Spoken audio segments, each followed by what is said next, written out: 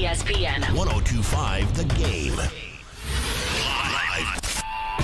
It's Robby and Rexrode with Robby Stanley and Joe Rexrode on Nashville's best sports talk. ESPN 102.5 The Game and the Game Nashville app. And welcome into the Thursday edition of Robby and Rexrode here on ESPN 102.5 The Game, brought to you by Volunteer State Bank. Real people, real solutions right here. Remember FDIC, equal housing lender. Robby Stanley, Joe Rexrode, Michelle Knezovic here with you on this Thursday morning in Nashville, Tennessee. Hope everybody is doing well. Joe Rexrode, are you doing well? How are things going? Doing great. That's good. The headphones seemed really loud today. I feel like I comment on the headphones a lot. But like this booming voice of mine. Is that what it is? 6 o'clock in the morning. You just bringing it stronger than normal right now? Maybe so. Okay, maybe. I had the heated seats on in the car this morning. I feel rejuvenated. Heated seats? Heated Nice. seats, man. Fancy. Oh, yeah. It's good stuff. Heated seats. Robby's waking up a winner, too. Oh, yeah. Oh, that's right. So everybody got a point but me, huh? That is correct. NSC. And Thanks a NSC lot, picked Nashville Click. SC. Brought to you by Camarena Tequila. Two goals from Hani Mukhtar last night. So the listener, Stephen from Murfreesboro, cashes in, which pushed the listeners up to 7 in this competition. 7 correct answers. Walker Zimmerman with a great goal, which ended up being the number 1 play on the SportsCenter Top 10. I know. That's amazing. It was pretty awesome. I need to see the other angle of that because I retweeted like Luke Hawkinson's. Yeah. I don't know. Was that like his phone? Was he taking a Could've video been. of it from the side? Which was awesome, but I haven't seen the out view of it yet. It's pretty nice. And Walker Zimmerman, a nice celebration after that, too. But he scores, so I went off the board yesterday. Got me a little Walker Zimmerman, and it worked. And Randall Leal scores yesterday as well. So that means the competition stands like this. The listeners at 7. Michelle Knezovic has surged ahead with 3. You and I with 2. Wow. Well, we've got a good competition. That's at least. right. Yeah. Listener probably. I have too much surpassed distance. Joe. Yes, you have. Yes, you have. CJ, you let me down, buddy. Let me down. Gonna have to get better. Scary moment last night. Hani Mukhtar leaves the game with an injury and was upset about it. I was listening to the call on the way back home from John Freeman last night, and apparently didn't go overly well for Miami. They took out a little bit of frustration on Hani Mukhtar. Appears like he's going to be okay, though. Gary Smith saying after the game that doesn't look like there's going to be any lasting damage for Hani Mukhtar's ankle. So that's good news. Yeah, absolutely. Do not want to lose that guy. So second place solidly in the East. Yeah. Bounce back from a rare subpar performance. Yeah. Well, they were not very good against Toronto, and then they come back and they just hammer Miami last night. Final score ends up being 5-1. You know, they got a goal. Miami did, I think, in the 64th minute, but it was never close. And that's back-to-back blowout losses at home for Miami as well. So Nashville SC goes on the road last night and takes care of business. And look, yeah, I saw a lot of reaction on Twitter to this last night. It was a good response. And that's what you like to see from a team when you go out and your previous performance is not good and it's not up to the standard that you've set. To go out and correct that immediately and to not have 2 back-to-back clunkers, I think a good sign and a pretty dominant performance last night. Anytime you hang up 5 in an MLS game, doing pretty well. It's pretty good stuff. So, like last year, first year, nice surprise, great run in the postseason. But I still, I guess, kind of wondered, like, okay, sometimes you see this happen, you catch lightning in a bottle. Yeah. Good for them. But I think this year kind of has cemented the job, Jacobs has done building this team. Well, right? I mean, really, it's pretty impressive. I mean, they feel like they're a legitimate threat to win the whole thing. Now, there are still there are a lot of really good teams in MLS, and that's the problem with the playoff format. Is just all it takes is you to play poorly one time, and you're done.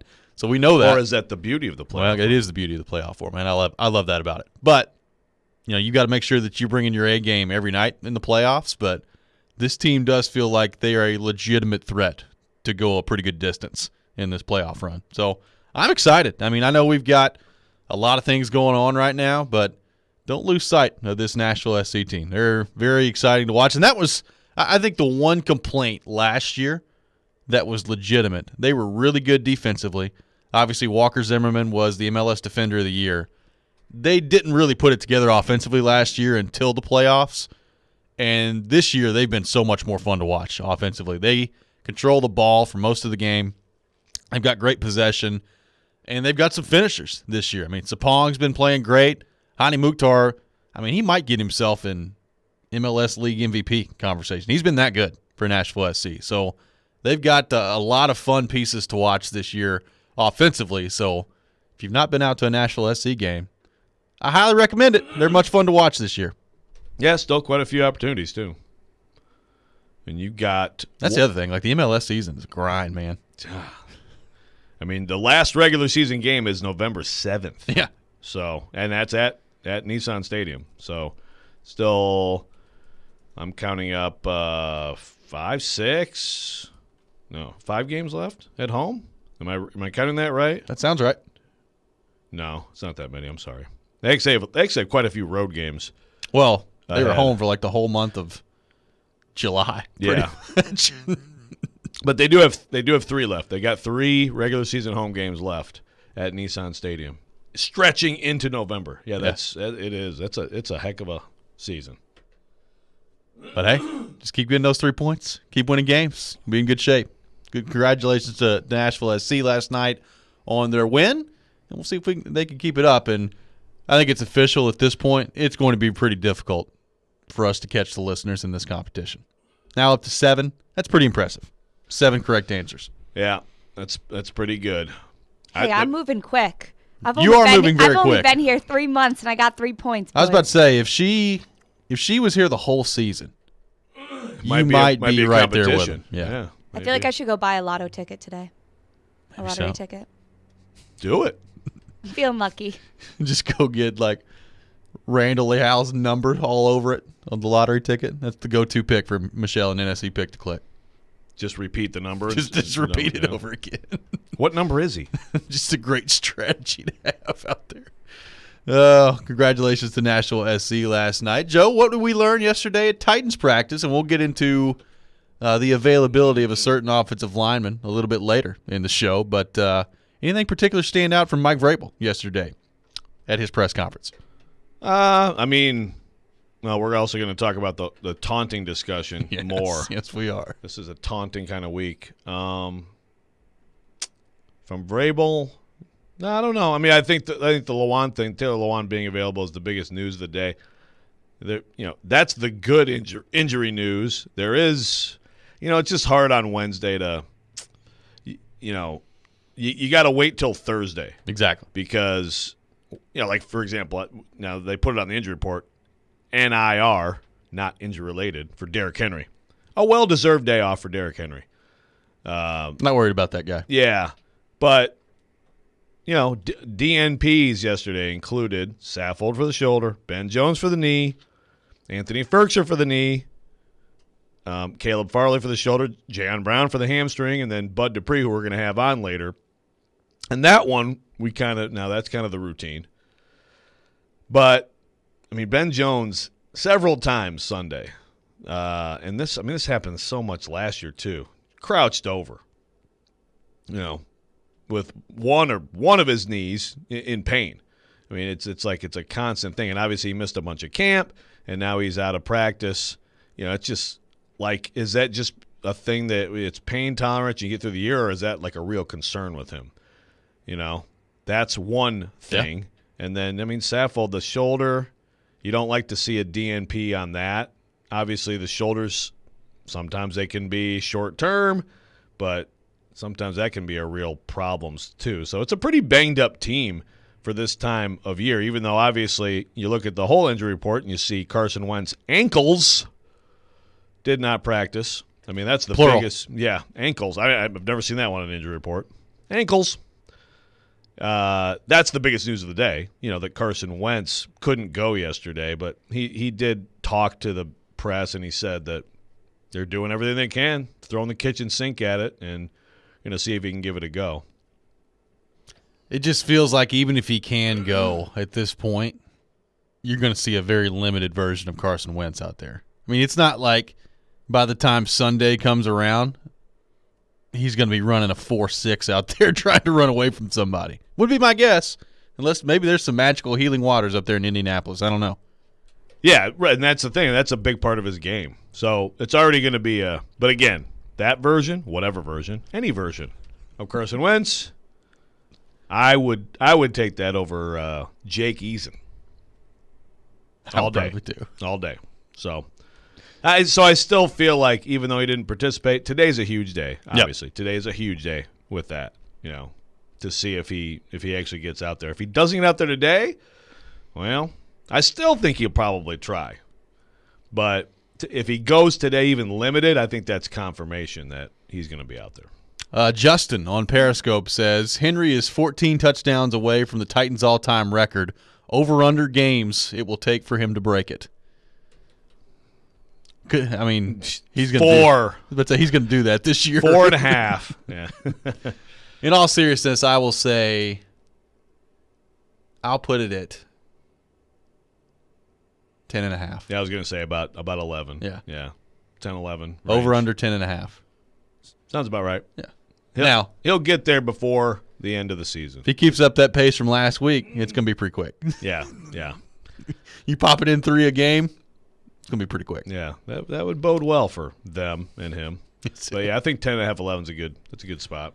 We're off and running today here on Robby and Rexrode, taking your thoughts on our text line, driven by WilsonCountyHyundai.com, 615-737-1025. When we come back, we'll continue the discussion on the Titans, including a nice back and forth between Joe Rexrode and Mike Vrabel yesterday on the taunting rule. We'll get to that coming up next as well. Right now, they're going to tell you about my friends at FanDuel Sportsbook. And the biggest game of Week 3 almost upon us. It's the Monday night matchup between Philadelphia and Dallas. And FanDuel Sportsbook is about to make it even bigger because FanDuel is giving new customers 30-1 odds on either team to win. And that means you can end the NFL week the right way by winning $150 on a $5 bet. Personally, give me Dallas in this matchup. I've been impressed with how Pollard and Ezekiel Elliott and most specifically Dak Prescott have responded early in the season. But you take it any way you want to take it. Offers like this are just one of the many reasons I love betting the NFL on FanDuel. It's the #1 rated sportsbook app in America, safe and secure, and they get you your money quickly in as little as 24 hours. So just sign up with promo code ROB this week before Dallas takes on Philadelphia, and you can win $150 on a $5 bet. Remember to use promo code ROB so they know that I sent you exclusively on the FanDuel Sportsbook app. You must be 21 or older and present in Tennessee. New users only. A $10 first deposit required. Must wager in designated offer market. Max bonus of $150. Bonus for Tennessee users fulfilled in site credit within 72 hours. Tennessee site credit expires 14 days after receipt. Restrictions apply. See full terms at sportsbook.fanduel.com. Got a gambling problem? Call the Tennessee Red Line at 1-800-889-9789.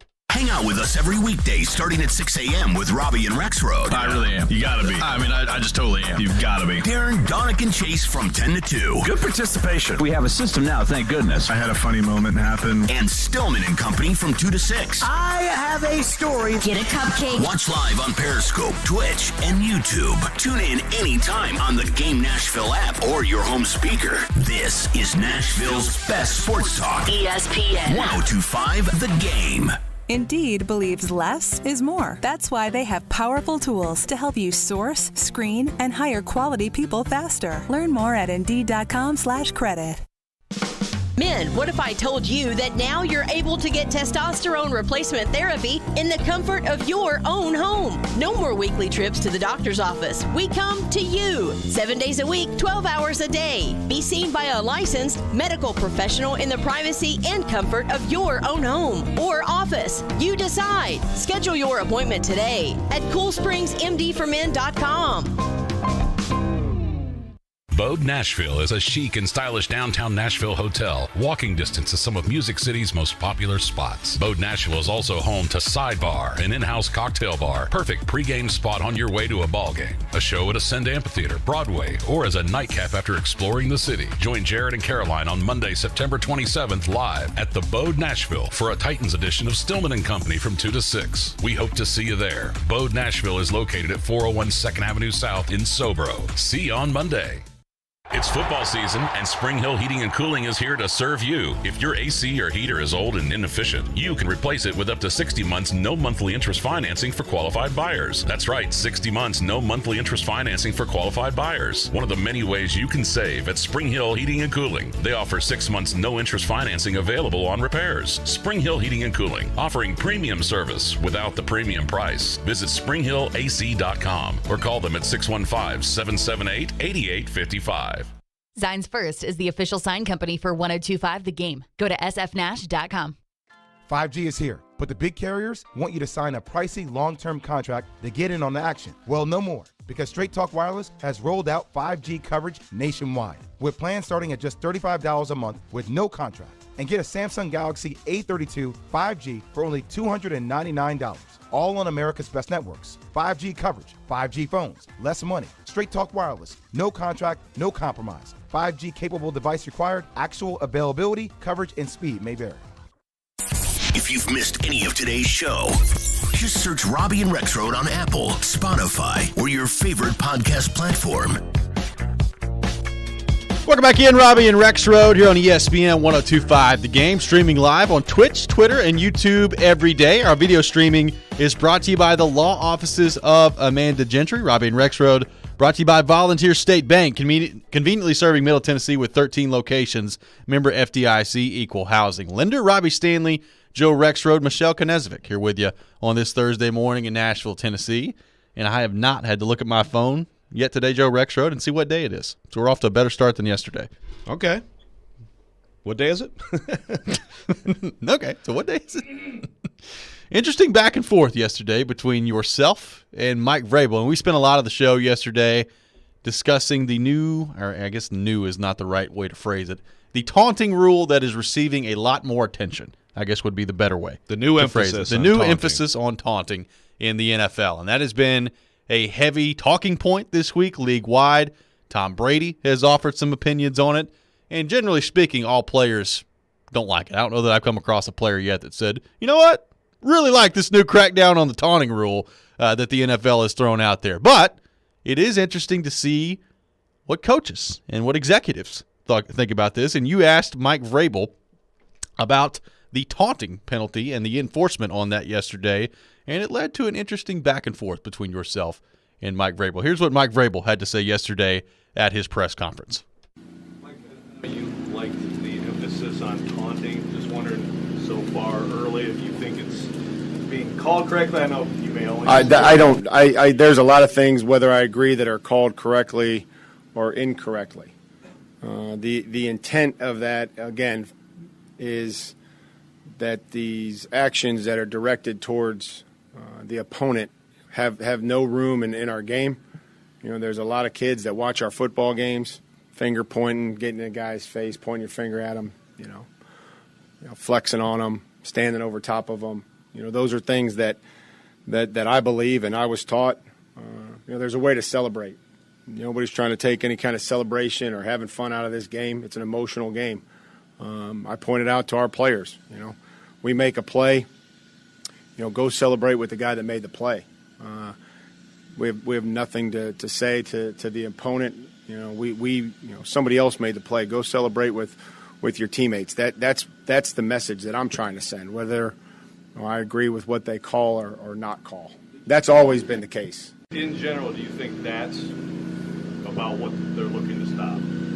I think that for the fifth or sixth time, we're trying to keep, or at least our football team. I'm just trying to tell our guys, celebrate with your teammates. Be as excited as you want to.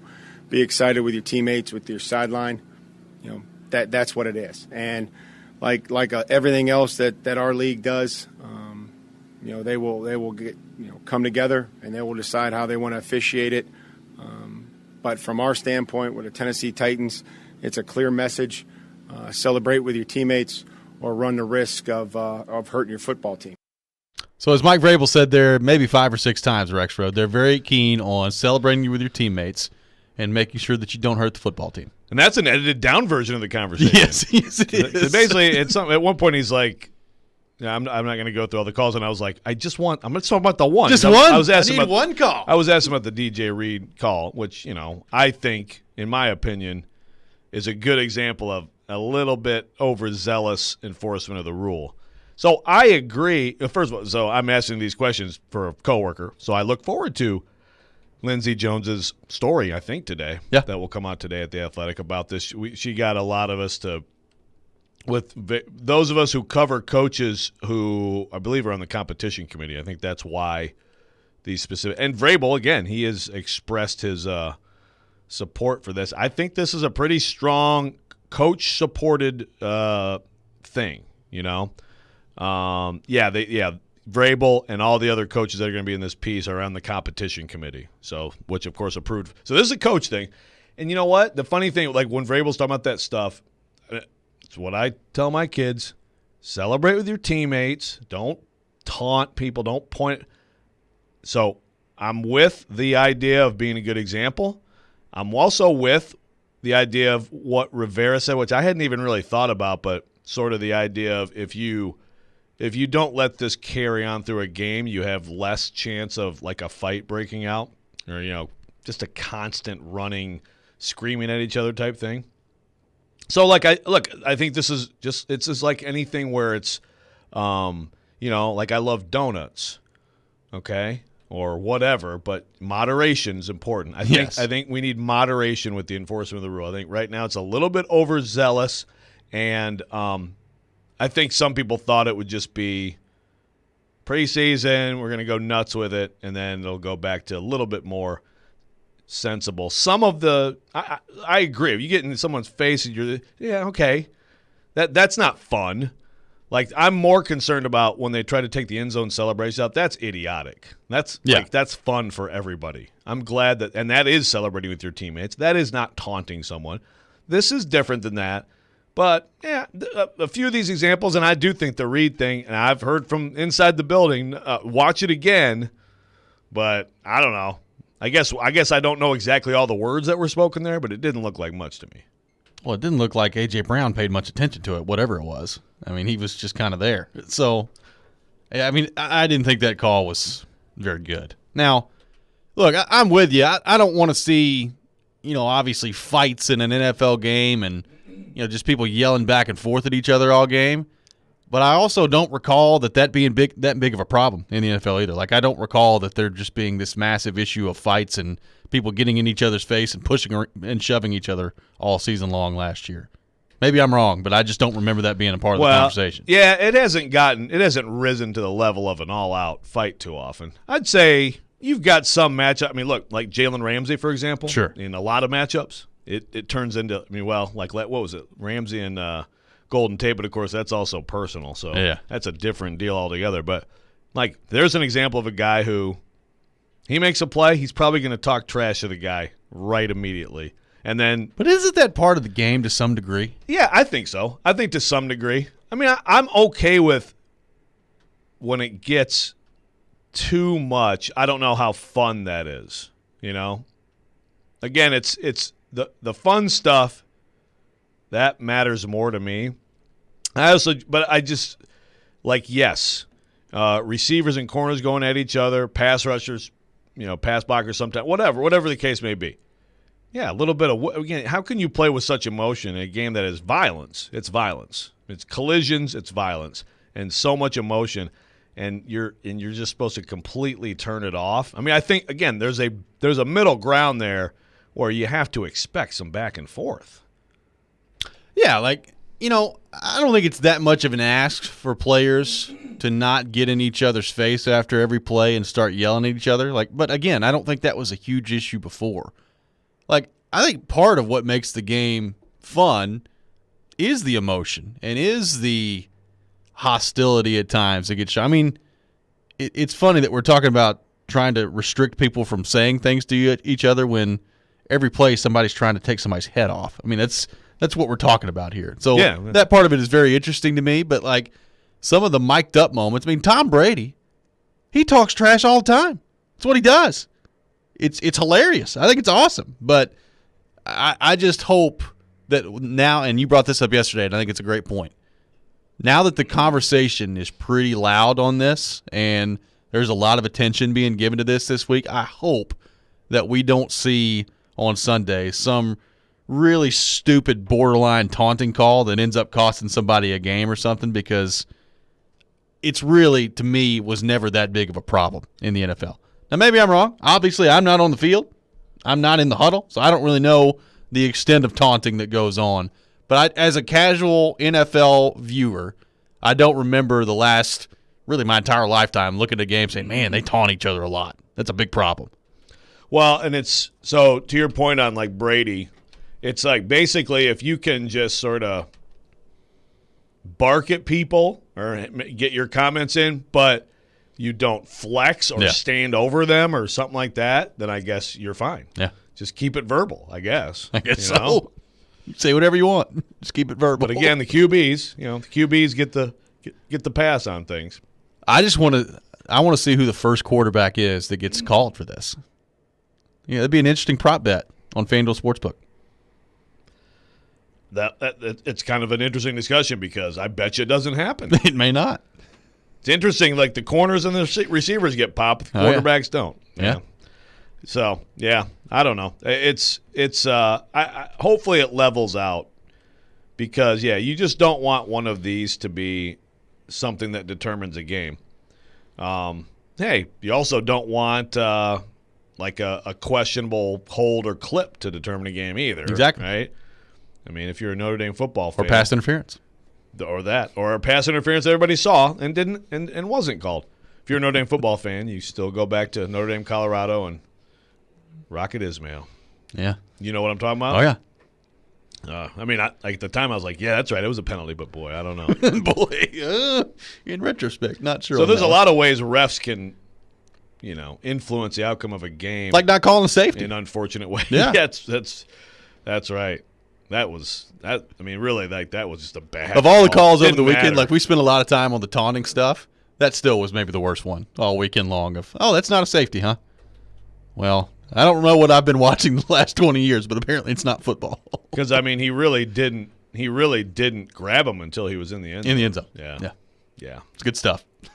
When we come so back, maybe the league is against the Titans and they're for the Seahawks and the big market teams. Maybe so. Could be a conspiracy. Could be it. When we come back, speaking of some strange stuff, a player that was available for practice yesterday for the Titans that generated a lot of reaction on social media, including to our very own Joe Rexrode. We'll get to that coming up next. This is Robby and Rexrode here on ESPN 102.5 The Game.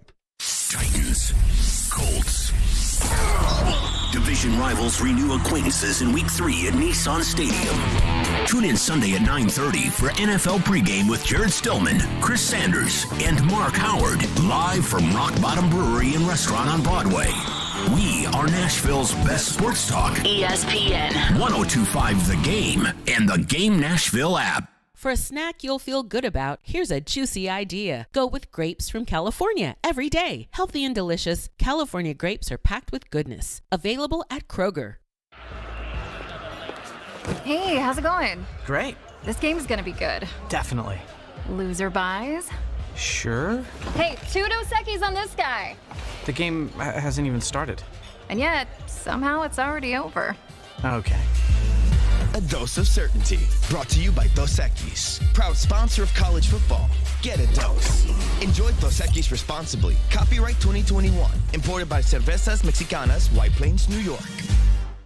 Hey, it's Jared Stillman. Guys, are you tired of feeling old? You know that feeling. You don't have any energy. You're gaining pounds. Well, guess what? My friends at Invigorate Health are the ones to help you. They don't just focus on one area of the aging body. They take care of all of it with so many different therapies that can restore your vitality and are designed with you specifically in mind. So give them a try. Invigorate Health if you want to feel young again. Out in Mount Juliet at 615-288-4777 or invigoratehealthtn.com. This is Stan Harrison, CEO of Apple Collision Centers.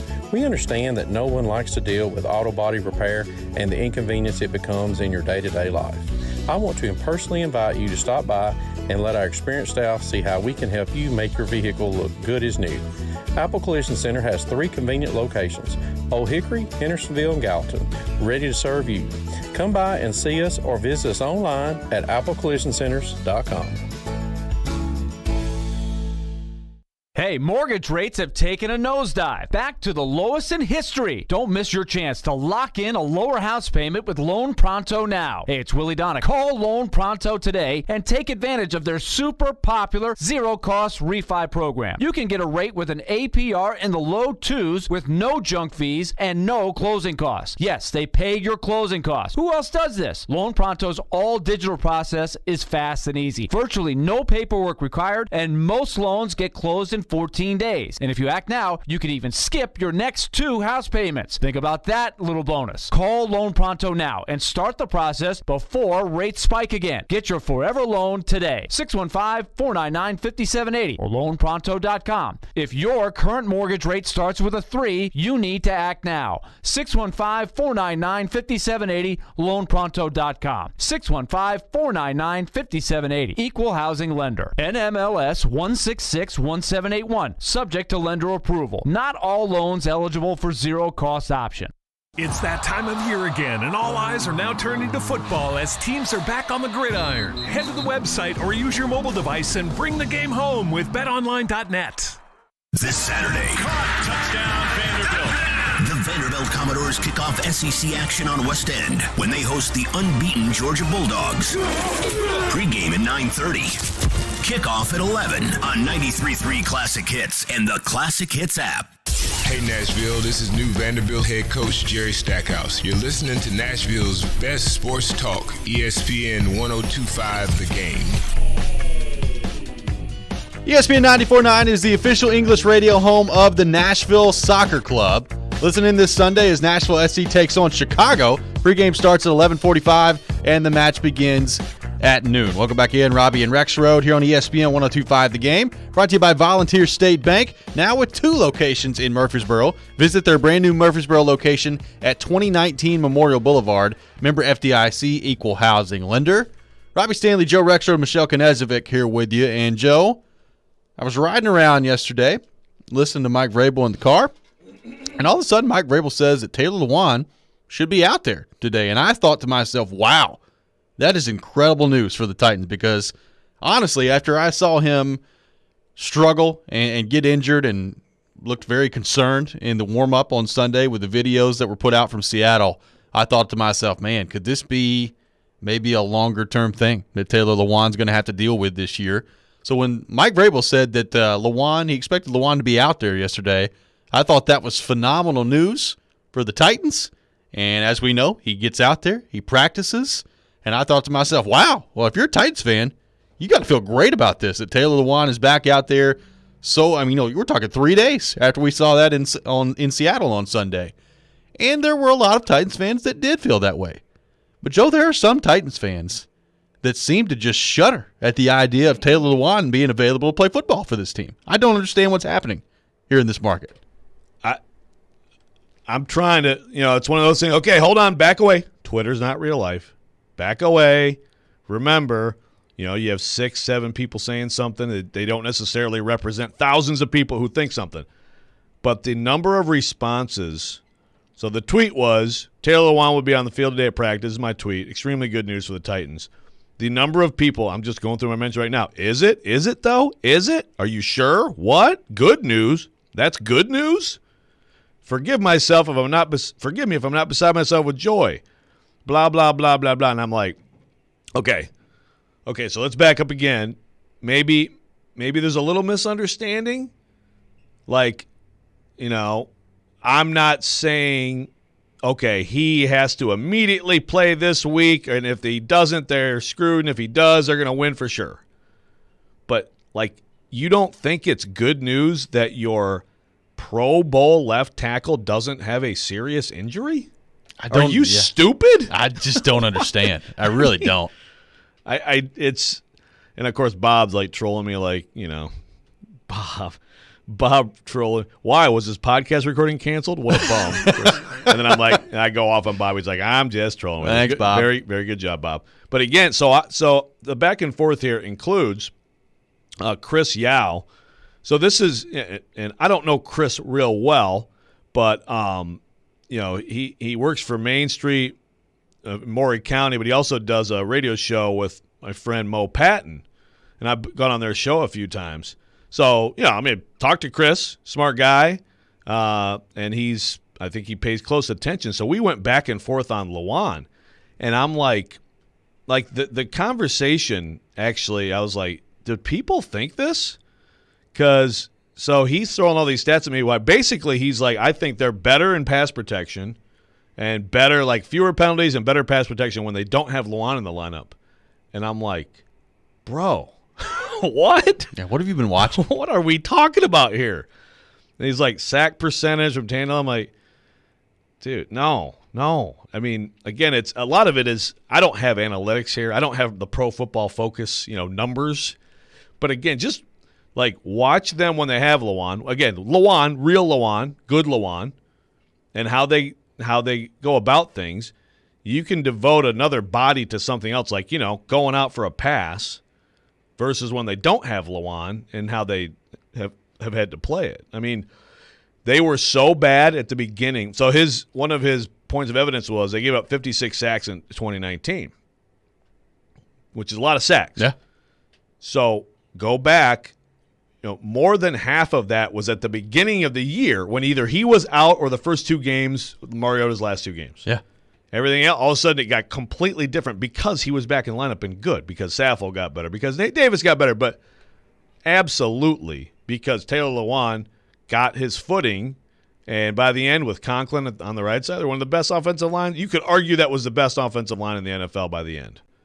And as great as Derrick Henry was, he was also in tandem with a great offensive line. I understand how bad Lewan was in the first. I get that. He was bad. No one would argue that. And look, there's a concern mentally, the leg, all that stuff. It's fair. Is he going to be back to what he was? That's fine. But you don't think it's a good thing to have him healthy and roll? Look at Seattle. We were better against Seattle. Roll with that. I mean, really? I mean, the case in point of this, it can be a very simple math formula on this. What was the record of the Titans last year before Taylor Lewan got hurt? It was like 5-0. Right. What was the record after? It was 6-6. Does that not tell you something, maybe? Now, look, I get it. There are factors that play into that. Strength of schedule, all these different things. But the Titans were basically a 500 team last year when he went down. And, yes, they had a productive offense. Arthur Smith and company did a great job in making the most out of a bad situation, losing your left tackle. But the fact of the matter remains, you basically had to take Jonnu Smith completely out of your passing game last year because he had to hang in there and block. So, look, I get it. Taylor Lewan sucked week one. I don't think there's any way to get around that. You know who else sucked in week one? Nate Davis. You know who's really good on Sunday? Nate Davis. It's possible to come in and have a much better game. I think for some people, there's this image that, Taylor Lewan was really bad week one, and that's going to be what he is as they move forward here. And I just don't know how you could possibly know that. Well, yeah. I mean, if that's what he is, then great. Then go with Ty Sombrello. Sure. Ty Sombrello did a great job. It's good for the Titans. On the depth front, it's very good that the Titans have Ty Sombrello and David Quessenberry. Those guys have really come in and done the job. For what they are on a roster and how they're paid, they've been really good. But, yeah, Taylor Lewan, they have in the past few years, whoever is lining up over there, they have been able to say, block him. And he hasn't blocked the guy 100% of the time, but he wins a lot more than he loses, and there is a lot of value in that, which is why he's paid what he's paid. Maybe he falls off the cliff now. That's certainly possible. But the prospects of this team, to me, improved when the knee was not serious. They have a chance to do more things with him being good Lewan. I think some of this has to be the personality stuff, right? Just people who don't like him. I would think so because,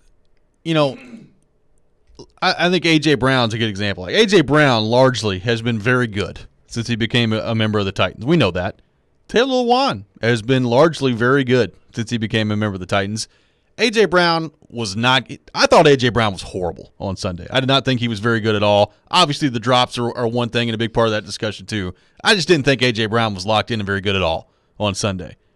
But it's one game, and people have kind of already moved on from A.J. Brown dropping the ball. Now, winning the game has something to do with that for sure. But I expect A.J. Brown to come out on Sunday and play really well. And, if A.J. Brown drops one ball on Sunday – I don't think Nissan Stadium is going to echo a chorus of boos at him. I think he's going to be all right. I would agree. Taylor Lewan, this has been a really interesting couple of weeks for him. I mean, yes, he played poorly in week 1, and you factor in his play with the way the whole team looked in week 1. The boos didn't really surprise me at that point, but there's been a lot of venom directed his way these last couple of weeks. A lot of venom. And, I get his personality is not for everybody. And look, I'll be honest with you, I'm not the world's biggest Taylor Lewan fan. I like him. I think he's a really good player. But I could see where his personality maybe rubs people the wrong way sometimes. But I did not expect there to be this much venom directed towards Taylor Lewan off a 2-week span where he looked like he was still hurt in Game 1, and he got hurt in pregame warm-up in Game 2. I mean, it's been pretty incredible to watch. Yeah. Well, and again, this is also beyond the venom. This is why is that good? Huh? I do think the two differences in like Lewan and AJ, one is the contract. So NFL fans who closely follow their team understand the cap and the challenges. And if it's well, gosh, Sombrilla was better than him, and why is he making $15 million? Or, so there's some of that. And then the worries that, that an ACL that this is going to be, he's going to be diminished as a player. So that's fine, but you can't tell me if you go back and look at him and how he played and how they played before he got hurt last year, or how he played after the first couple of games the year before. You can't tell me he hasn't been one of the best tackles in the NFL. He has been. And it's not like in 2016, it was the most recent stuff we've seen of him before the injury was great. So we'll see on the injury, but yeah, it's weird. It's weird. It's kind of Pred's Facebooky. It's Titans Twitter Facebook. Is kind of Pred's Facebooky right now. It's a little bit. That is saying something. Steven on Periscope says people are sick of the one apology every year. Just play. Okay. Nathan says professional podcaster. Yeah, there you go. All you other guys on this team, you better damn well not be watching TV when you go home. You better be watching film only. No Twitter, no movies, don't go out to dinner, no free time. Film is your dinner. Yeah, that's right. Film you is your dinner. digest film. You better be holding a football. Even when you're eating dinner, you better have a football in your other hand. Because no free time allowed. We'll continue this conversation when we come back. Continue to take more of your thoughts on Taylor Lewan. Back at practice yesterday for the Titans. Joe and I think that's a good thing. Maybe some of you don't. Let us know on our text line, driven by WilsonCountyHyundai.com, 615-737-1025, 615-737-1025. This is Robby and Rexrode here on ESPN 1025, The Game. In the concert event of a lifetime, come experience the dynamic energy of one of the most accomplished musicians of our time, Carlos Santana. Blessings and Miracles Tour 2021. This Wednesday, First Bank Amphitheater. Take a trip through the hits from Woodstock to Supernatural and a backwards flip into the unknown. Tickets on sale now at LiveNation.com.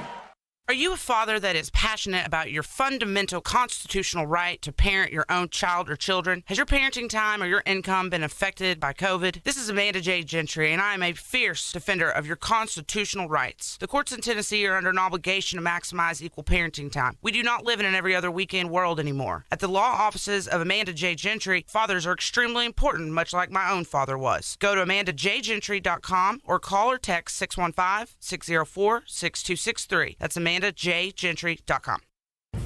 Listen up, sports bettors. This is Hall of Famer Warren Sapp here to tell you about my favorite sports book, BetUS.com. I only endorse one sports book, and that's BetUS.com. Just like me, BetUS is the Hall of Famer of online betting with more than 25 years in the biz. Call today, and they will get you set up faster than I can run the 40. I play at BetUS, and so should you. BetUS.com.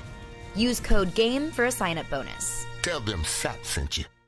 I come from a military family. That's Stasha at Genesis Diamonds talking about the Hero Rewards program at Genesis, providing special discounts every day for heroes in uniform. Whatever their budget is, we're going to make sure it stretches the best for them and that they will get the most beautiful ring at the best value. Special hero pricing on any item extends to all military plus police, fire, and first responders. They make us have the great life we have, and we are eternally grateful for that. Genesis Hero Rewards program and free services is yours for life, no matter where you move. Travel anywhere in the world, we're one phone call away. So no matter where you're stationed, if you're military or if you're a police officer and you go to another state, we're going to take good care of you. Of course, it doesn't hurt that Genesis owner Boaz Ramon is himself a veteran of the Israeli army. Boaz, having served in the military, appreciates the military and what they do for us. Genesis Diamonds, where our heroes in uniform get red carpet pricing and white glove treatment every day of the year. We're there for them because they're there for us. Genesis Diamonds, continuously voted best jewelry store and best place to buy an engagement ring. Green Hills and Cool Springs. Rock Bottom Nashville is Broadway's original brewery, where all brews are brewed on site. Josh Rappaport is Rock Bottom's brewmaster, creating fresh craft beers where peak flavors are always the rule. Grab one of their blockbuster beers to pair with their nachos, pretzel bites, and delicious flatbreads. They even have group catering. They boast one of the best views of downtown Nashville and is a short walk to Titan Stadium. And enjoy happy hour Monday through Friday afternoons from 2 until 6. Rock Bottom Nashville, 111 Broadway. Darren McFarland. That should get you in the mood for a game tonight. Willie Donick. I think between 5.5 and 6 is probably in the ballpark. Chase McCabe. Typically, I like to take the most difficult task and do it first. Darren, Donick, and Chase have you covered weekdays from 10 to 2. Presented by Curacion CBD on Nashville's best sports talk. ESPN 1025 The Game and the Game Nashville app. This is Robby and Rexrode on ESPN 1025 The Game. Play Silly Underdog picks today. Pick 3 football underdog teams you think will win this week for a chance to win a pair of tickets to a sporting event or a concert in Nashville. Go to thegamenashville.com to play now. Silly Underdog picks is presented by Volunteer Hose and Gasket. Welcome back in, Robby and Rexrode here on ESPN 1025 The Game. Presented by Volunteer State Bank. Real people, real solutions right here. Remember FDIC, equal housing lender. Talking Taylor Lewan and his return to practice yesterday for the Titans. Taking your thoughts on our text line, driven by WilsonCountyHyundai.com, 615-737-1025,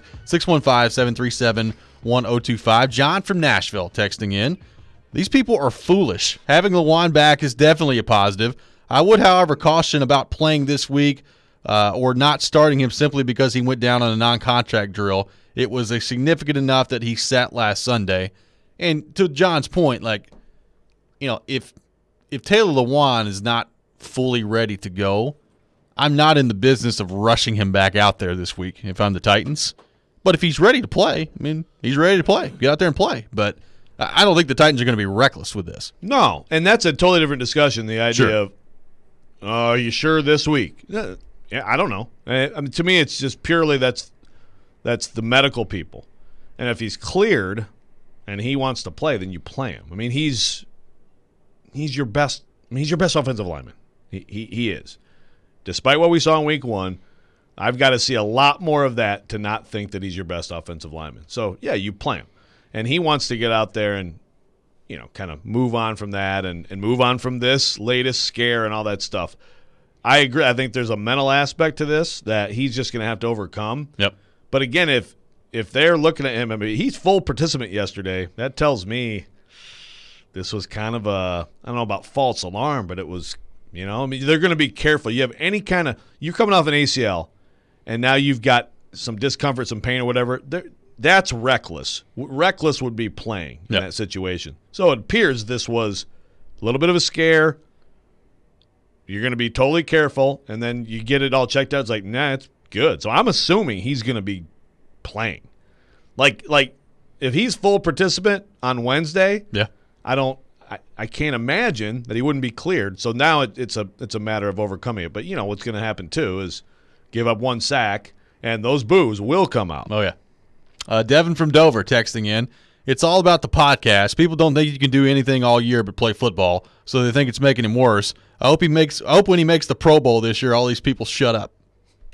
So now we got a Taylor Lewan fanboy on the other side of the no, but I mean, seriously, it's the podcast part of it is I don't know. Well, Aaron says bizarre. Lewan catching heat for a podcast. Gronk was on Monday Night Football with Peyton and Eli telling the world that he doesn't watch film. And it's true. And by the way, then apparently he at the presser yesterday he corrected that. Yes. He said, "No, actually I watch film all the time." No, you don't. Yeah, I don't think that he does. I think he was being 100% serious. He's like, yeah, I walk up to Brady, and he tells me who my matchup is this week and what to do. Turn around, catch the ball. Yeah. Hit who's in front of you. Drew texting in. Good morning, fellas. The way I see it, Twitter is an angry place. Sad people go to just unload their own crap on everyone else. You aren't getting a lot of positivity. Lewan is hilarious and a great personality for our team. He takes things personally, and we will see the best of him for the rest of this season if he remains healthy. It is kind of under my philosophy of Twitter as a cesspool. Twitter is a problem, yeah. And I'm on it all day long. You find yourself knee-deep in it all the time. One of my favorite things about Joe Rexrode. Well, it does have. It does. It's a good news feed, and there's positive stuff on there. There's nice people on Twitter, too. It's a love-hate relationship, Joe. It's okay. Yeah. Mostly hate. A little bit. Yeah. Taylor from Fort Campbell texting in. The fact of the matter is that Taylor Lewan is a top 10 left tackle when healthy. Titans fans should want him on the field. Well, I'm glad there's a lot of reasonable. So again, it's a more level-headed text line. Well, right. So all the response here is kind of confirming. Okay, just remember, take Twitter with a grain of salt. But I will say, I could count it up here. The responses to that tweet that were like, "Oh, really? That's good news." I mean, I bet you it's 20. First off, performance aside, and I get it. That's the NFL. That's professional sports. Performance is all we care about. But, isn't it good news for anyone to not be hurt? Well, sure. You would think. Yeah, now you're asking for too much. You're asking people to be human. Come on. But is it not good news for, your football team to have more depth? I mean, how is that good news? Okay. It's 20-plus here with this. That's concerning. Ramal texting in. Lewan healthy is good, but he isn't the same since he lost all the weight personally. He isn't always available, either personal problems on the field, hurt, PEDs. But I'd much rather have him. This coming from Ramal on the text line. Yeah, so obviously, and there's where whoever earlier said sick of the apologies, obviously, big apology there. Started the 2019 season. Everyone has a right to be mad at him for that, for sure. Sure. But, the year before, how he played? Look, we're not saying Taylor Lewan is perfect. There are a lot of things I think that you can criticize about Taylor Lewan that are valid. But if you think that he's just not good and he hasn't been good, I just don't know what you're watching. He was awful in Game 1. I don't think anybody – look, he wouldn't dispute that. He was terrible in Game 1. But if you watch him play over the long haul, he's been very good. Now, to your point, is there a concern to me that maybe he's not going to get back to that level after this injury? Yes. There is a concern there, and if that's the case, I think there's a very good chance this could be the last year that we see Taylor Lewan in a Titans uniform. But that's a separate issue to me. This idea that he's just not been valuable for the last 3 years is ridiculous to me. Yeah, I don't know. There's nothing that supports that. You have to seriously go in and do some serious number twisting to try to and again. Just watch them play. Watch him play. It's very easy. It's a very easy answer. Let's go back to the text line driven by WilsonCountyHonda.com. Got a texter that says, I think the same phenomenon with Lewan, or I think it is the same phenomenon with Lewan that it was with PK Subban. People don't like the bigger-than-life personality and the fact that these guys have any other interest or activities outside their primary sport. It's just silly. They're human like everyone else. That's a good comparison. I like that. That's a very interesting point. I would not have thought of that, and honestly, I would say there's a little bit of a similarity in them in the locker room in terms of. So with Subban, was this a Jared thing? I don't know. I don't want to blame Jared for something that wasn't him, but it may have been. I think at one point, like this whole like Subban's tearing up the locker room. I don't think that was a Jared thing. No, okay. Yeah. All right, I apologize. By the way, I beat Jared again in Jared versus Joe. It's a weekly thing. Take that L, brother. Is that 60% of the show now? We've talked about him? Yeah, apparently. There you go. Yeah. But there was a lot of wherever it came from. Well, I think it was actually, you're right. It was more like Montreal media, wasn't it? Yeah, like he's tearing up the locker room. Great place up there. I think the reality of like Subban was there was a lot of rolling of eyes with stuff, right? Do you think that's a proper characterization of it? Like sort of like, okay, whatever. And I think that happens with Taylor Lewan. Yeah. Some people love all this stuff, and there's people in the locker room who are like, okay, just shut up, man. But again, that's not the end. Whatever. It's not the end of the world. I mean, it's. But I think that's a great comparison also from the outside world. Subban, international superstar, all these commercials and everything. And so if he doesn't play well, go do another Goodyear commercial, PK or whatever, right? Yeah. And again, so like if Derrick Henry starts playing poorly, like, how about that Heisman House commercial, Derrick?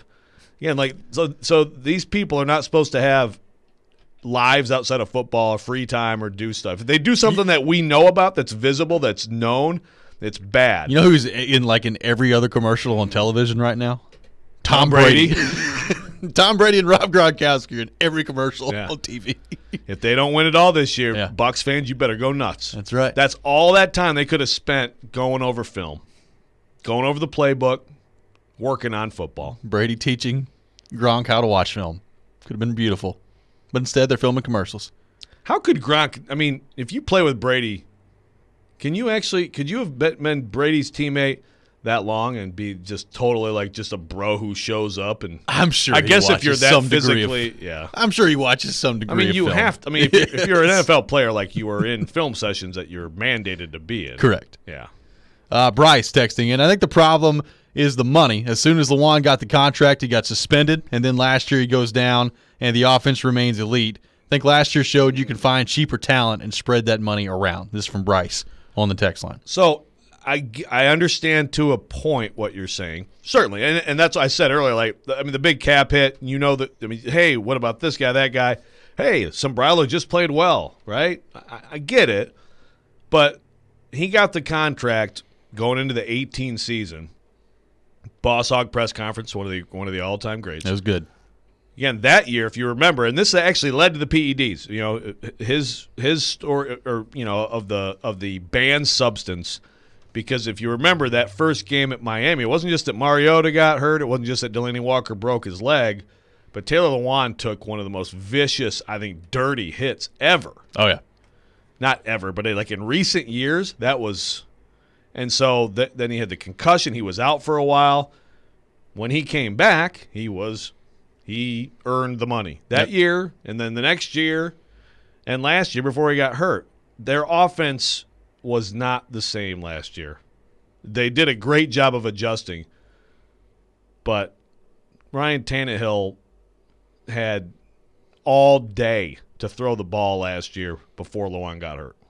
When we come back, we'll switch gears and look ahead to Tennessee's matchup against Florida, including a little gamesmanship from Josh Heupel as well. We'll get to that coming up next. This is Robby and Rexrode here on ESPN 102.5 The Game.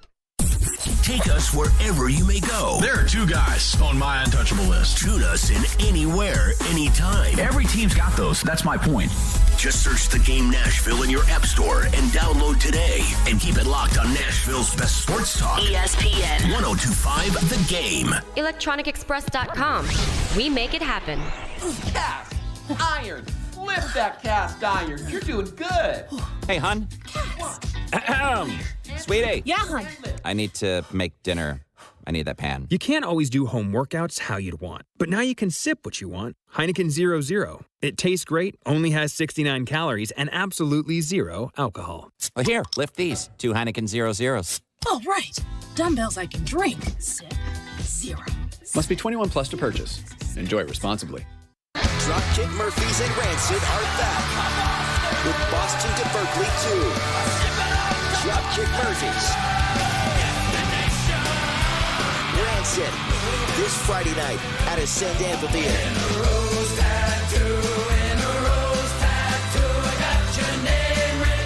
By tickets now at livenation.com. Don't miss Dropkick Murphys and Rancid live in concert, part of the Journeys concert series.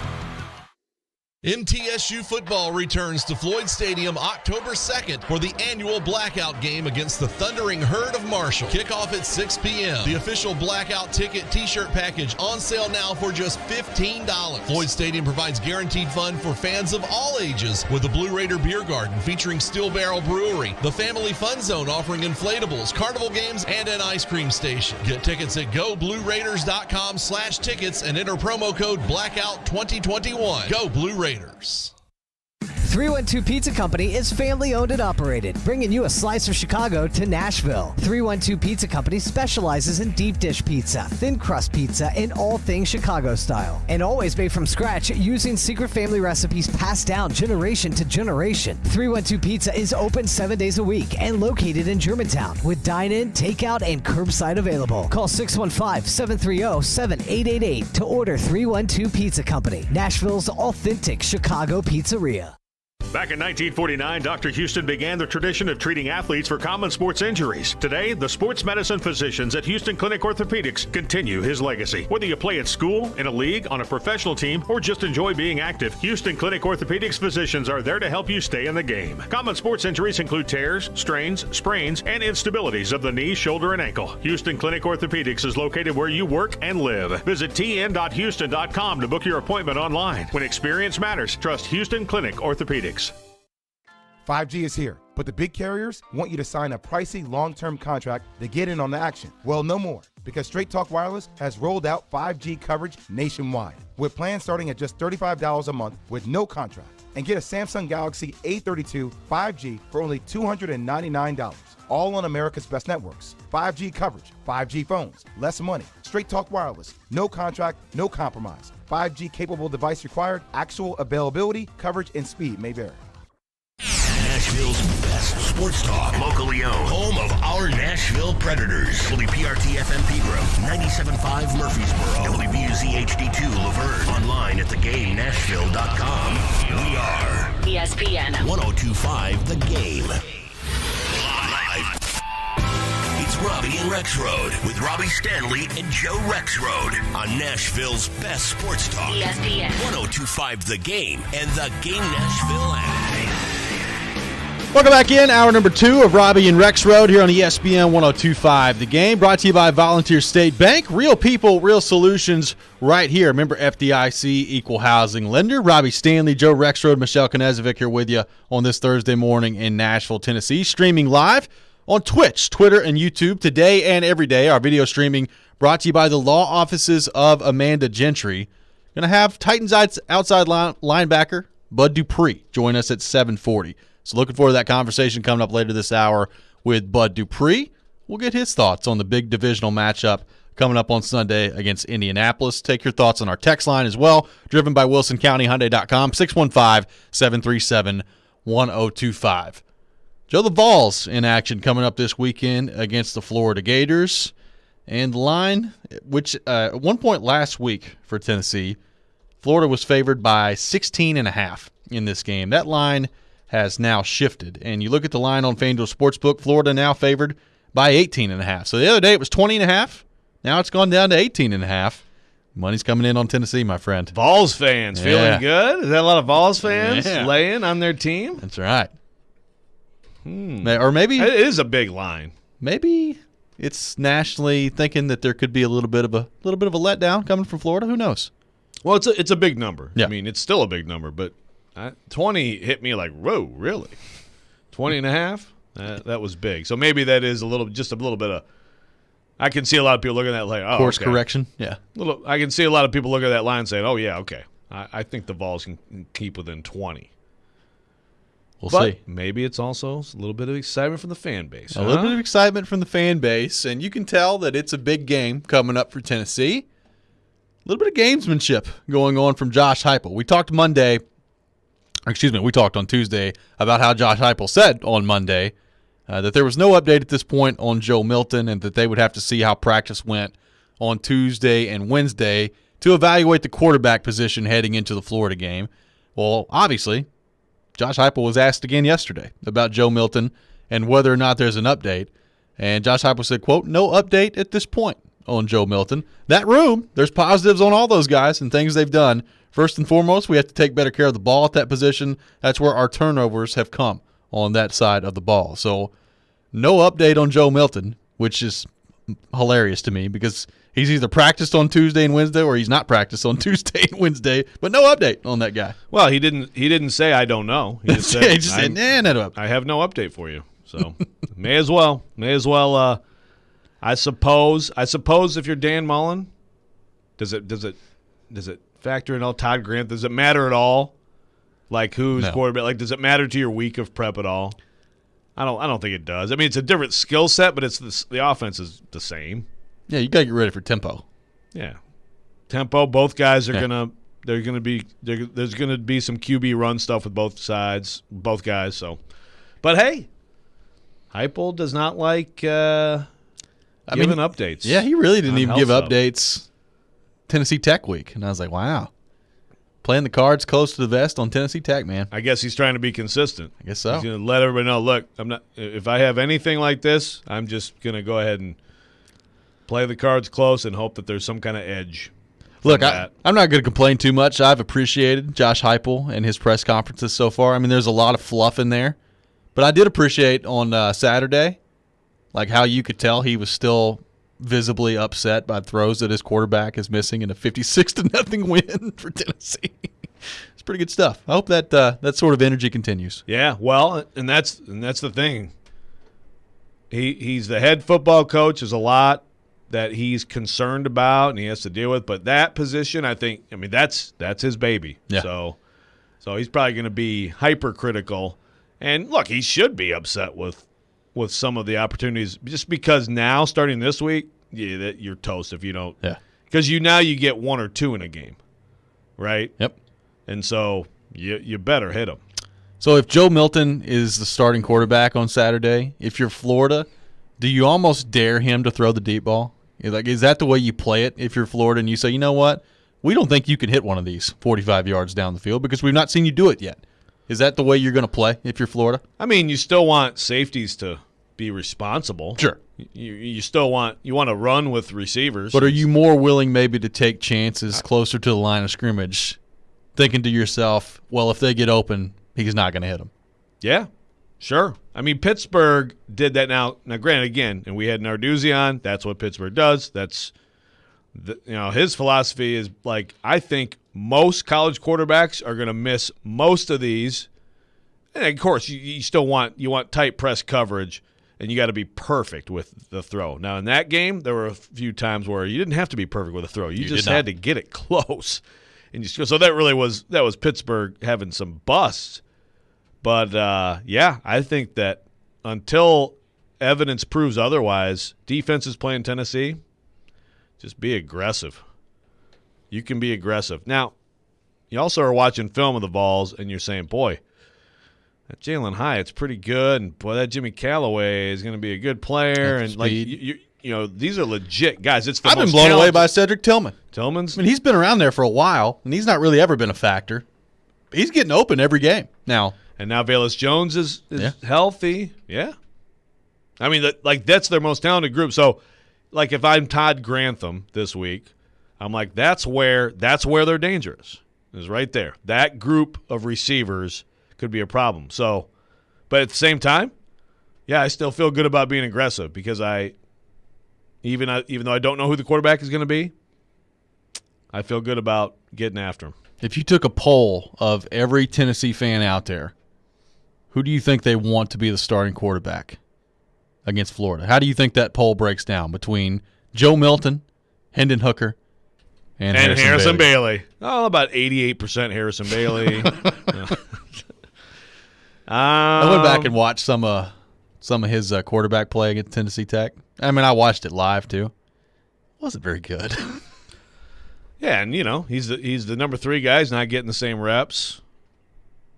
So I guess you could make the excuses for him. I think Harrison Bailey could be a good quarterback someday, probably somewhere else. But the fascination with him has been something else. I mean, we could combine that with like Pred's Facebook and the anti-Lawan Titans Twitter, and it's quite a crew. I wonder if it's all the same people. Could be. That's a great question. I think Hendon Hooker might win a poll of Vols fans. That's just a guess. I think he might. But I think a lot of Vols fans think kind of what we've talked about.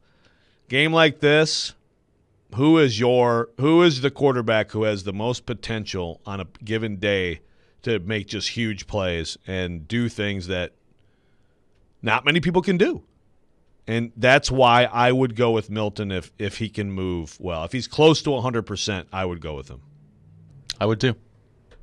Now, the first overthrow that he has, and look, I'm here to tell you, he'll overthrow somebody on Saturday. He will. It's going to happen.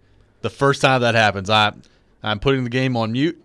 I'm opening up Twitter, and I'm just letting it roll. I'm just going to see what happens because it's going to be something. It's actually, in a way, it's actually. And I don't know. I don't remember. Did he get? I don't think he got booed in that Pittsburgh game. It hadn't reached. Had it reached boo levels? They were booing. I don't remember that. It wasn't much though. Like at least from the press. You could hear it on the TV broadcast. Could you? Yeah. Okay. Because I was going to say, the Jover throws might be better on the road. Because you don't have to worry about like your fans being mad at you. Get cheered. Yeah. Get some cheers for your Jover throw. But maybe some of that Florida humidity will catch the football in the air and slow that thing down a little bit. Hey, if he can if he can harness it, the thing is, what if he hits one? I know. What's that? It's almost like basketball team. You got a great shooter, and I know it's different because Joe Milton's just starting out with Tennessee, but goes through a shooting slump, and then you hit like that 1-3, and like the whole team it brings everyone up. If he hits a bomb in this game. Well, I thought that's what they were going to see in the Pittsburgh game. When he threw that first pass to Jalen Hyatt, and I was like, there it is. He's figured it out. Here we go. And didn't necessarily mean that. Yeah, that just meant only throw vertical shots from like your own 30 or farther away. When you get to midfield, it's too close. Maybe so. There could be some truth to that. We'll see what Tennessee does at the quarterback position coming up on Saturday down in Gainesville. We'll continue to talk college football. Take your thoughts on our text line driven by WilsonCountyHyundai.com, 615-737-1025, including another classic rant from Nick Saban yesterday at Alabama. We'll get to that coming up next. This is Robby and Rexrode here on ESPN 102.5 The Game. Hang out with us every weekday starting at 6 a.m. with Robby and Rexrode. Limping off the field. I can confirm he was limping off the field. Darren, Donick, and Chase from 10 to 2. Wouldn't say it deserves a gold star. We want people to play along. This is what's crazy. And Stillman and Company from 2 to 6. I want to go last. Can I go last? Sure. Watch live on Periscope, Twitch, and YouTube. Tune in anytime on the Game Nashville app or your home speaker. This is Nashville's best sports talk. ESPN 102.5 The Game. This report is brought to you by Unbound.org. Kitchen Notes in the Omni Nashville Hotel is one of Nashville's favorite places to dine, serving up their award-winning menu items again. Kitchen Notes is renowned for their Southern-inspired dishes with a contemporary twist. Their breakfast features the popular Music City omelets, sourdough pancakes, cast iron waffles, plus everyone knows that their Sunday brunches are the talk of the town. Lunch menu items include smoked prime rib, chicken hash, and the Kitchen Notes legendary shrimp and grits. Kitchen Notes is open Thursday through Sunday at 7 a.m. till 2 p.m. It's not just about being in your community, it's about being your community. Come experience the all-new state-of-the-art Volunteer State Bank, second Murfreesboro location at 2019 Memorial Boulevard. Volunteer State Bank offers personalized services like banking for professionals, free Kasasa checking, the convenience of mobile banking, and the money you need when you need it. Visit one of our 13 locations or online at ballstatebank.com. Real people, real solutions, right here. Member FDIC, Equal Housing Lender. Lately, we've been getting a lot of calls and questions about acoustic wave therapy for the treatment of erectile dysfunction. This is a relatively new treatment for ED, but one we've been using for years. This is Kim for the Tennessee Men's Clinic, and if you're looking at acoustic wave therapy or any option to help your ED, it's worth a visit to check us out. Our wave therapy protocols use acoustic wave technology, but often also combine it with other treatments that can give most of our patients far higher satisfaction rates. There is no surgery nor any type of invasive procedures required, and while most clinics you hear about only offer sound wave treatments, with our urologist and provider's guidance, you can likely have sex the day after your appointment and experience fewer letdowns. With another one of our ED treatments, you can last up to an hour and a half, and our expertise in treating these issues means you'll get the results you want. So make your appointment today. We'll show you why our acoustic wave program is the better way to do wave therapy. Call us today at 615-208-9090 or go to TennesseeMen'sClinic.com. Visit our website to learn more, including side effects, treatments extra. Results vary. Hey, it's Jared from my official sportsbook app, the FanDuel Sportsbook app. The biggest game of Week 3 is Monday night between Philadelphia and Dallas, and FanDuel Sportsbook is about to make it even bigger because FanDuel is giving new customers 30-1 odds on either team to win. That means you can end the NFL week right by winning $150 on a $5 bet. You know me, I picked Philly to win the division before the year, so I'm going to take Philly over Dallas. FanDuel is sports betting made simple, and they're always hooking you up with great offers. See for yourself why they're America's #1 sportsbook app. Just sign up with the promo code JGM this week before Dallas takes on Philadelphia. You can win $150 on a $5 bet. Remember to use promo code JGM so they know that I sent you exclusively on the FanDuel Sportsbook app. 21 and older and present Tennessee. New users only. $10 first deposit required. Must wager in designated offer market. Max bonus $150 bonus for Tennessee users fulfilled in site credit within 72 hours. Tennessee site credit expires 14 days after receipt. Restrictions apply.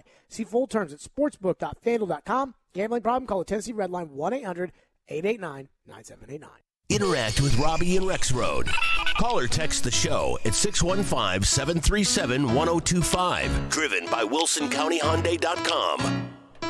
Join us in partnering with the Leukemia and Lymphoma Society's Light the Night. Light the Night brings light to the darkness of cancer through hope, research, and support for patients and their families. Through this inspirational nationwide movement, we raise awareness and funding for groundbreaking research and treatment options to eliminate cancer. Nashville's Light the Night will be virtual and take place on November the 4th. Learn more at lightthenight.org/TN. Welcome back in, Robby and Rexrode, here on ESPN 102.5 The Game, brought to you by Volunteer State Bank, conveniently serving Middle Tennessee with 13 locations. Member FDIC, equal housing lender. Going to have Titans outside linebacker Bud Dupree joining us later this hour at 7:40. So looking forward to that conversation coming up here in less than 30 minutes at this point. So we'll be joined by Bud Dupree at 7:40. Joe Rexrode, we got another classic rant yesterday from Nick Saban down at Alabama, and it seems like every time that that Alabama is playing somebody that you know they're going to just absolutely crush, Nick Saban uses the opportunity on that week to really just go off. And Alabama playing against Southern Miss on Saturday night at 6:30, and we saw this a couple weeks ago with Mercer, and he talked about his team and how they couldn't practice and all this other stuff. And yesterday, another classic Saban rant, this time at the expense of a sports reporter. Here was Nick Saban yesterday at Alabama's press conference. Yeah. What has Jaleel Billingsley proven to you to see his role increased as the season's moved on? Well, he's doing what he's supposed to do. He practices better. He's more engaged. He's more focused on what he's supposed to do, and he's having more positive performance on the field, which is what any player is supposed to do. I think that did any of you play sports? I mean, the coach is supposed to play the best players, right? And then it's up to the players to do what they're supposed to do so they get to play because they become one of the best players. So that's what he's doing now. But I don't know, maybe if you didn't play, maybe that's not something that you quite get. Go to Aaron. So to answer your question, he's doing what he's supposed to do.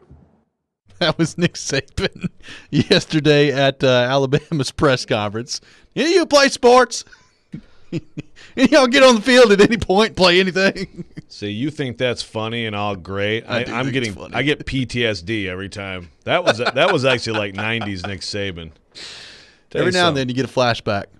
The young journalist dealing with that guy when he was a 500 coach at Michigan State. Putting you through the grinder, man. He is a sweetheart now. He is a sweetheart. But, boy, I was like, ooh, that's like old Saban there. When he looked like 25 years older in the 90s. Yeah. Before, like, Just for Men or whatever the heck happened to his hair. Like, young Rexrode stressed in the press conference. I can see it now. Now, there were, like, legitimately, I'm sure there's audio somewhere in the world. The most harmless, like, question about, like, their nickel defense, and it was basically just like, So you know nothing about football? I'm going to shame you now for the next 30 seconds. Like, Yeah. Okay, dude. Okay. Sounds like thanks. Jim Boeheim. We appreciate it. Boeheim? Yeah, I can see that. I can see that too. Yeah. Yeah, the whole did you guys play sports? I just wonder why it seems like it's always weeks like this where he just goes nuts on somebody. It's never like when it's Auburn, Alabama, Nick Saban's never going nuts on anybody. Well, I think Nick Saban is very much, obviously, a process coach. I mean, any good coach is, right? So I'm sure a week like this, he's frustrated because everybody in the room knows that there's no worry. There's no need to do anything extra. There's no need to, like, go home and watch another hour of film on your iPad because you're just going to walk over this garbage opponent. You know, weeks like that, they may be facing a tough team, but he knows everybody's locked in, right? Yeah. So I'm sure that's a lot of it. And maybe just wanting to be a jerk for the heck of it. I think they're still on Zoom, too. Like, I don't think there's anybody in the room with Saban. Oh, is that pure Zoom? I think that was presser? Zoom. Is that Yeah. right? Yeah. Huh. It's interesting. Who was that? I want to know. I don't know. I mean, a lot of those beat writers. To that point, Alabama is a 45.5-point favorite. 45.5 against Southern Miss on Saturday. So, Sounds about right. like they're going to be, yeah, I mean, they could name their score in that game.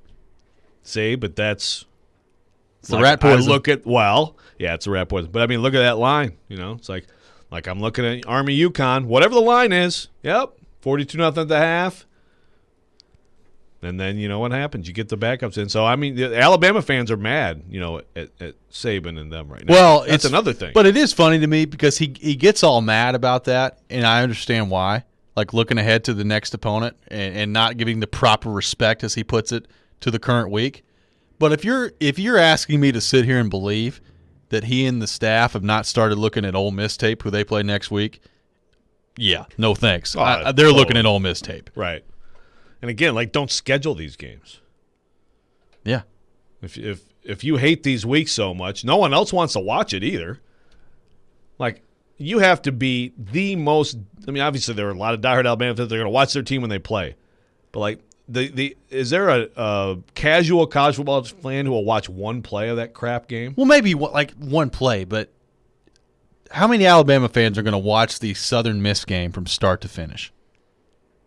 I mean, again, it's just because they're laying on 45.5. I mean, I'm crazy. I watched the Tennessee Tech game from start to finish the other day, and I couldn't believe it at the end of it. That's fandom right there. But that's fandom. How many? What is Tennessee doesn't win a whole lot, so you just soak it in. You soak those soak in while it up you can. like a biscuit. That's man. right. Alabama, they win all the time. Like how many Bama fans are going to sit there and stay at that game the whole day on Saturday? Yeah, going to go to 10:30 at night, and then Saban's going to be pissed about that. Yeah, all these fans leaving. We've heard. Never mind, it was 59-0 at halftime. I mean, the people who do it's the people who super closely follow recruiting and want to see like the freshman, only 4-star who gets on the field in the fourth quarter. The handful of only 4 stars they have on the team. Kevin in Nashville texting in 49-7 and Southern Miss covers. Book it. Ooh. Yeah. Could be. Wait. This is Steven? This is Car Wash Steven? This is Kevin in Nashville. Oh, okay. I don't know where you got Steven from. VIN. I got the VIN right. Joe, you have too many people who you promised car washes to. Yeah, you're going to get burned one day, man.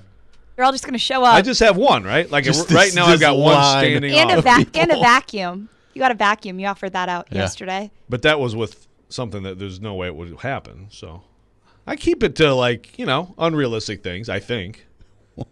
We'll see. I don't mind washing a car. Whatever. I'll wash a car. Yes. So who is your top 4 in college football right now? If you had to rank them 1 through 4, who are the 4 best teams in America right now to you? I've got Georgia at number 1. Yeah, I'd probably agree with that. But even with Georgia, though, I was so impressed, right, with what they did against Clemson because I feel like Clemson should have an incredible offense this year. Yep. And it turns out, maybe they don't because Uiagalelei nice has just played poorly. So is that – I mean, like what has Georgia done other than that? You know, they crushed South Carolina. South Carolina's not good. No. Now, I mean, I'm not saying you're wrong. I might agree with you, but even with them, it's you could poke holes in what they've done. It's just very hard right now to do it. I would still have Alabama in my top 4. Oh, for sure. I mean, I think I've got to see. And here's another thing, like Oregon. Okay, what an impressive win! Holy cow, that team might be legit. But then Ohio State actually kind of sucks right now. Yeah, they don't look very good. They don't. I mean, there's all these people that are mad at Kerry Combs, like really mad. Yeah. Like they want him out of there. And then now the offense stinks last week. My top 4 right now. So, and I'm going on performance. Yeah. I would have Georgia. I would still have Alabama. I would have Penn State. I mean, Penn State going into Wisconsin and winning, impressive. Yep. I don't think Auburn's great, but I mean, I think that's a good game win. you schedule. It's a good win. So I'm going Alabama, Georgia, Penn State, and I guess I would go Oregon. I guess I'd have Oregon as my 4th. I would consider an Iowa. I would consider a Cincinnati. Like Cincinnati, I hope Ryan Port's listening. He's crying tears of joy now. Yeah. I mean, it's a okay, I don't want to say Indiana's a tough place to play, okay? Indiana football. That madhouse in Indiana. Yeah. I mean, basketball, very tough place to play. Football, yeah. But they've been a pretty good program. Tom Allen has brought them to a pretty good place, and they were rolling. They had it going, and Cincinnati just took over the game in the second half. That's impressive to me. Indiana's not what people, they were preseason top 25. They're not that good. No. That's still a pretty good win. But yeah, I would go with those 4, with Iowa and Cincinnati on the outside. Oklahoma not in the top 4. They've been thoroughly unimpressive so far. Yeah. I'm not impressed. I mean, Tulsa. No, wait. And the thing is, Tulsa, Tulane. They've been unimpressive, and they still may go undefeated. They may. I mean, Tulane, not good. Ole Miss, what'd they do to Tulane? They wiped the floor with them, yeah. Good pick, Michelle, by the way, who's killing us in picks can pick them, but we'll get to that tomorrow. Listen, It's just winning. You doing the graphic today? You're going to enjoy doing that graphic. Oh, yeah. I'm in first place in that. First place in pick to click, guys. It's a good day, except I did lose fantasy last week, and I'm a little salty. That's too bad. And also the Steelers lost. I got Brennan this week. Relax. Did I tell you that? You got Brennan this week? Taking on Brennan this week. I feel like Brennan's just going to win the league. Brennan's going to end up winning. See what happens. That can't happen. That cannot happen. But yeah, Oklahoma, Nebraska. I mean, I don't think Nebraska's very good. No. Sorry, Will. It's a one touchdown game. And I know that it was a late, garbage, incredible interception in that game. But yeah, I haven't been that impressed with them. But we'll see. It is also September football. I think especially it happens in the NFL too. I mean, I still think the 2019 Titans are as good an example as I can think of a team changing in the same season. But in college football, September to November, there are teams that are vastly different. I still look at Alabama, and I understand they had the scare, and they don't look great right now. They're going to be fine. They'll be okay. Yeah, I think they're going to be in good shape. We'll continue this conversation when we come back. Got more of your thoughts to get to on our text line, driven by WilsonCountyHyundai.com, 615-737-1025. Bud Dupree coming up at 7:40 as well. All that ahead, Robby and Rexrode here on ESPN 102.5 The Game. Titans, Colts. Division rivals renew acquaintances in Week 3 at Nissan Stadium. Tune in Sunday at 9:30 for NFL pregame with Jared Stillman, Chris Sanders, and Mark Howard, live from Rock Bottom Brewery and Restaurant on Broadway. We are Nashville's best sports talk. ESPN 102.5 The Game and the Game Nashville app. What is it that makes you uniquely you? Well, DuckDuckGo doesn't think that's any of their business, and frankly, it shouldn't be the business of any tech company. Protect your privacy online for free with DuckDuckGo. It's soccer season in Tennessee. You want goals? He takes it inside, outside, right foot, great finish! What a goal! You want saves? Lifted high, into the hands of Joe Willis. He makes the catch. You want big drama? Hooked in, it headed in! Delirium! It's Yonder Cadiz! Nashville SC are back at home Wednesday, September 29th versus Orlando City SC. The action kicks off at 7:30 p.m. Tickets on sale now at NashvilleSC.com. How'd you like that? Listen up, sports bettors. This is Hall of Famer Warren Sapp here to tell you about my favorite sports book, BetUS.com. I only endorse one sports book, and that's BetUS.com. Just like me, BetUS is the Hall of Famer of online betting with more than 25 years in the biz. You need a sports book with integrity and longevity, and you need to know when you win, you're gonna get paid. You need a sportsbook that offers all the action to make every game feel like the playoffs. Call today at 1-800-69-BET-US. That's 1-800-MY-BET-US. And they will get you set up faster than I can run the 40. Nobody in the industry gives bigger bonuses than BetUS. I play at BetUS, and so should you. Now is your turn. Join now. Call today at 1-800-69-BET-US. That's 1-800-MY-BET-US. My favorite sports book, BetUS.com. Up to 200% sign-up bonus. Support the station and use code GAME. Tell them Sapp sent you. Want a world-class designer engagement ring but think you'll pay more for it? Not at Genesis Diamonds. People ask all the time, am I spending more money just to get the designer name? And I can tell you unequivocally, no. Genesis Diamonds Vice President Wendy Canavan. What you're getting is better made jewelry, a better made engagement ring. So at Genesis, you don't have to make or settle for a knockoff mass-produced ring. You can get a handcrafted masterpiece from designers like Tacori, Verragio, Henry Dossi, Kirk Cara, the names on every woman's wish list. They're just better made. The people who design these rings are truly artists. They're not some backroom jeweler knocking off a ring. And don't be fooled by people who say you will overpay. We have beautiful engagement rings starting at $795, designer made. Genesis Diamonds. It's easy to find the ring of her dreams without having to compromise. You don't want people to say, oh, your ring's okay. You want people to say, wow. Genesis Diamonds, voted best jewelry store and best place to buy an engagement ring year after year. Green Hills and Cool Springs. Sunday afternoon. He scored! Matthias Ekholm! NHL preseason action begins when the Nashville Predators visit the Florida Panthers for a doubleheader. Coverage begins at 12:30 on ESPN, 102.5 The Game, and the Game Nashville app. Hey Nashville, this is Dan Lovitz. You're listening to Nashville's best sports talk, ESPN 102.5 The Game. Welcome back in, Robby and Rexrode here on ESPN 102.5 The Game, brought to you by Volunteer State Bank. Now with two locations in Murfreesboro. Visit our brand new Murfreesboro location at 2019 Memorial Boulevard. Member FDIC, equal housing lender. Going to be joined here in just a few minutes by Titans outside linebacker Bud Dupree, scheduled to join us at 7:40. So looking forward to that. Coming up a little bit later here in the show, Andrew from Dover texting in on the text line, driven by WilsonCountyHyundai.com, 615-737-1025. As a lifelong Alabama fan, I can say I watch every game all the way through, no matter who we are playing. So Andrew, an intense Alabama fan. Hey, he's hanging around in the third quarter of the Alabama Southern Miss game. Well, listen, how many times a year do you get to watch a college football team? You get to watch them. I guess in the case of Alabama, you get like 15, but 12? You know you got 12 now, right? Like Tennessee this year, you know you get to see them 12 times in a year. So you soak in that win over Tennessee Tech. Soak it all in. Go back and watch those Harrison Bailey reps. Yeah, I will. And I did. It's good stuff. I'm glad you enjoyed it. Yes. I'm trying to come up with my top four. Like Alabama, Georgia, certainly in my top four. I mean, I guess I'd have to put Oregon in there at this point. I mean, give the Pac-12 a little love. I'm sure at some point they'll be irrelevant again this year. But give them a little love right now. I mean, I guess Penn State's in there. I mean, in resume-wise, they're in there. Like, Notre Dame's not.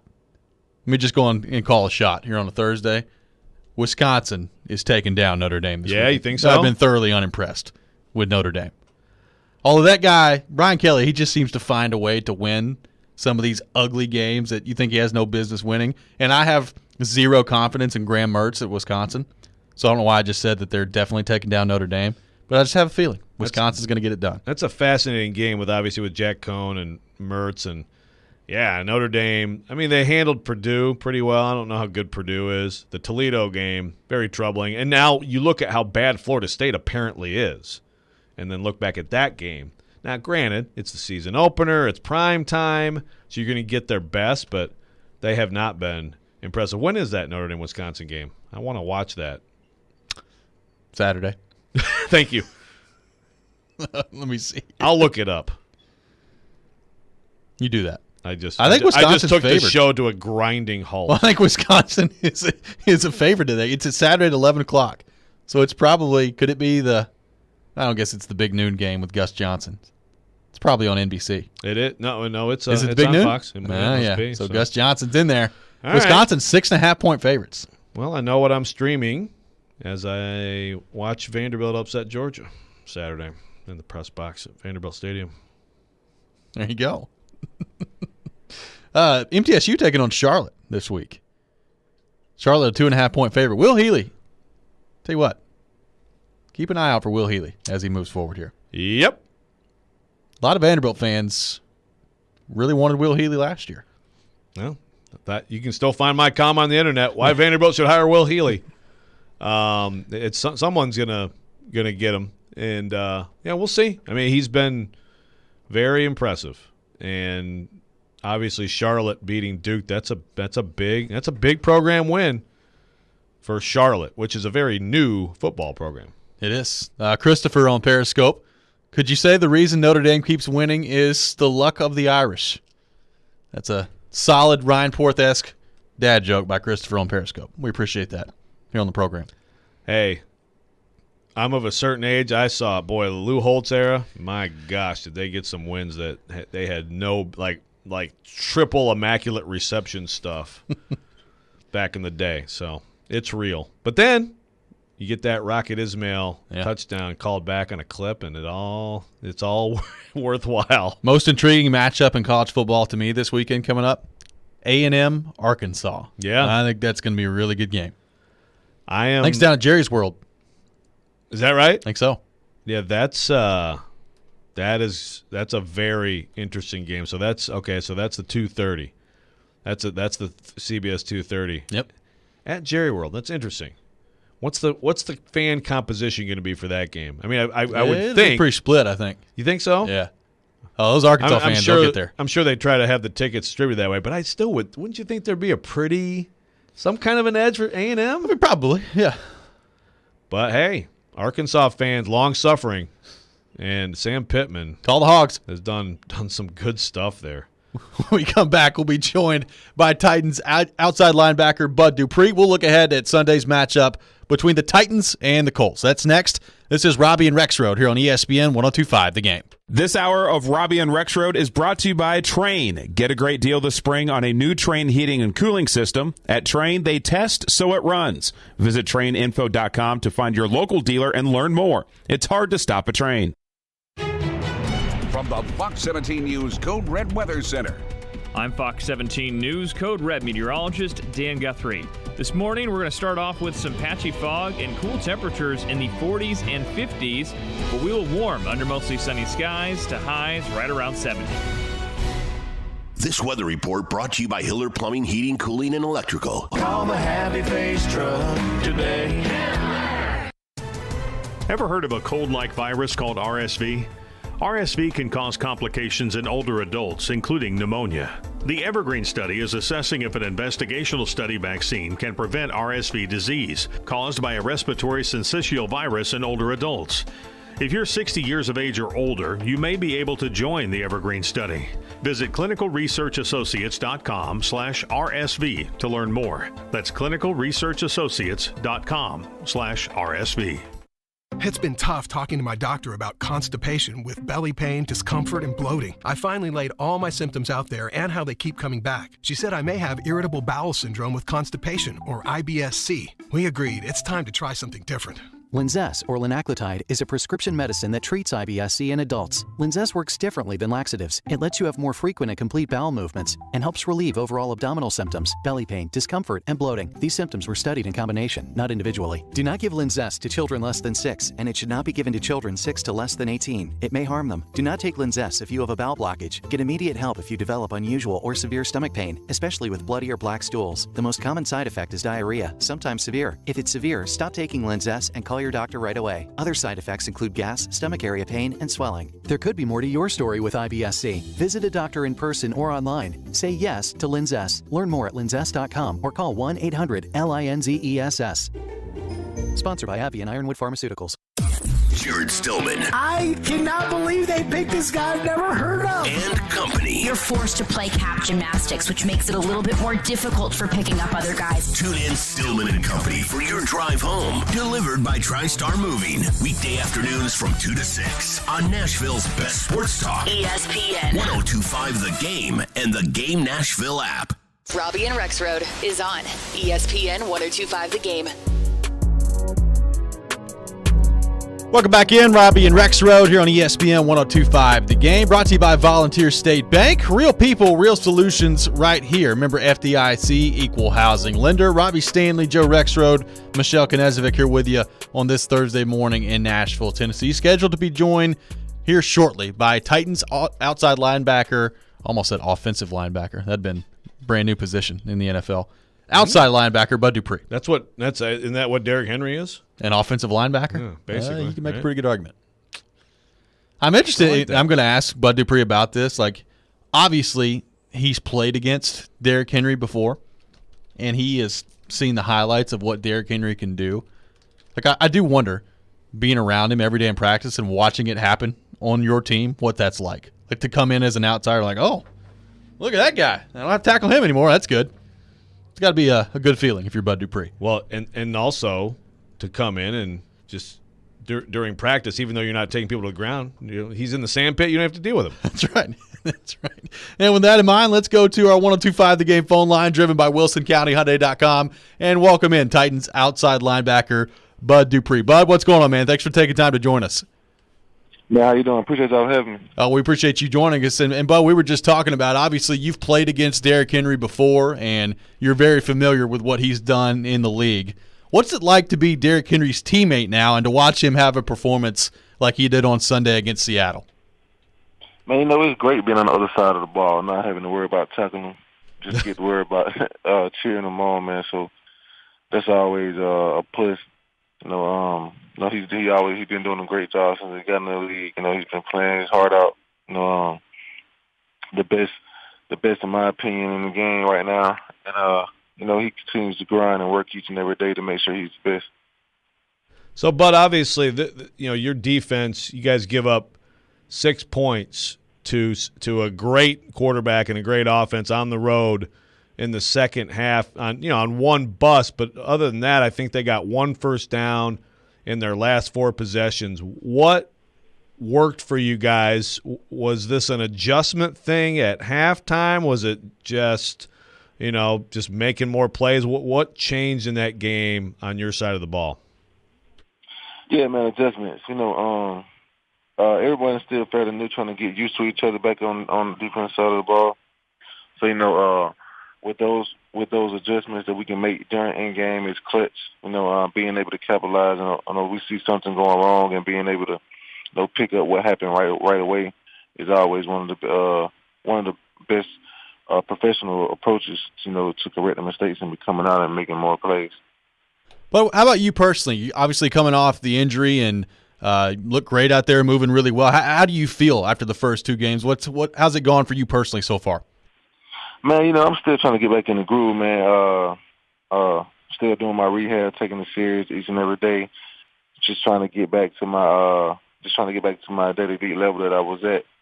And it just takes time. But other than that, man, I'm in good spirits and let's just trying to get how many reps they give me a game. I'm just trying to build on that, build his leg up, man, so I can when it's time, man, I'm gonna be ready and be back. Explosive and everything going So, Bud, pre-injury, if it's at 100, then where overall, like your overall explosiveness, all that stuff, what number would you put it at now on a scale 1 to 100? I know, man. You always want to say you're the same, man, but everybody knows. Cause ACL like a major reconstructive surgery. So, man, coming back in, what will I say? I don't even know. I don't even want to say a number yet. I don't even want to say a number. Do you feel like it's close? Does it get closer each week, or the wear and tear of a game has got to be tough, right? Yeah, that's the main thing of it, just wear and tear on the game. But getting closer and closer to the screen standpoint, to the explosive standpoint, and all that, man. It's getting closer, and each and every week, it improves, and we're still attacking it in the training room, just making sure that we're on top of it. Titans outside linebacker Bud Dupree on the line with us, driven by WilsonCountyHyundai.com. So, Bud, it's been an interesting challenge for you and the Titans defense the first couple of weeks, and I'm interested to get your thoughts on it. Having a pass rush against guys like Kyler Murray and Russell Wilson, who are so quick and they can escape the pocket and do so many things, as you know. How does that kind of change your approach as a pass rusher when you're going up against quarterbacks like Kyler Murray and Russell Wilson that can move around so well? Yeah, man, you always got to know that any given moment they can make a big play. So, for instance, getting Kyler Murray out of the pocket, you always want to get the quarterback out the spot. You always want to get the quarterback outside of the pocket. But in Kyler Murray's case, that once he gets outside the pocket, he's looking to throw the ball, and his receivers still run their route. So it can be intriguing, just to want to go up and hit them for the defensive backs and guys who are in coverage, but they got to stay under man because he can hit you with a bomb. Any given moment it'll be a deep ball, and they can capitalize off that moment. So you want to contain them, you want to keep them in the pocket as well, but you want to flush them out of the pocket and get good pass rush. But you always want to be aware that if he does get outside of the pocket, you got to go ahead and get them on the ground because they will still continue to make big plays with their arm, even though they're using their legs. But in recent years, the Titans have had sort of a reputation of, maybe a bad game or even within a game, bad half, you're down big, they come back. I mean, last week, obviously, you guys, rough opener against the Cardinals, not a lot of people picking you to win in Seattle. You guys come back and get it done. What have you noticed coming from Pittsburgh to this locker room in terms of, the leadership, the locker room makeup, even from Vrabel on down, how the approach, and maybe just the difference from Pittsburgh to here for you?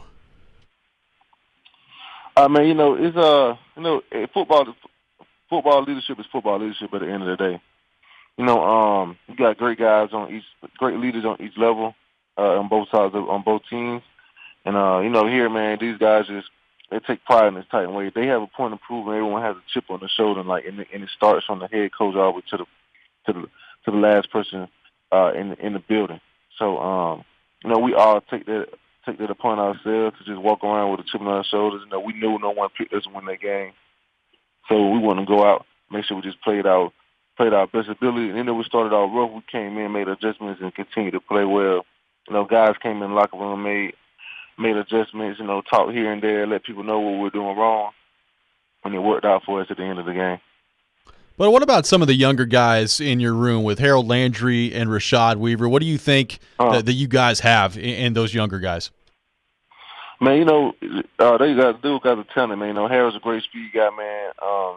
Weaver, man, he's coming along to his own. Ola as well, man. Ola is going in, and, man, he's playing hard. He's working hard right away.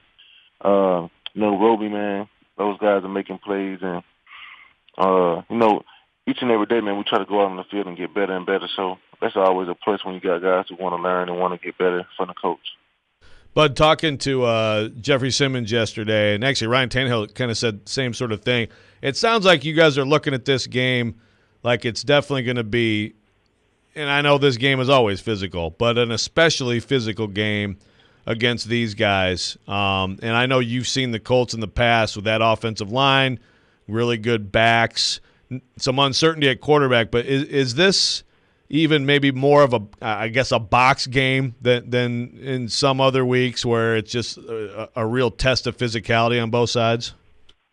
Oh, for sure, man. AFC football. AFC football is all about physicality. That's what you're going to get.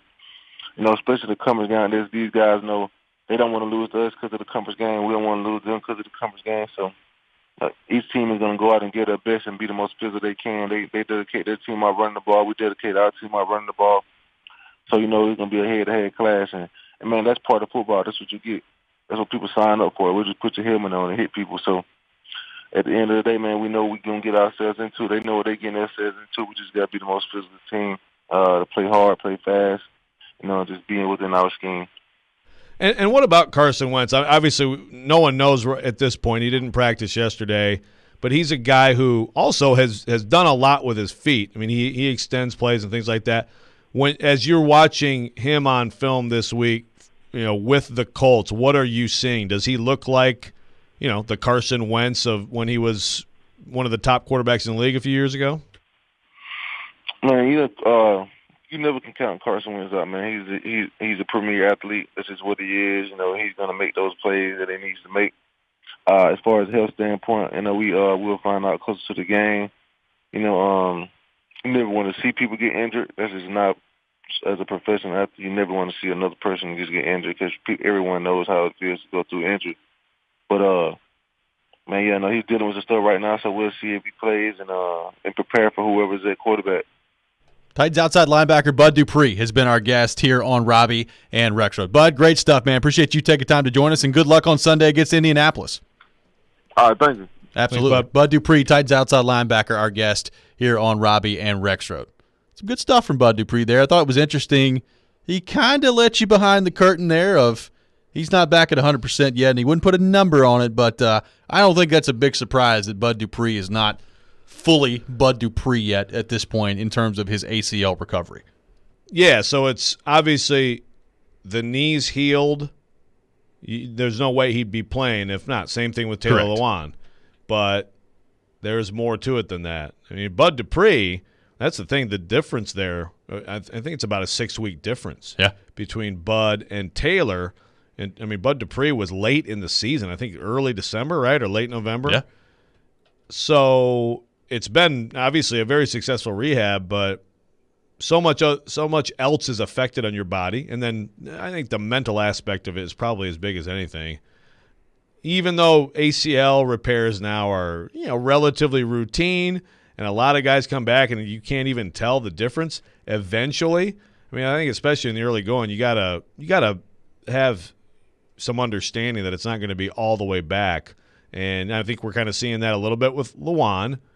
But, with Dupree, I feel like he's moved well out there. I think he's made some plays. Obviously, the Titans brought him in to get sacks, and that's going to be important this year. But I would say through 2 games, you're seeing a lot of, I think, good snaps. I thought last week he and Landry actually were important in that game, even when they weren't necessarily making the play. I think that they still applied pressure, and I thought that the Titans were very disciplined in how they pressured Wilson. It worked pretty well for him.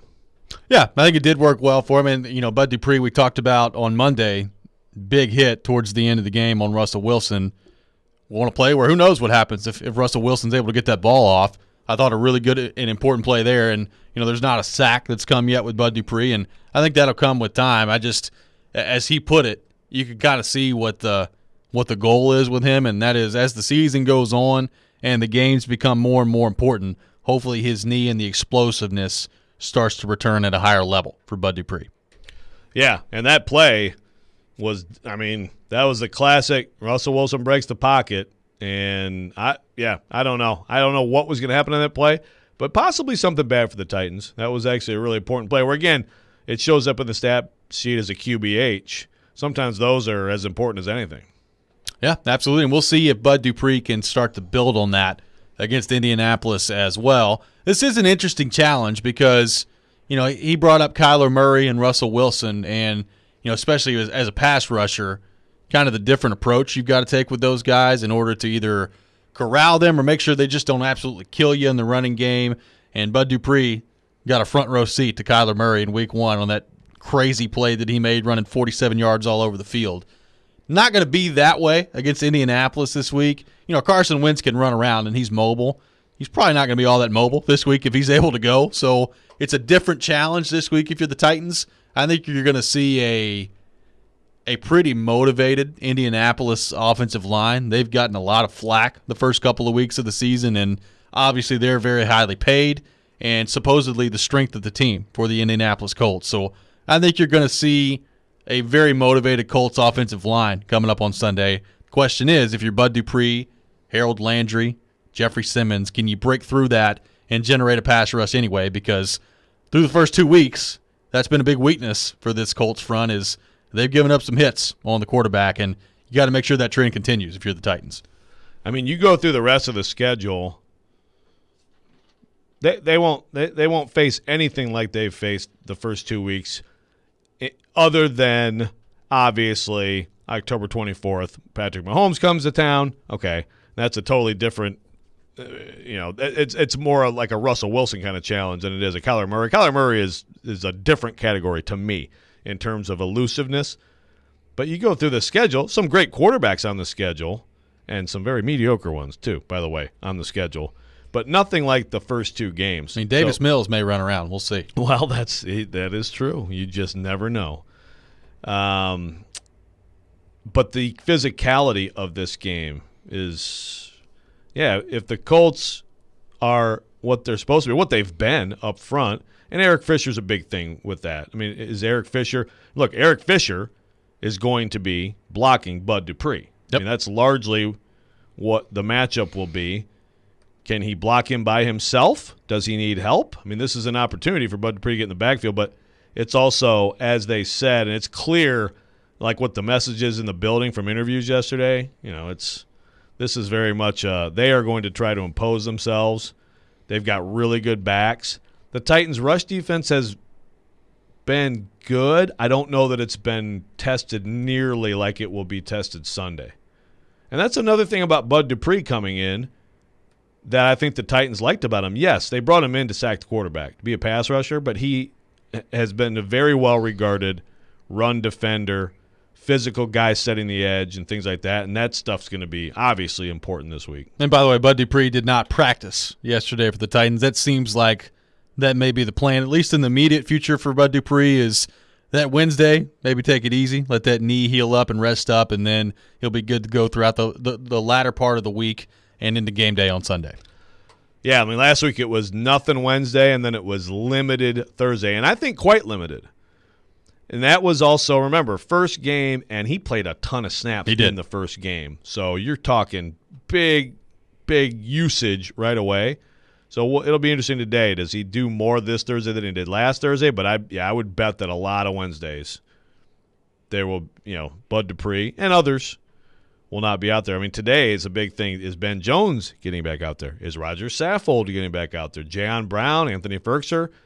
Quite a list for this early in the season. It is. We should have taken a screenshot of the Week 1 list. Yeah, there's like 3 people on it. Yeah, immediately. You go play one of these games. Yeah. Takes a toll right away. When we come back, we'll continue the conversation on the Titans. We'll be joined by Ben Arthur from the Tennessean. Does a great job covering the Titans for that outlet. That's coming up next. This is Robby and Rexrode here on ESPN 102.5 The Game.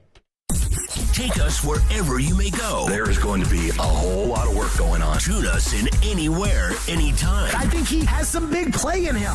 Just search The Game Nashville in your app store and download today. And keep it locked on Nashville's best sports talk. ESPN 102.5 The Game. ElectronicExpress.com. We make it happen. Hey, Darren McFarland here. DraftKings Sportsbook, an official sports betting partner of the NFL. DraftKings is kicking off another week of action by giving all new customers a can't-miss offer. Listen up. All you have to do is just bet $1 on any football game this week and receive $150 in free bets instantly, no matter what. And this football season, all customers can swing big with the DraftKings same-game parlays. Same-game parlays allow you to combine multiple bets for a bigger payout. This week, place a same-game parlay on any NFL game, and you will be credited up to $25 if your bet loses. Download the DraftKings Sportsbook app and use the code 1025GAME to receive $150 in free bets instantly when you place a $1 bet on any football game. That code again, 1025-GAME.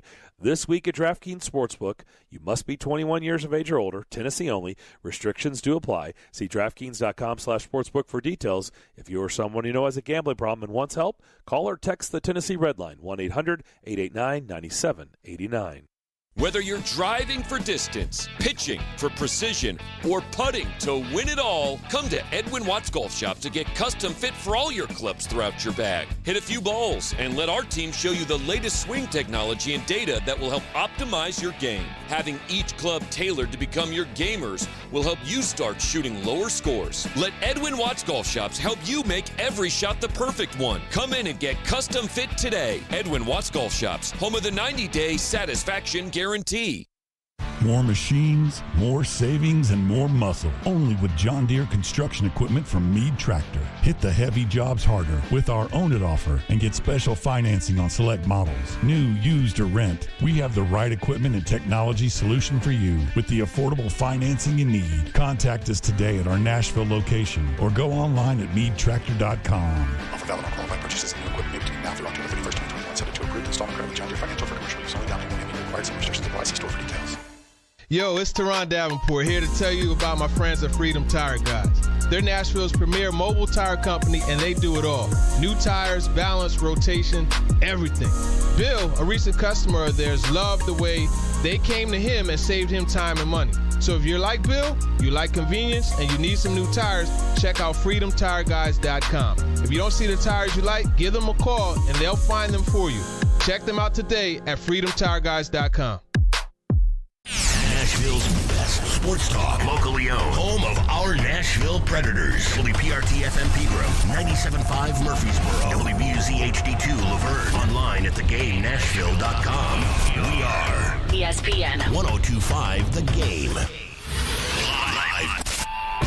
It's Robby and Rexrode with Robby Stanley and Joe Rexrode on Nashville's best sports talk. ESPN 102.5 The Game and the Game Nashville app.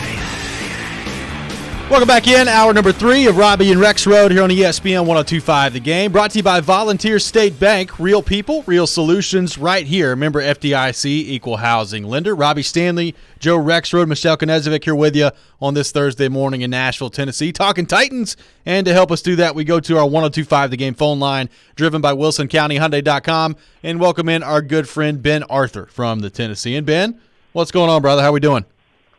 Good. Good morning, fellas. How are you guys doing? We're doing great. Appreciate you taking time to join us this morning. And, Ben, you were out there in your old stomping grounds in Seattle. How impressive was that performance by the Titans and specifically Derrick Henry in the second half of that game? Yeah, that was just incredible. And that environment in Seattle, I think, as we all know, can be very hostile. The Seahawks were playing in front of their home fans for the first time in 21 months. You knew how rowdy they would be, and for the Titans to come into Seattle and get a victory like that after trailing 15 points at halftime was pretty incredible. And I think it just kind of goes back to, you know, what we've known these Mike Vrabel teams to be. When, you know, we think they're kind of out, when their backs are against the wall after these, you know, double-digit losses for whatever reason, whether it's the mentality makeup of this team, they're able to bounce back in games like that. And you know, we saw Derrick Henry kind of wear down this Seahawks defense as the game wore on. I think in the first half they were able to kind of maybe keep him in check a little bit. But I think with Derrick Henry, right, you kind of keep what we've seen the Mike Vrabel, what these Titans do so much is kind of use him a lot, and you know, the opposing team may be able to corral him at first in the first half, but you're confident over time that he'll start to kind of wear down the defense, and I think that's kind of exactly what we saw. Derrick, 147 rushing yards, 3 touchdowns in the second half alone, and we saw Julio come alive, and the O-line play was better, and the defense really tightened up late in the game. I think it was a really, you know, great win for this Titans team, and the type of win that could propel you through, you know, this early part of your schedule. Okay, so blowout loss at home, not great first half at Seattle. As you just said, everything comes together in the second half. Pretty impressive win. So the Titans right now, compared to what you thought they would be going into the season, better, worse, the same?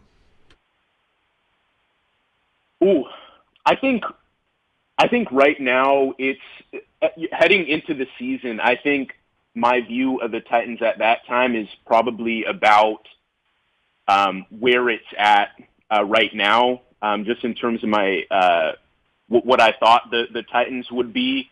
I always kind of thought the defense would be better in time, but there would be some bumps on the road to start, and we've obviously seen that, right? Not only in that opener, but against Seattle, where you give up 3 really back-breaking plays of more than 50 yards, but you're able to tighten up, and I think that tightening up we saw in the second half is what this kind of new look defense could be as the season wears on. And then I think with the offense, I think we started to see what this hyped up unit, this hyped up dynamic unit we all envisioned in the off season. We kind of started to see that come to life in Seattle. I think, other than AJ, who with how great he's been to start his career, you're confident that he's going to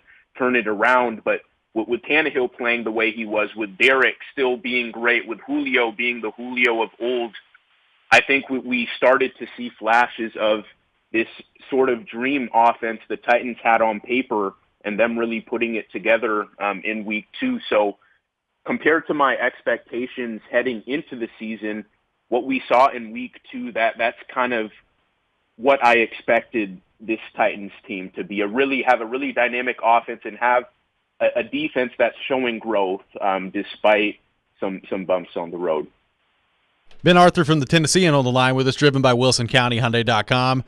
Ben, obviously, when Taylor Lewan went down in pregame warmups on Sunday, I kind of feared the worst. I was concerned as to what that could look like for his long-term future here this season. With that in mind, I guess, were you that concerned as well? And how surprised were you to see him as a full participant yesterday at Titans practice?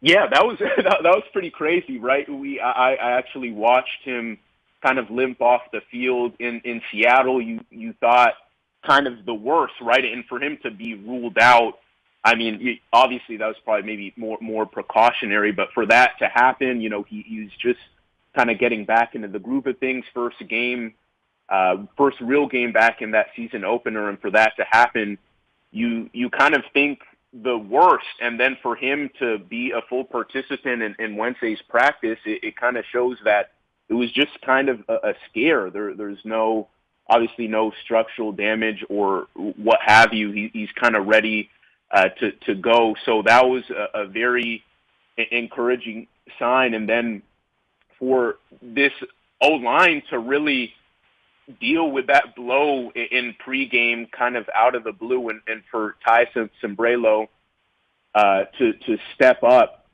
and really for that entire offensive line to step up too, because Roger Saffold went down during the game as well, and Aaron Brewer had to step in at left guard too, for those guys to really to have the Titans playing, up front the way that we've seen them capable of the last few years. I think it really speaks to that system they have and kind of the standard they've set in place, and kind of showed that first game, that opener wasn't really who they are. For whatever reason, it just didn't kind of show up in that opener, but that week 2 game, they have guys who can step in and kind of showed their depth up front. So that was very kind of, if you're the Titans, very encouraging to see. And then having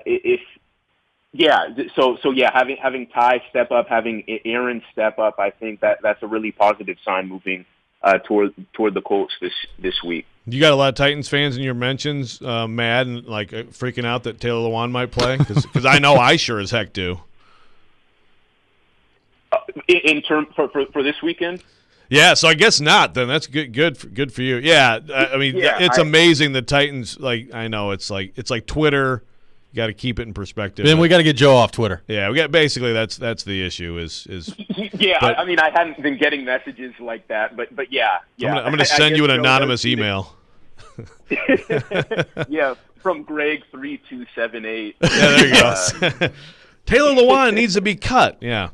Yeah. Well, what do you think about that, though, Ben? Like, just first of all, I know it's so hard. You come on a new beat, and as you well know, it's just so different now. We at least are getting these guys in person, but it's not even close to what it was. But what do you think of one like Lewan's, personality, and sort of, I guess, just the discussion around him? Because I've been a little bit.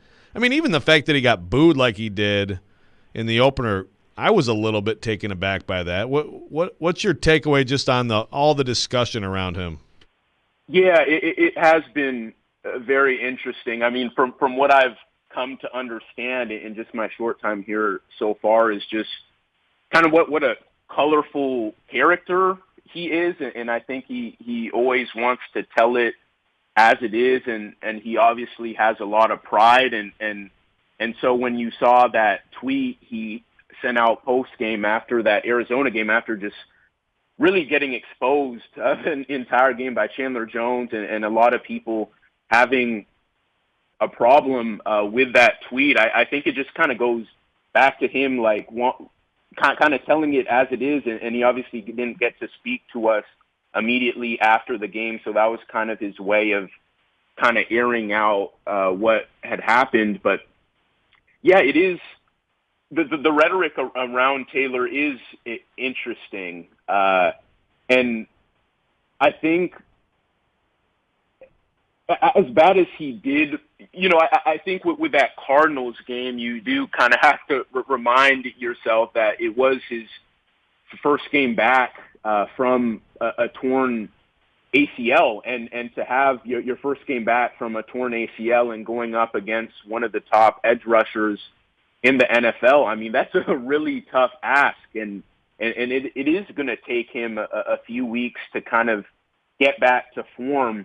I mean, that doesn't excuse to the extent at which he looked bad in some of those moments in that opener, but I think we do kind of have to keep that in mind. And it is, guys coming back from ACL injuries, it's not always just kind of like a miraculous, just kind of a back to normal thing. It is going to take, it does take some guys to kind of get that feel back. And for a left tackle, where you have to be kind of so good on the edge, it really, I think it does take time to sort of trust that knee a bit, and I think we did see that with Taylor a bit in that opener, and then obviously the whole rhetoric about him, we should cut him, and yeah, I think that's kind of maybe an overreaction, and he's obviously one of the highest paid players on the team, and in terms of cap hit, that's something to look at it as well, but yeah, I really think it just comes down to Taylor getting his feet back under him, and having kind of that setback in Seattle. I don't think it really helps, right? Because you want to kind of flush away that kind of bad taste from that opener after giving up two sacks, and then to kind of go out in warm-ups and kind of look like you kind of re-injure that torn ACL or kind of bang up that knee, and to not have that opportunity to kind of redeem yourself. You kind of maybe wonder mentally how he responds, assuming he's going to be good to go for this week, how he kind of responds mentally to start against the Colts. But I think it really just comes down to, regardless of all the rhetoric and whatnot, I think it just comes down to Taylor needing time to get back to what he was, because it has been 11 months since he's played real football on a during the regular season. Absolutely. Ben Arthur from the Tennessean has been our guest here on Robby and Rexrode. Does a great job covering the Titans. Ben, great stuff, man. Appreciate you taking time to join us this morning.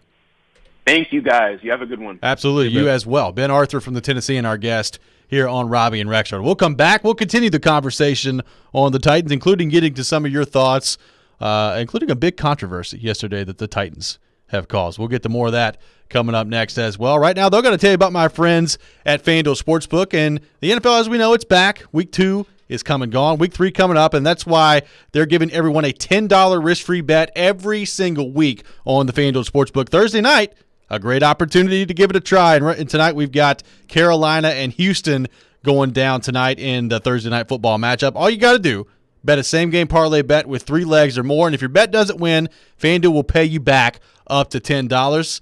I like Carolina in this game. I think Sam Darnold's going to have a good night against this Houston defense. Obviously, Davis Mills getting the start at quarterback for Houston. So give me Carolina in this game. But you take it any way you want to take it. It's one of the many reasons I love betting with FanDuel Sportsbook. It's America's #1 sportsbook, and there's no feeling like nailing a same-game parlay bet. So if you're new to FanDuel Sportsbook, you can also claim your 30-1 odds on either team to win in the Monday night game between Philadelphia and Dallas. Just sign up with promo code ROB, and if your first bet loses, you get up to $1,000 back in site credit. Once again, that promo code is ROB. You must be 21 or older and present in Tennessee. Refund issued is non-withdrawable site credit that expires in 7 days. A max refund of $10. Restrictions apply. See terms at sportsbook.fanduel.com. Same-game parlay available for multiple sports in all states on mobile and web. Got a gambling problem? Call the Tennessee Red Line at 1-800-889-9789. October 14th. Toward the net, the back end of the score. Predators break out in front. The Nashville Predators regular season begins when they host the Seattle Kraken. And the Predators win it overtime. And your only home for every moment of the action is Nashville's best sports talk. ESPN 102.5 The Game and the Game Nashville app. Discover matches all the cash back you've earned at the end of your first year. Automatically. Discover. Something brighter.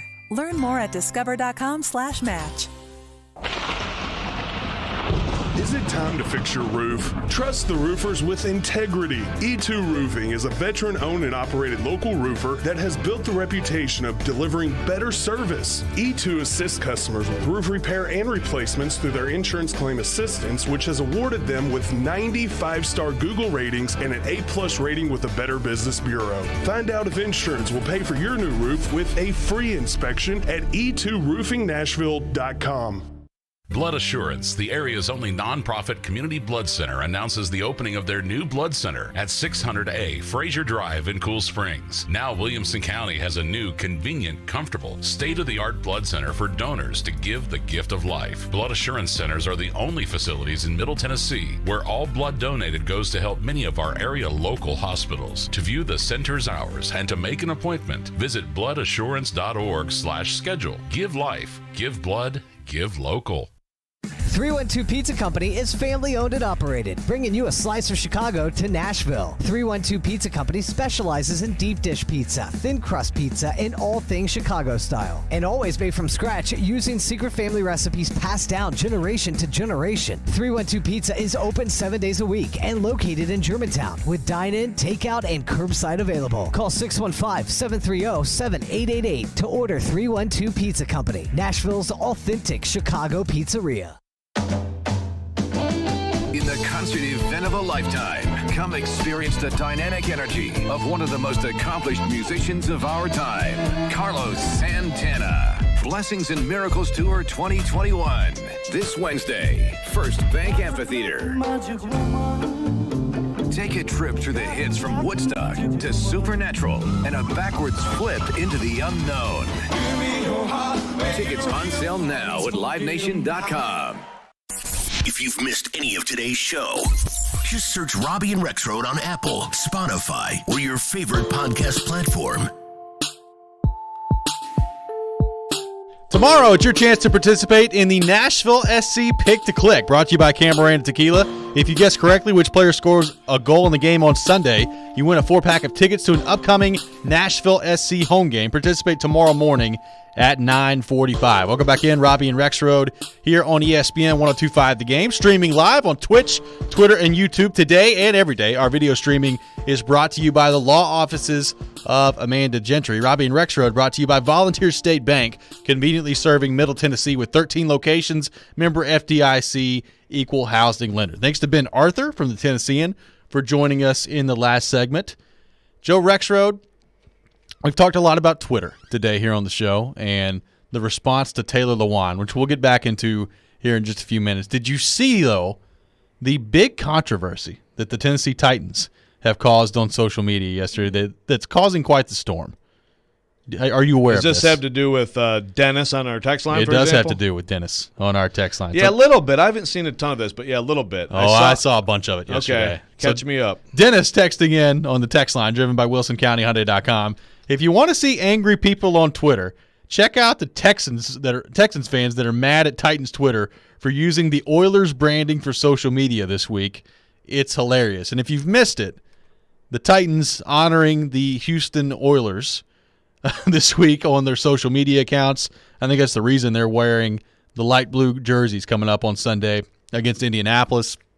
And, at some point, and Jim Wyatt was talking about this on Twitter yesterday too, like the Titans at some point want to wear a Houston Oilers throwback style jersey, which I am all for because I love those jerseys. I think it'd be awesome. I'm here for it. That has to be approved by the NFL, and I would imagine sometime in the next year or two we'll probably see a throwback jersey for the Titans to the Oilers. But the Titans on Twitter have changed their profile picture to the Oilers logo, and it just says Tennessee Titans /Oilers. The bio on the Titans Twitter account says the official tribute account of the Houston Oilers. And, man, does that have people in Houston so mad because I guess they think since they're in Houston, they have the rights to all the Houston Oilers stuff. They should be the ones that wear the throwback jerseys because it's in Houston and all this stuff. And I guess part of me understands what they're saying, but it's this franchise. Like, the Oilers are the Titans. It's their franchise. So I don't really – this outrage in Houston. And, look, I just kind of did a Twitter search of it yesterday. There are a lot of Texans fans that are pissed that the Titans are using this logo, and I think it's hilarious. Yeah, I saw I guess it was – well, it's like a media – I don't even know if he was like a Texas guy, but I saw a little rant yesterday about it. That's all I saw. But, yeah, it's it's one of those things like it does belong to the community, so I understand someone who grew up loving the Oilers and then the Oilers leave. Like I feel for the fans in that situation. I mean, ultimately in this league, we've seen a lot of owners move around from city to city, and I think it's, like the St. Louis situation, brutal. So I do have sympathy for that, but I mean, again, it is their business. It is their, like, they own that stuff still, so they can do that. And I will say this: the reason they're doing this is Bum Phillips going to the Ring of Honor Sunday. And I will tell you that I've spent a lot of my week learning a lot about Bum Phillips, talking to Wade Phillips and a lot of other people, including Billy White Shoes Johnson, by the way, who's like one of my heroes as a kid. So I kind of fanboyed out a little bit on that one. But or the Dan Fouts? It was around the same time. Like watching Dan Fouts throw lasers all over the field. Now I'm watching Billy White Shoes Johnson's return a punt, and then like his end zone celebrations are still like unparalleled. Legendary. Yeah, man. But it's one of those things where, and I actually have this on for tomorrow to talk about because, of course, I'm going to pimp the heck out of my story. But, this is something that actually I think as a Titans fan you should like because I think it's a sign of a good organization that, like, honors past people. Correct. And history, things like that. Now, is anybody in Nashville up in arms about Bum Phillips going to the Ring of Honor? I don't know. If you're of a certain age, you got to have an appreciation for that guy.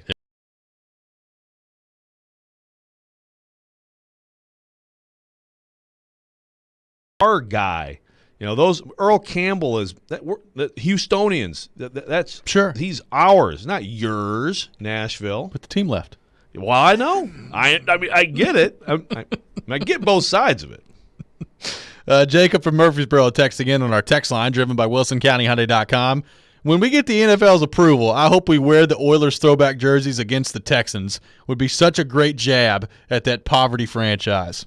Oh, the poverty franchise. I think it would be awesome if the first time the Titans wore the throwback jerseys of the Oilers, it was against the Texans. It would be great. And I would almost go as far as to say, you know what? Just save it to when you're on the road and wear the road throwback jerseys of the Oilers in Houston. It would be amazing.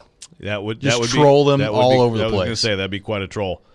I'm always fascinated to try to find out how many people in Houston who grew up Oilers fans are Titans fans over Texans fans. It can't be many. I mean, the Texans that's their team now. Yep. That's the Houston team. But if you were super into the Oilers, and again, you're talking about some really good teams in the late 80s, especially early 90s with Warren Moon at quarterback, and you had Eddie George. You had Steve McNair. You had Bruce Matthews. So those were your guys, and then they move here. How many people couldn't help but continue to cheer for them? I think probably a lot. Now, I think but then over time, what ended up happening probably for most of those people was the Titans sucked for like 9 years, and then all of a sudden Andre Johnson and Matt Schaub slinging the ball over the place in Houston probably became Texans fans at that point. J.J. Watt, a guy the Titans could have drafted, by the way, they could have. et cetera. So, yeah, they would probably transition. But are there still some holdouts? Probably. I don't think it's a big number, but yeah, I'd say there probably are. Jim on the text line, driven by WilsonCountyHyundai.com. Tell Houston to take their complaints to Baltimore. Ironic that this is taking place when we are playing against the Colts. And Andrew's texting in, can you imagine the Ravens wearing Colts uniforms? No, I can't. Now, there is also another team now called the Colts. Right. I mean, that's the thing. When that happens, well, they kept the branding, so that's a different totally thing. But then obviously you got the whole Baltimore-Cleveland thing that's the Browns. Yeah. And then the new Browns are really not the Browns. The actual Browns are the Ravens. Yeah. But then you got the new Browns. And, I mean, if you're a Browns fan, you just think of, like, all over the years and Bernie Kosar and Otto Graham, and now we have Baker. Well, actually, but it's a different franchise. Yeah. Does that matter to the fan? No, not really, I don't think. I think there's a big Baltimore Colts contingent out there. Well, yeah, I mean, you're talking about a legendary NFL franchise. Oh, I know. The thing, you're talking Johnny U. Yeah. I mean, great teams. Yeah, like people in Baltimore. Are there people in Baltimore who were so excited about getting Peyton Manning, Carson Wentz. Right. Yeah. Maybe it's bled through. They're still big-time supporters of the old Baltimore Colts. I feel for the Baltimorean, that's probably not a word, who is like cheering for Carson Wentz when like Lamar Jackson's right in your backyard. Yeah, just running around all over the place. But are there Browns fans who can't help but love the Ravens? Yeah, maybe so. I mean, everybody, everyone can agree like Art Modell was the villain, but it's an unfortunate part of the NFL and pro sports and greed and whatnot. Sometimes things move. Let's go to our 102.5 The Game phone line, driven by WilsonCountyHyundai.com, and welcome in Ricky from Nashville, who wants to weigh in. Ricky, thanks for calling in to Robby and Rexrode. Hey, good morning, guys. I own a sports store out in Mount Juliet, and one of the things that I cannot keep in stock is when I get the throwback Oiler helmets signed by current Titan players. Oh, yeah. And I'll just say two quick things. I have a bunch of guys that come in on game day only, probably a group of 30 or 40 guys that travel from Texas that are season ticket holders here for the Titans. So that fan base has traveled with the team. And it's pretty cool to see that they never gave up on their original franchise. And they do come in for the weekends. They usually fly in on Saturday and fly right out after the games. And the third thing is, Joe, there was a former New York Ranger. His name was Rayo Ritzelinen. And somewhere in my mother's house, I have a T-shirt that says Sexy Rexy. And when I get it, I'm bringing it in. Yes, come on. Nice. Thank you, Ricky. We appreciate it. That's good stuff. What a call. Love it. That's really interesting on the so do you think there's people from St. Louis who are flying out to L.A. and cheering on Matt Stafford right now? I feel like that divorce was so it was nasty. Bitter, yeah. and rightfully so. That was awful. The Cronkies. Whew. But there's probably some, right? Yeah. Who are just like, I love the Rams. Yeah. Like that. And of course, they've been – I mean, that franchise has been all over the place. But that's very interesting. Keeping loyalty to a business. I get loyalty to, again, like Eddie George, Steve McNair. You're excited about Steve McNair being drafted. You watch him start to develop. Then he becomes great here. How could you not still be rooting for him? Sure. But then eventually the roster churns. You'd think a lot of people would fall off then. Yeah. So people from Texas still coming for these guys. That's interesting. Flying in every weekend. I mean, hey, fandom is, you know what? Fandom is random. Fandom is random. Very well done. Look at my sports teams. Yeah, there you go. Right. We'll continue the conversation on the Titans. Got a lot of your thoughts to get to on our text line, driven by WilsonCountyHyundai.com, 615-737-1025. This is Robby and Rexrode here on ESPN 1025 The Game. Titans, Colts. Division rivals renew acquaintances in Week 3 at Nissan Stadium. Tune in Sunday at 9:30 for NFL pregame with Jared Stillman, Chris Sanders, and Mark Howard, live from Rock Bottom Brewery and Restaurant on Broadway. We are Nashville's best sports talk. ESPN 1025 The Game and the Game Nashville app. Looking for an easy and fast way to start investing in Bitcoin? CoinFlip ATMs will flip your cash into crypto within minutes. Visit coinflip.tech to find your local ATM. Hey Nashville, it's Jared, and there's a new go-to for home furnishing. The summer clearance sale at Social Furniture, where all furniture is reduced in every department. Designer sofas from $5.99 and leather sofas from $7.99. Queen bedroom sets with queen bed, dresser, and mirror from $11.99. They come in solid, cherry, oak, and gray. Casual 5-piece dining room sets starting at $3.99, and formal dining sets starting at $5.99. Sealy, Stearns & Foster's, Simmons, Serta, and Purple Mattress, all sizes on sale. Social Furniture on the west side is independently home-owned furniture store in Nashville. Forget the big box stores. Shop local, shop social. They have all the best brand mattresses, sofas, recliners, love seats, sectionals, coffee tables, and more with no waiting. They will deliver it the same day. That's with everything at Social Furniture. Enjoy new furniture now with no waiting. Shop local, shop social. 5412 Charlotte Avenue near White Bridge Road, and tell them Jared Stillman sent you. It's not just about being in your community. It's about being your community. Come experience the all-new state-of-the-art Volunteer State Bank, second Murfreesboro location at 2019 Memorial Boulevard. Volunteer State Bank offers personalized services like banking for professionals, free Kasasa checking, the convenience of mobile banking, and the money you need when you need it. Visit one of our 13 locations or online at ballstatebank.com. Real people, real solutions, right here. Member FDIC, Equal Housing Lender. Great first dates start with a confident smile and guacamole. And with the largest network of dentists in the nation, Delta Dental of Tennessee can give you a smile that leaves a memorable first impression. Learn more at deltadentaltn.com. Life isn't always nice and tidy.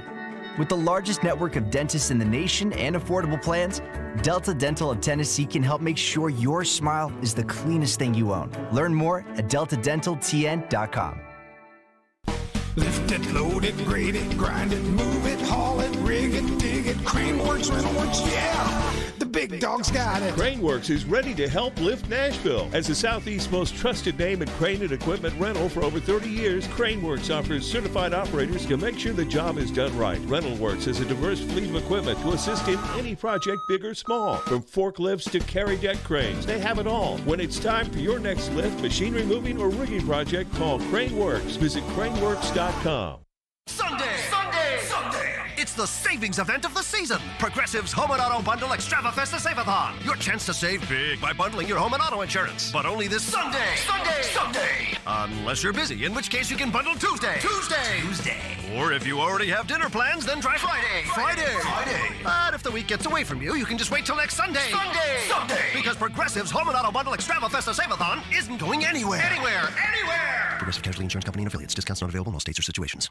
It's that time of year again, and all eyes are now turning to football as teams are back on the gridiron. Head to the website or use your mobile device and bring the game home with betonline.net. Hey Nashville, Vanderbilt football coach Clark Lee here, inviting you to tune in on ESPN 94.9 every Monday at 6 p.m. for the Commodore Hour, providing you with exclusive insights on Vanderbilt athletics. Hey, it's ESPN NFL analyst Tim Hasselbeck on Nashville's best sports talk, ESPN 1025 The Game. Do you want to win a pair of tickets to see the Zach Brown Band at Bridgestone Arena on Sunday, October the 17th? Well, if you do, head on over to YouTube and subscribe to the 1025 The Game YouTube page, and you'll enter for your chance to see the Zach Brown Band. One winner will be chosen on Monday, September the 27th. Welcome back in, Robby and Rexrode, here on ESPN 1025 The Game, brought to you by Volunteer State Bank. Visit volstatebank.com to learn more about their free Kasasa checking account. Member FDIC, equal housing lender. Talking Titans, taking your thoughts on our text line, driven by WilsonCountyHyundai.com, 615-737-1025. Lots of controversy. The Titans using the Houston Oilers logo on social media yesterday, and man, people of Houston are upset. Hibbs, our buddy, texting in, I love the history and all, but I'll never understand Nashvillians who are dying for them to wear Oilers unis. To me, we who are Nashvillians have no connection to the Oilers. Hell, there's no oil in Tennessee. That is a good point by Hibbs. I think to me, and maybe this is just the way I view it. I don't know if this is how most Titans fans would view it. But I like it more. Number one, I think the logo looks good. I think the uniforms look good, so that's my main point of why I want to see them wear it. But number two, the fact that it does make Houston so mad makes me more likely to find the Titans to wear it. I think it's awesome. I think we need a little bit more.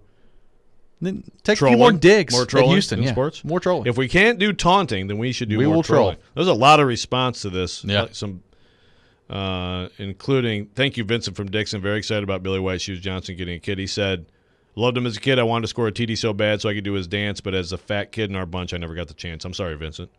But a lot of people on the the Ravens were never the Colts. What about in St. Louis? Wouldn't you be actually like a Cardinals fan? I mean, there's so many ways it can go.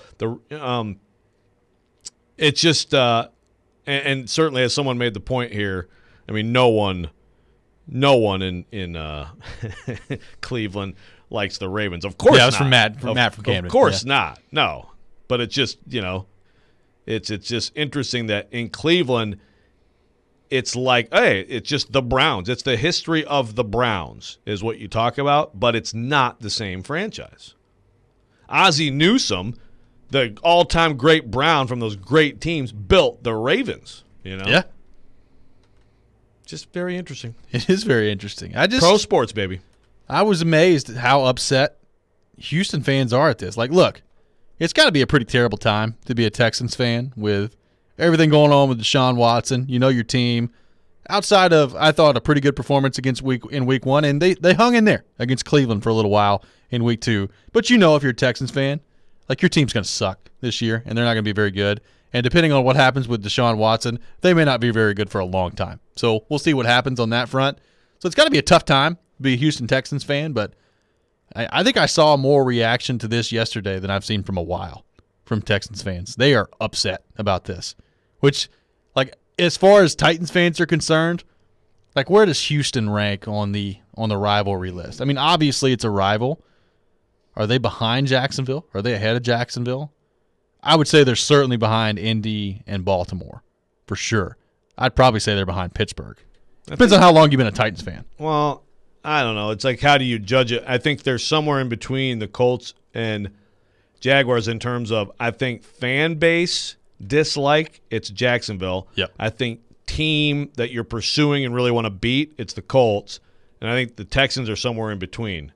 But things like this are nice for a rivalry. Spice it up. Because, look, I mean, that history is – look, I remember 2016, and the Titans played a good game in Houston, lost it on a punt return. And, Bobby April is fired, like, the next day by Mike Mularkey, his long-time, like, really close friend. Yeah. Which, Mularkey's like, well, there's a lot of things going on, and – I just decided it was time to move on. Of course, the immediate thing is they got embarrassed in Houston, and someone's got to pay. Now that's just outside speculation, but there's no question, right, that within this organization, the number one rivalry is the Texans, right? I'm talking about not in the locker room. I'm talking about up top. Yeah. How could it not be? Right. But for fans, it's somewhere in between, I think. I don't know. Like, I don't know that I've ever heard too many Titans fans be like, you know who I really hate? The Houston Texans. Maybe there are some. I don't know. But it's like the cycles. As time goes on and you have the same division, I think that just builds dislike, sure. Really. Like Like the Titans are number 1 on the rival list for the Texans, right? Like and it's because of this. I mean, the Texans fans, they feel like their franchise got stolen from them. They're in Nashville. So Texans fan hates the Titans, most of them. Yeah, I would say so. Yeah. But it's also, you mentioned, Andre Johnson and those stretches where they were flat out better. I mean, they won the division a lot of years. Like that that matters, right? Yeah. Doesn't that help build something? I think it's just that the Colts, obviously, they've been the glory team of the division. So that's just a different level because of that. But over time, and there's nothing like – it's like building a fan base. This is still a young fan base, so you look at it, it's like, well, why isn't this fan base like the Patriots or Steelers or whatever or Packers? Look at your team's division. That's just – I mean, you're talking generations of hatred, among those fan bases, so which is great. I mean, it makes it fun. And that's still in construction in this division. Gary from Clarksville on our text line, driven by WilsonCountyHyundai.com.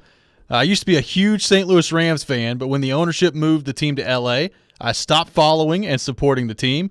I then became a Titans fan through and through. Tighten up. Prediction for Sunday, 38-21 for the Titans. By the way, Ben Arthur said tighten up 3 times on our interview. He did. That's actually I like that term too. It's a term that I have tried. Actually, I had to get out of my vocabulary. You've got to tighten up on defense, right? It's a very common term. Yeah. So I've actually tried to remove it, but I'm. Sometimes you'll do it, and I just look at you. Right, and immediately we know that I just did it. It's like the mute issue. but 3 times for Ben. That's pretty good. It's a pretty solid run. Dennis texting in, I don't like the Oilers logo and uniforms, but it's ours now, and I'm all for ticking Texas off by wearing them. God, how do you not love that uniform? I think it's pretty solid. I love the blue. I love the helmet. I mean, it's just hilarious. You put a Derek on a helmet, Yeah, there you go. But now they got works. a different Derek running around here over here. Oh. See there? That's pretty good. Imagine Derek with nice. the Derek. Derek with the Derek would be scary. There was I think it was week 1 against Arizona.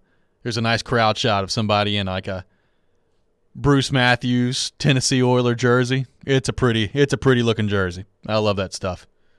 I love those uniforms. And I actually, as a general NFL fan, because it's kind of come back again, talking to White Shoes this week and other people, I just feel like those Houston teams were so easy to root for. They couldn't get over the Steelers hump. The Steelers were like the steel curtain, some of the greatest teams ever.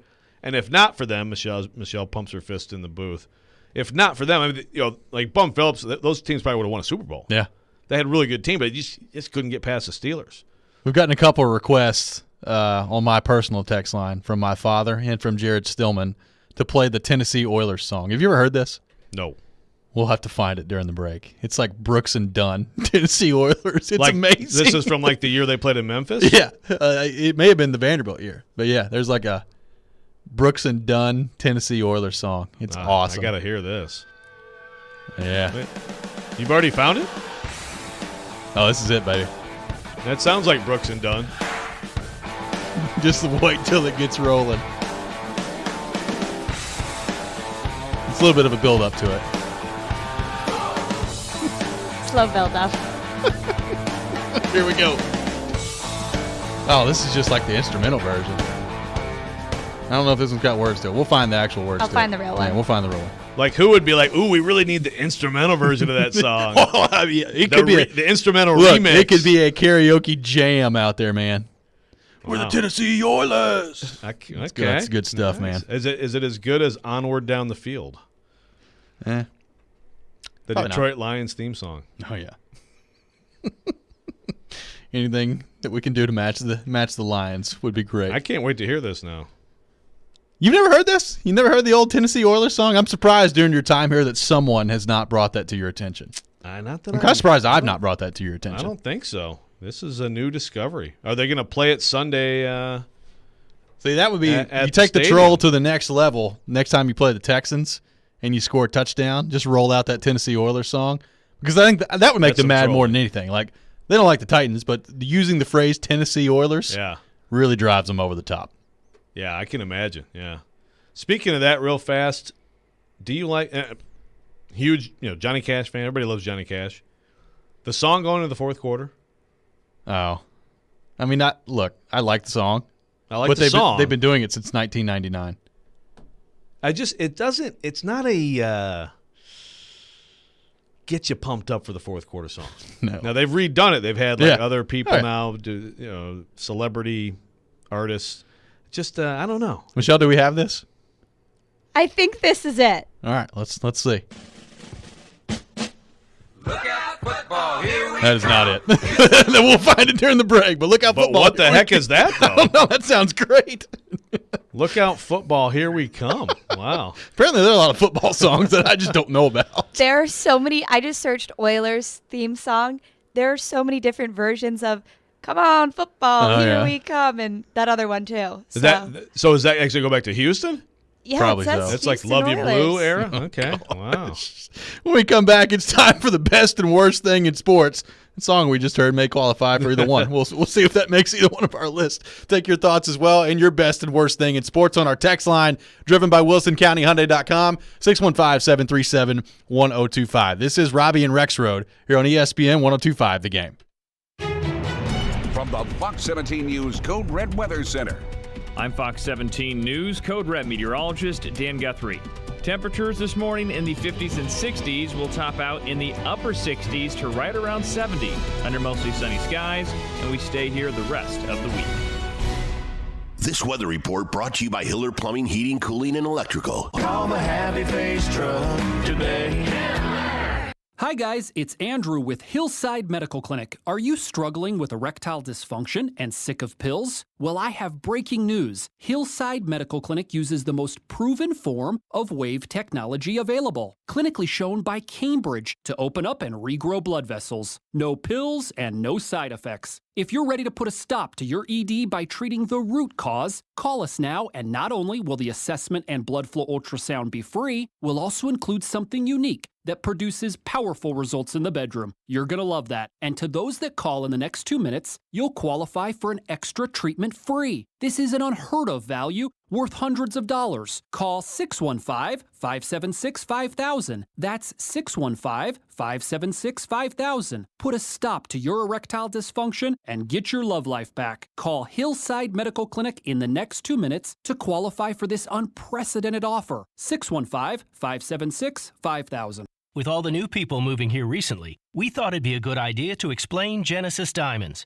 If you've lived here a while, you know all this, so bear with us. Genesis Diamonds is not an ordinary jewelry store. It was started decades ago by a major diamond wholesaler based in Tel Aviv. He was the diamond supplier for hundreds of upscale jewelry stores. Then he decided to start selling direct to the public at prices that undercut traditional jewelers in a big way. This no middleman approach caught on fast and disrupted the traditional jewelry business model forever. Today, Genesis Diamonds continues that extraordinary value promise. With the highest quality diamonds, the lowest prices, the strongest guarantees, exceptional service, and a mind-blowing selection of fine diamonds and exclusive designer jewelry. So if you've just moved here from New York or California or wherever, we invite you to discover the secret the locals are well aware of. Genesis Diamonds.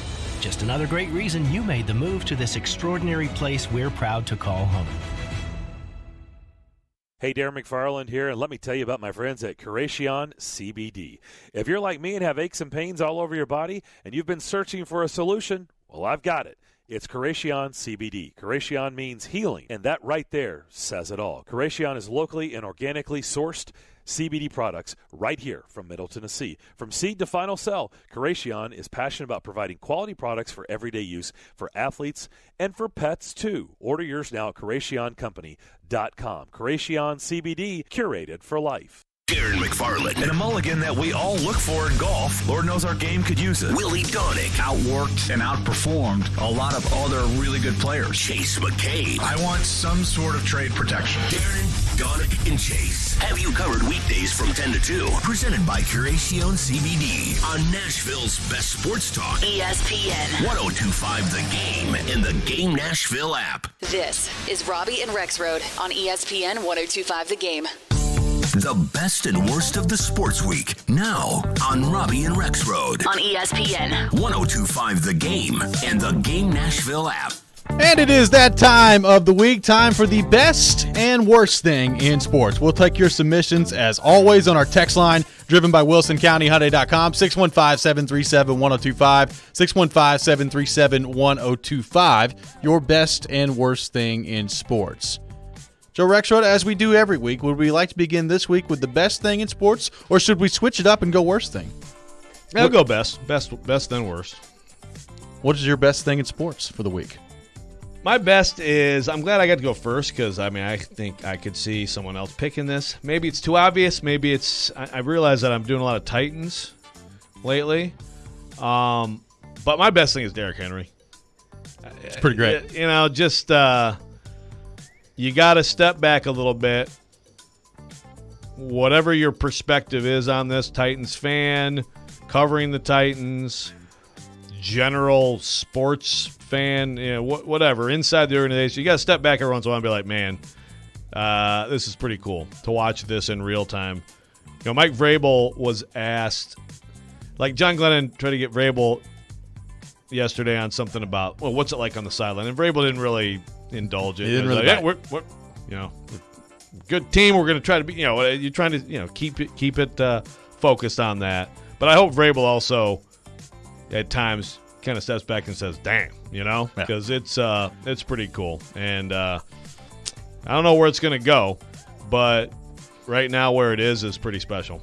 Yeah, absolutely. That's a pretty good best thing in sports. Michelle Knezovic, your best thing in sports for this week. Well, really quick off Joe, did you notice, though, when Vrabel, he just, stood there and kind of just smiled, when Glennon asked him the question, and he probably was just like, whoa. Well, or he might have been smiling I could give you an amazing answer here. And then he didn't. But you know what? But I'm not going to. How about some coach speak instead? My best in sports this week. So, obviously, Rachel Nichols, ESPN fired her, but essentially, they're doing a new show called NBA Today instead of The Jump, but essentially it's The Jump. I haven't seen this. And Malika Andrews is going to be the new host. She's 26 years old. Yeah. And she's one of my favorite NBA reporters. And I just think that's amazing for her. 26 years old, she's hosting her own show on the network, and she's done a phenomenal job covering the entire league. And I just think it's awesome. Good for her. She's freaking good. She is really good. Yeah. I think Vince Carter, Shanae, and a couple other people are on the show. So should be kind of cool. Interesting. Very nicely done. Bring that hoops in. We love basketball. Bring a little hoops in here. That's right. My best thing in sports is pretty, I think, commonplace this week, but I cannot watch a football game the same way anymore after the Manning broadcast. I love the Manning broadcast. I was watching the game the other day, and I told you, I went back and watched some of the Tennessee snaps just to go back and watch some of the quarterback looks. And I'm sitting there, I'm like, is Tennessee Tech in too high? What's going on? They got a single high safety? What's going on here? Peyton and Eli are teaching me things about football watching this, and it's awesome. So the best thing in sports, the Manning broadcast. It's not great all the time. They're working through some things, and it's going to get better as they keep going here. But I hope they don't change it up too much and get too formal, because I think part of the appeal of it is it's just two guys sitting back literally in their homes with their feet propped up watching football, talking football. And sometimes I think we overcomplicate this a little bit. Sports are supposed to be fun, and it's fun watching the broadcast with those two on it. I like it. It's very good. I would even go as far as to say I kind of hope moving forward they cut back on the guests a little bit. I like the guests. They had a lot of guests on the other night. McAfee was great. Is it 4? They're trying to do 4? Yeah. One a quarter, basically? Yeah, pretty much. And I'd be kind of okay with just bring 2. Just bring 2 on there and let Peyton and Eli roll. Just have Gronk on there a lot. He's funny. Yeah, Gronk was good. God, I don't know, man. I probably could have done without Brett Favre. Now I like me some Brett Favre, obviously, because he's a Packers quarterback, but he did not bring much to the table the other day on that broadcast. Thumbs down. Joe, did you hear Gronk's comment about how they were trying to trade him to the Lions, and he was like, I retired. Yeah. I didn't watch it the other night. I was traveling, but no, that's funny though. That's why he retired. There you go. Yeah, magically, and he doesn't watch film. Yeah, good stuff from Gronk the other night. It is awesome. It's very good. It's better than when I first heard about it. I was like, yeah, it sounds interesting, but yeah. It's pretty great. It's working. Joe Rexrode, your worst thing in sports for this week is what? Well, it's come up again very recently. Like yesterday, there's some more news on this, but just the saga here that I'm projecting like the agony of the arguing and just the back and forth over the 12-team format, the college football playoff. Like it's already, I think we all know the score. There's hurt feelings. There's this alliance now, and now it might be 2026 or it could be 2024, and maybe TV. I understand the concerns of like the alliance and everything, but it's really it's gotten old. Sounds like a Star Wars episode. It's very petty. Yeah, exactly. The rebels are holed up on Alderaan. Not a good place to be. Spoiler alert. That's right. Yeah, we don't want to give that away for people who haven't seen the movie, and we know a few. I haven't. No Star Wars for you? Good gracious. I'm not really a Star Wars fan. Nope.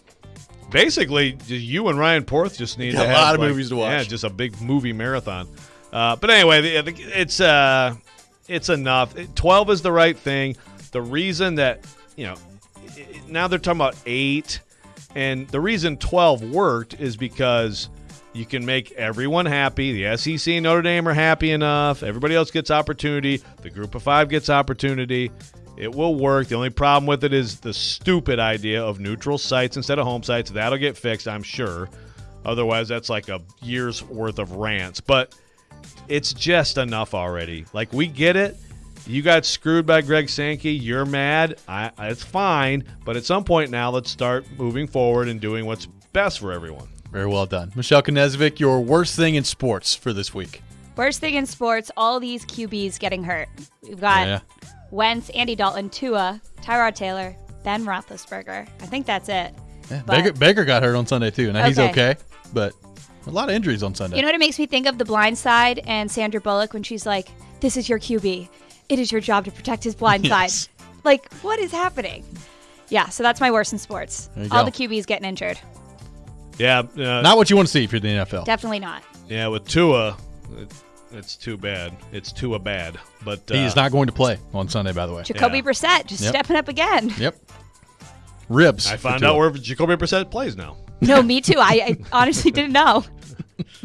My worst thing in sports, and I knew this would happen, but now that I've seen it happen, it's just annoying. Like, people just totally dumping all over Trevor Lawrence after 2 games. He's not been good. If you watch Trevor Lawrence play, been a lot of interceptions. He's not played overly well. We're 2 games in. I mean, they were talking this morning with Max Kellerman and Keyshawn Johnson and Jay Will about how, like, Trevor Lawrence is never going to be better than Kyler Murray. And I was like, well, maybe he will or maybe he won't. But we're 2 games into his career. How do you know what Trevor Lawrence is going to be? It's just amazing the total pot shots that people take 2 games into a quarterback's career. It's just the NFL is something else, man. Yeah, that's a good one. That'd be the overreaction. And it's not just like fan media. I feel like the overreaction within organizations is, or just the reaction time is so fast on this quarterback's going to work out and this isn't. I mean, none of the rookie quarterbacks have looked good, have they? Like, who's been the best rookie quarterback? Mac Jones has been all right. Mac Jones has been fine. But it's not like he's just throwing the ball down the field. He sucked a lot less than Zach Wilson in the meeting of rookies, so he won. Yeah. But, yeah, I mean, that's about it. And Justin Fields really didn't look that great. He's going to start this week because Dalton's hurt. But, yeah, again, this didn't even used to be a thing. It was a rarity when you start. You started as a rookie because the starter got hurt or you were coming into an 0-16 team, and but now it's like, hey, show us what you got, and by October we'll know if you're going to be a bust or not. It's amazing. Let's go to our text line driven by WilsonCountyHyundai.com. Heidi from Dixon texting in. Best is the Raiders leading the AFC. It's good for the league to have those crazy fans on top. Worst is Trevor throwing so many picks. If he catches Peyton's record this year, he will probably terrorize the Titans for decades. So Heidi taking the opposite approach, not wanting Trevor Lawrence to break the interception record because that means that he will then terrorize the Titans like Peyton Manning did. He's the next Peyton. I see. I see where you're coming from, Heidi. Yeah. Josh texting in a cool thing I saw on Facebook, too, of a high school football player helping another player stretch out. So, like, I guess this player in high school football, I think it was in Iowa, got hurt and was trying to like stretch out the cramps, and this dude on the other team stopped in like mid-play and helped him kind of stretch out and get off the field. So good sportsmanship. We're all about good sportsmanship. That was here. great. I love that. Sportsmanship is good. Taunting's also good, but yes. Or taunting's bad. Maybe so. Tom from Clarksville texting in. Ryan and Michelle need a robot chicken-style intervention where they are strapped to a chair and forced to watch movies all day. Whoa. Maybe. You just need to sit down for 72 consecutive hours and watch movies. A Clockwork Orange. Anyone get that reference? I have no clue what you're talking about. Neither. Google A Clockwork Orange. Great book and movie. Stanley Kubrick. Man, come on. When was it? 1982? Oh, no. It's actually much earlier. Okay. All right. Okay. But The Godfather came out before I was born. I've seen it 78 times. Look, I mean, Star Wars came out before I was born. There you I've go. seen all of them. See? I just can't do the whole A Clockwork Star Wars Orange. thing. How do you know? You've never seen it. Well, it's just all that. I don't know. It's just not my thing. None of the Marvels or Star Wars or any of that. Reality TV is my kick. Oh, boy. Boy. Like what? Give me your top 5 reality shows. Reality this is the worst shows? thing in sports immediately. Okay, I know Ryan one. Forth likes this show, Bachelor in Paradise. Okay. Love that. The drama is just great. boy. The housewives. I just sit there and laugh. I got subjected to that last night. Which one? The Bachelor in Paradise. Yeah. Robby Yeah. secretly loves it. That was a very quick walk in the living room. Hey, honey, what you doing? Oh, that's what you're doing. We'll see you later. All right. It's like that Simpsons gif where they walk in, put the hat just on, and walk right walk back out. right on back out. That's what happened yesterday. So Yeah, what? we're All gonna right, fix you that. come up with the rest of your on the other side of your top 5. By the way, we have found the Tennessee Oilers song, so we'll have that for you at 9:15. Looking forward to that. It's a hit. Yeah, We're it's gonna get Joe Rex. It's good. We're gonna get Joe Rexrode's reaction. It's to very it. good. When we come back, we'll look ahead at Tennessee's. I guess they are technically Tennessee. The Titans match up against Indianapolis coming up on Sunday. We'll be joined by Chris Hagan from CBS 4 in Indianapolis. That's next. This is Robby and Rexrode here on ESPN 102.5 The Game.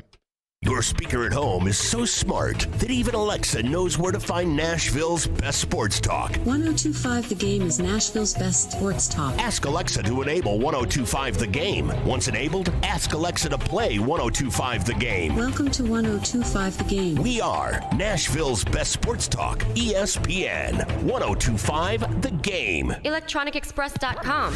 We make it happen. Getting ready for the Dogs. This is the Commodore Report. I'm Kevin Ingram. Toughest challenge to date for Vanderbilt football, facing second-ranked Georgia Saturday at home in the SEC opener. Opponents strong on both sides of the football, with an offense averaging 35 points per game.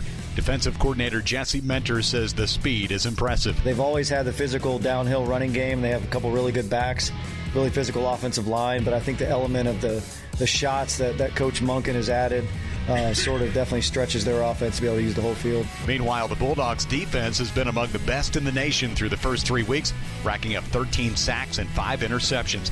Pre-game 9:30 Saturday morning on the Vanderbilt Sports Network from Learfield. Less than a month into this season, the SEC is out with football schedules for 2022. Vanderbilt will open at Hawaii August 27th of next year and open conference play September 24th at Alabama. A familiar face is back around the McGugin Center with Commodore and SEC legend Earl Bennett, now part of the football staff as Director of Player Development. Now working on his PhD as well. The Vanderbilt Hall of Famer enjoys his role as a mentor and says it's about being observant. I think for me, being a former player, a lot of times you can get into the weeds of things that, I did and how it worked for me. But for me, I try to observe a lot to see how I can best help assist guys. Bennett caught at least 75 passes all 3 seasons of his Commodore career and played 5 years with the Chicago Bears in the NFL. Hear the full interview on the Anchor podcast, available on Apple and Spotify. And that's the Commodore Report on 102.5 The Game and ESPN 94.9. Hey, Darren McFarland here. DraftKings Sportsbook, an official sports betting partner of the NFL. DraftKings is kicking off another week of action by giving all new customers a can't-miss offer. Listen up. All you have to do is just bet $1 on any football game this week and receive $150 in free bets instantly, no matter what. And this football season, all customers can swing big with the DraftKings same-game parlays. Same-game parlays allow you to combine multiple bets for a bigger payout. This week, place a same-game parlay on any NFL game, and you will be credited up to $25 if your bet loses. Download the DraftKings Sportsbook app and use the code 1025GAME to receive $150 in free bets instantly when you place a $1 bet on any football game. That code again, 1025-GAME. This week at DraftKings Sportsbook, you must be 21 years of age or older, Tennessee only. Restrictions do apply. See DraftKings.com/sportsbook for details. If you or someone you know has a gambling problem and wants help, call or text the Tennessee Red Line, 1-800-889-9789. Nashville's best sports talk, locally owned, home of our Nashville Predators. WPRT FM Pegram, 97.5 Murfreesboro, WBUZ HD2 Laverne. Online at thegamenashville.com. We are ESPN 102.5 The Game. Live. It's Robby and Rexrode with Robby Stanley and Joe Rexrode on Nashville's best sports talk. ESPN 102.5 The Game and the Game Nashville app.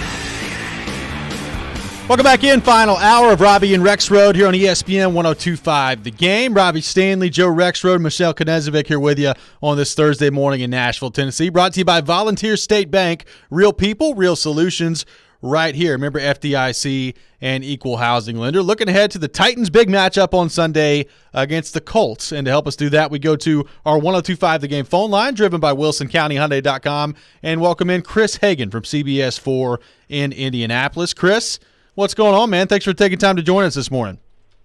Well, just to warn you, I woke up before noon, which I never do, so I sound like Sam Elliott. I'm about to do a car commercial voiceover. There are way worse people to sound like. That's good stuff right there.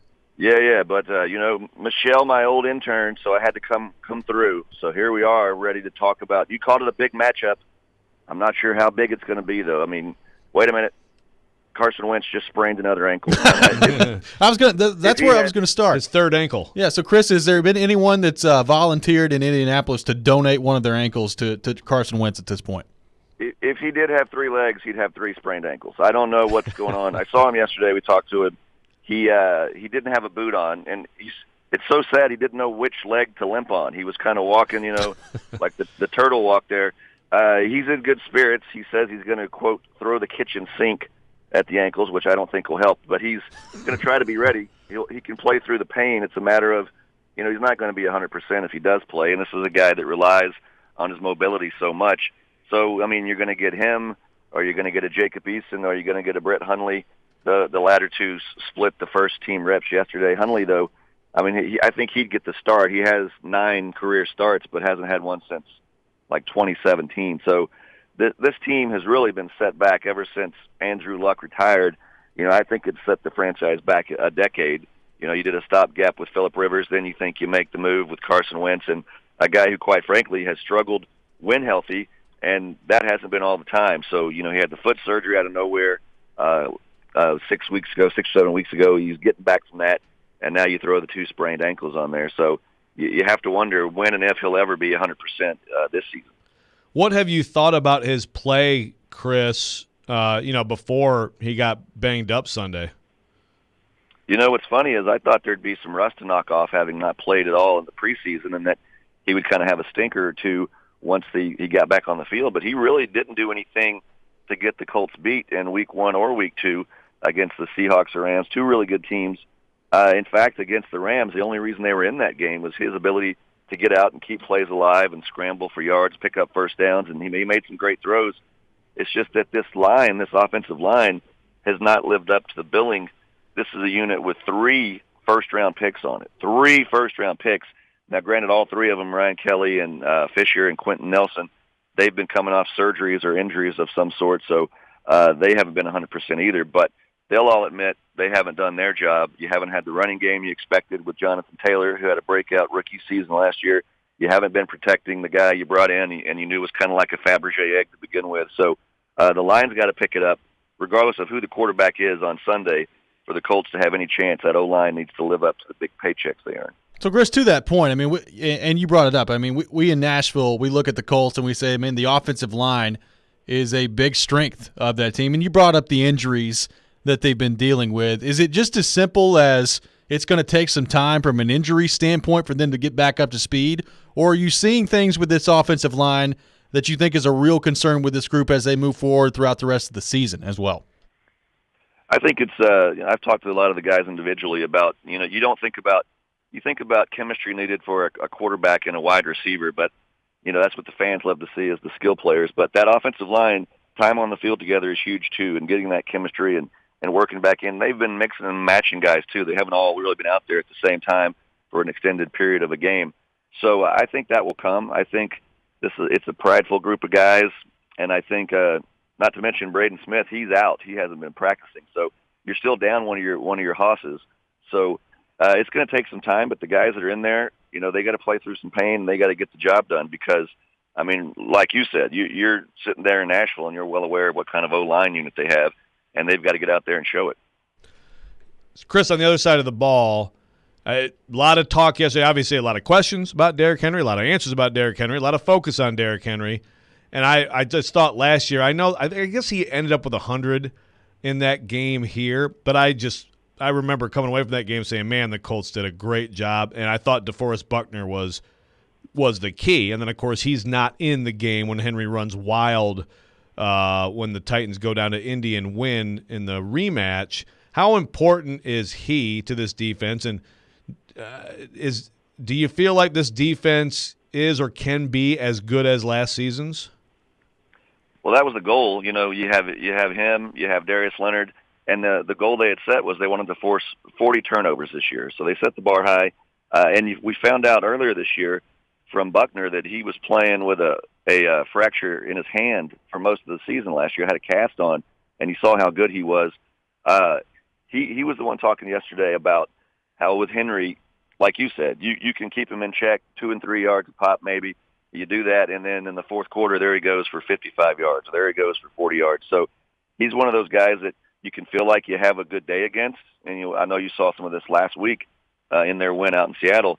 This guy, the old cliche, this guy's going to play 60 minutes. He's going to play 4 quarters, and I can't imagine what it's like to be trying to, take those blows there and taking him down and taking those hits and stiff arms because he doesn't get tired. It doesn't seem. I grew up in SEC country, so I've hated him for years, watching him play for Alabama, being a Mississippi State fan. But by the way, Mississippi State fan, let's give it up for the College World Series champions, people in Nashville. Yeah. Like I am. I know you're excited, like I am. Get it in. Anyway, I had to do that. I had to.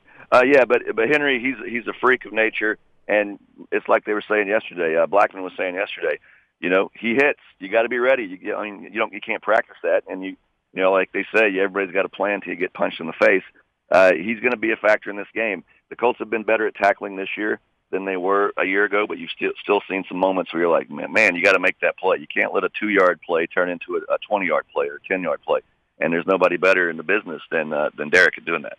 Chris Hagan on the line with us, driven by WilsonCountyHyundai.com, talking Titans and Colts. And Chris, yesterday Frank Reich says he's got confidence in Jacob Eason if called upon, if he's forced to play quarterback coming up on Sunday and Carson Wentz can't go, which, as you know, I mean, Colts fans just love to hear that yesterday on social media. Yeah, but in all seriousness, if it is Jacob Eason and he's the guy, what's your game plan if you're Frank Reich to try to go into Tennessee and get a win in a game where, staring down the barrel of 0-3, this is a game that the Colts have just got to have? Yeah, and it's great that Reich says that. You want to be like, he says, I've got complete confidence in Jacob. So after I say this, we're going to go activate Brett Hundley from the practice squad. We're going to split snaps with him. That is how confident I am in Jacob Eason. Well, we heard from Marcus Brady earlier this week, and he said, there's a particular set of, the same playbook, but you'll get with Jacob and say, okay, which of the plays are you comfortable with? Which of these plays can you go out here and execute? Which of these plays are you going to be able to, I talked with a tight end, Jack Doyle, and he said one of the things the veterans can do is like, hey, when he's calling the play in the huddle, let him know that, hey, some of these are wordy plays and terminologies. Reassure him, like, yeah, we got it. We know this, and help him maybe even call the plays. So when you're talking about worrying about that, that's why you want to maybe have a guy like Hundley who's not going to be a deer in headlights, making his first start in a huge game like this. Because, 0-3 since 1980, 6 teams have overcome that to make the playoffs. That's like 3%. Now, granted, this is a longer season. They've added the game. Granted, we've seen some horrible divisions like last year, the NFC East. But I don't think, I think Jacksonville and Houston will play that game with the Colts. I don't think the Titans are going to play that game of, hey, let's see who can go 7-9 and make the playoffs. So that's why this is so huge. And the Colts already lost 2 games at home. Now they're playing the division, defending champs who the Colts fans, you probably heard that big sigh last week when the Titans came back and won that game, because it looked like, well, at least we'll be in the same boat as the Titans through 2 weeks. That's not the case. So, yeah, when you say they're going to try to throw the kitchen sink at those ankles, Wentz, he told me yesterday, he knows how important it is to play. He's weighing that against his future health. But it's not up to him, he says. It's up to the docs. He wants to be out there. He needs to be out there because, we can sit here and talk all day about what Jacob could do or Hundley could do, but let's face it, if they tried either one of those guys out there, the Titans are going to win, and there's no doubt about that. And now Curtis Painter is coming to mind, and Dan Orlovsky going to mind. But I hear you. I don't disagree. But they did build this roster thinking, they built this roster around Andrew Luck and thought this is going to be a great roster for a decade. So it's not like it used to be where, okay, Peyton Manning's out, they're going to go 2-14. There's players around them. You don't need Easton or Hundley to go in there and play like an MVP. They didn't come in there and take care of the ball. But that's what we go back to that O-line. If you expect to get 150, 200 yards rushing, that falls on the O-line, not the QB. And if you got some skill guys, you got an offensive line, you got some game wreckers on defense, those guys are going to have to do what Colts fans expected them to do, because even if it is Wentz, it's not going to be that the quarterback won the game for the Colts on Sunday if they spring the upset. It's going to be that all these other guys we heard so much about, that they played well, and you got, not a disastrous performance from your QB. And on that point with Luck, Chris, I feel like Chris Ballard may be like the most respected / beloved GM in the league right now. I mean, I know at The Athletic we had a poll, and he I think he got the most votes. I guess that was with agents, but I mean, he obviously is a very respected guy around the league. Is it full fan approval for Chris Ballard in Indy right now, or is there any blame being placed on him for not being able to find a QB yet? I mean, it hasn't been a ton of time, but obviously there's kind of bouncing from guy to guy. What's the feeling on Chris Ballard in Indy? Well, Ballard and Reich both got extensions, and I know in today's world that doesn't mean they're going to be here tomorrow, but they both got extensions, so Jim Irsay likes them. And I think they do have this feeling of, and here in Indy, that they're down to earth, good people. They're Hoosier type people. But I was talking to some people the other day. I'm like, okay, if this thing unwinds, even with, because of Wentz, and they go in 4-13, who's got the hot seat? I mean, do you just say, okay, that's fine? Because there was interest from Tom Brady last year to come to Indy, knowing all the pieces that were in place except for a quarterback. But the Colts wanted to go with Phillip Rivers because of Frank Reich's prior relationship with him. And then there was interest. I knew this, and it was broken today. It was put in the Indianapolis Star. A guy I know had told me that Matthew Stafford was looking at homes in Indianapolis, and that was confirmed today. So Stafford had interest in coming here, but Ballard didn't want to give up the king's ransom for trade to get Matthew Stafford here. So could you imagine Tom Brady with the Colts last year? Could you imagine a Matthew Stafford with the Colts this year? So it goes back to the prior relationship Reich had with Carson Wentz. So you see Brady's success, you're seeing what Stafford's done, and who does that fall back on? Who didn't want to pull the trigger? And that would be on Ballard, and to some extent on Reich, due to his preference for players he was comfortable with and has worked with. So those are some kind of minor things. When you look at the draft picks, you can't argue with the success Ballard has. And Frank Reich has been taking some heat up here now as far as some of these fourth down plays, not taking the points here and there. It bit him a couple of times last year, including the playoffs, and it got him last week as well, getting inside the 5 twice that they came away with no points. So all's not well, and you guys know that winning cures everything. So if they could find a way with this ragtag staff, this ragtag quarterback room Sunday to get a win, I think everybody would be like, okay, we're going to be all right. Certainly very interesting stuff. Chris, looking forward to the game coming up on Sunday, and appreciate you taking time to join us this morning here to break it all down. I will be there. Make sure they have plenty of sweet tea in the press box, because I'm going to be thirsty. That's right. We can get that figured out for you. Chris Hagan from CBS 4 and Indy, our guest here on Robby and Rexrode. We'll come back. We'll react to what Chris had to say there. Get to the Tennessee Oilers theme song that so many of you are clamoring for on the text line as well. All that coming up next. Right now, though, don't forget, hockey is back in Smashville, and make sure you don't miss out on the 6 home games scheduled during the month of October. October games include 2 Saturday night Smashville games versus Eastern Conference opponents, Carolina and the New York Islanders. Also got the Kraken, the Kings, the Rangers, the Sharks coming into town as well. So make sure you're there, and the best way to guarantee a spot in Smashville for all the best games is by becoming a season ticket citizen. So if you want more information or to purchase tickets, they're on sale now exclusively at Ticketmaster.com. Once again, on sale exclusively at Ticketmaster.com.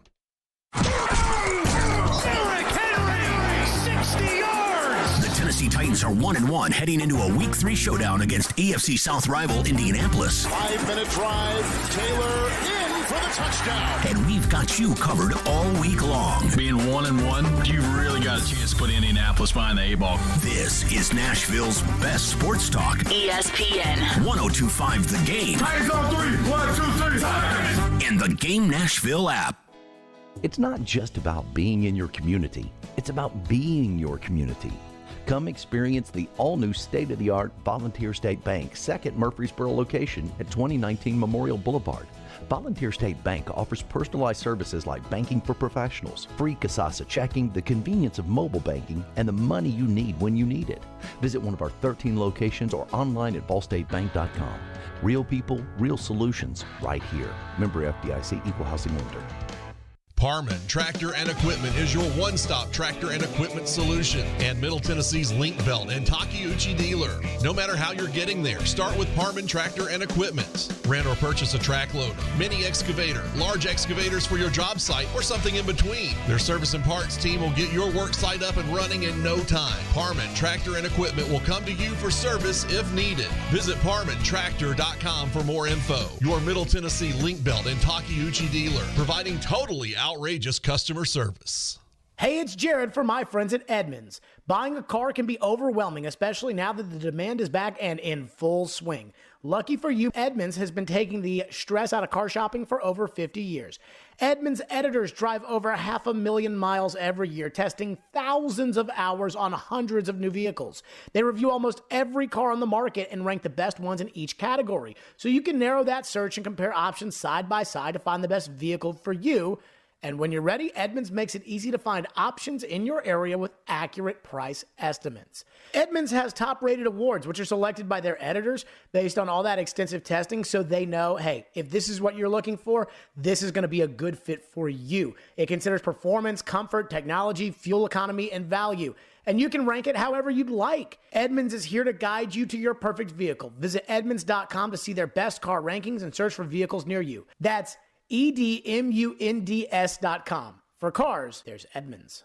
Screwball Peanut Butter Whiskey is the official whiskey of the NFL pregame broadcast on ESPN 102.5 The Game. Screwball is the original and most awarded peanut butter whiskey in the world. Made with real whiskey, peanuts, and peanut butter, Screwball is all natural flavor to be enjoyed as a straight shot, in an espresso martini, peanut butter old fashioned, or a PB&J shot with a berry liqueur. Check out screwballwhiskey.com/recipes for more. Be sure and ask for Screwball by name at your favorite watering hole in Nashville. Enjoy responsibly. 2021 Screwball Spirits LLC, San Diego, California. Whiskey with natural flavors, 35% alcohol by volume. Interact with Robby and Rexrode.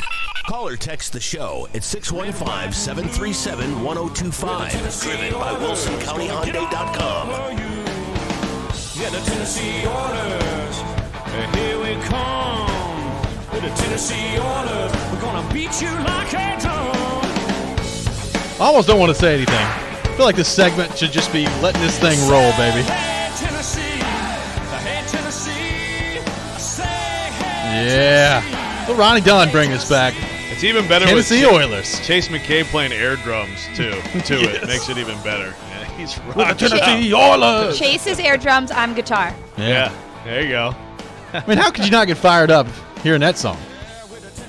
So here's my question. Back then, was there some thought that maybe they would stay the Tennessee Oilers? I mean, they were the Oilers for 2 years. Was there always the plan to rebrand? Yes? Chase is nodding. Which one? Yes, there was always a plan?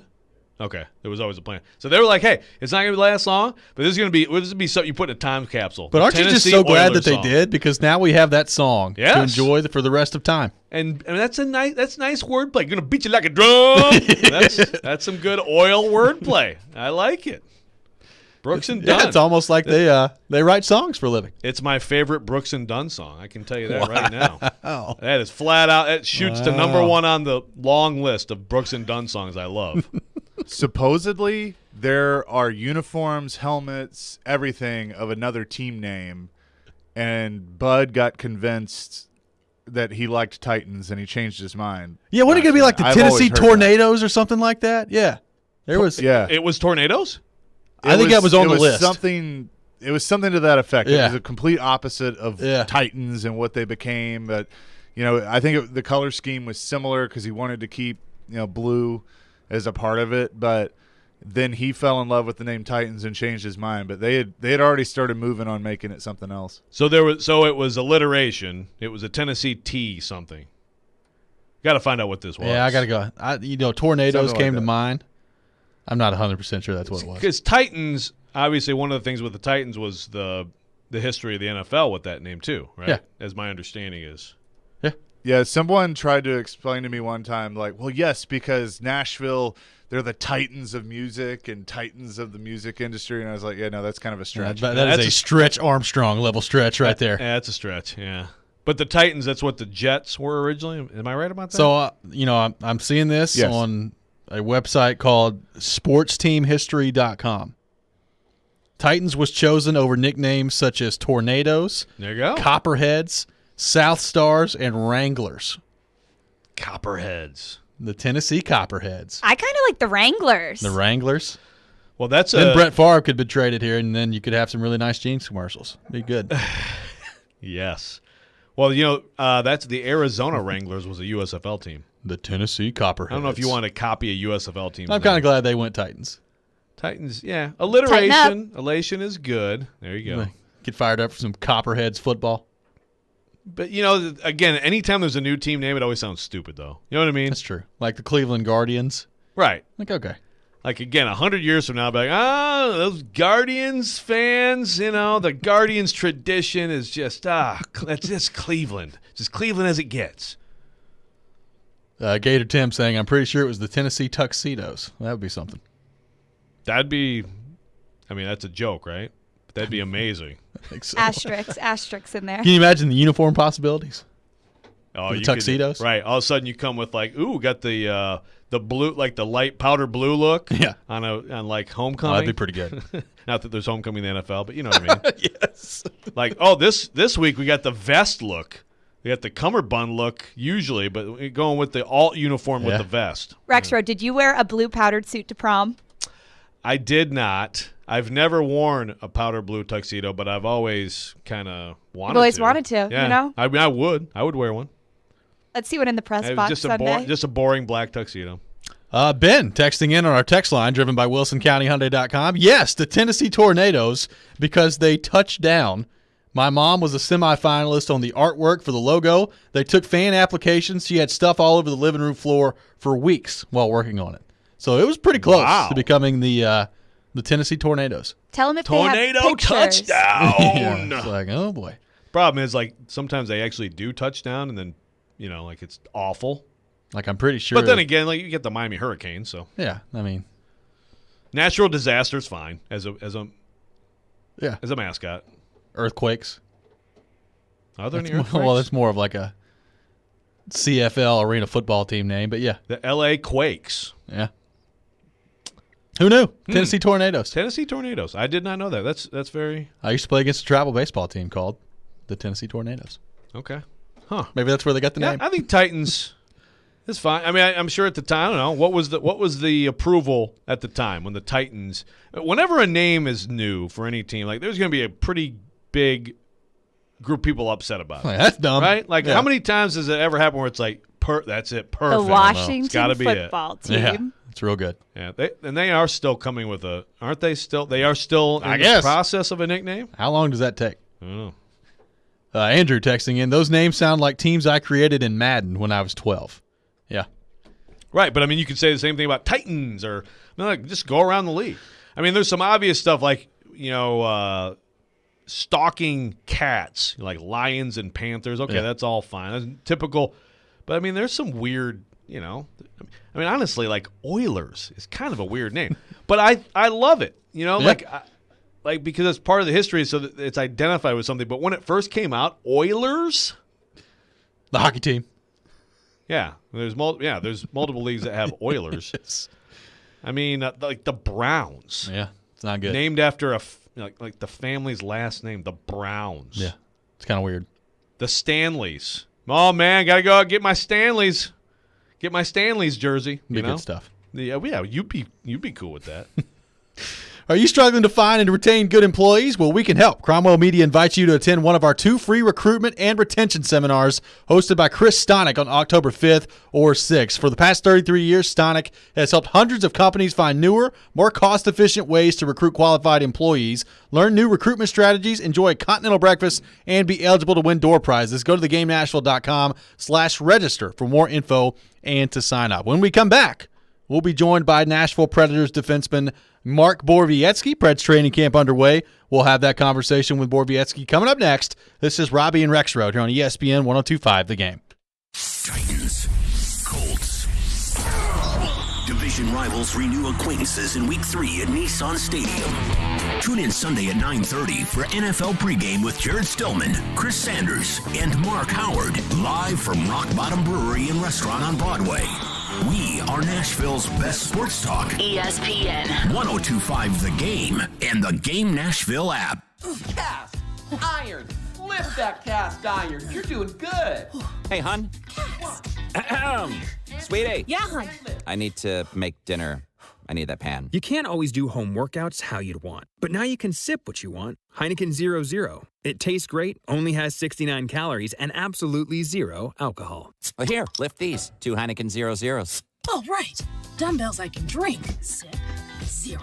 Must be 21 plus to purchase. Enjoy responsibly.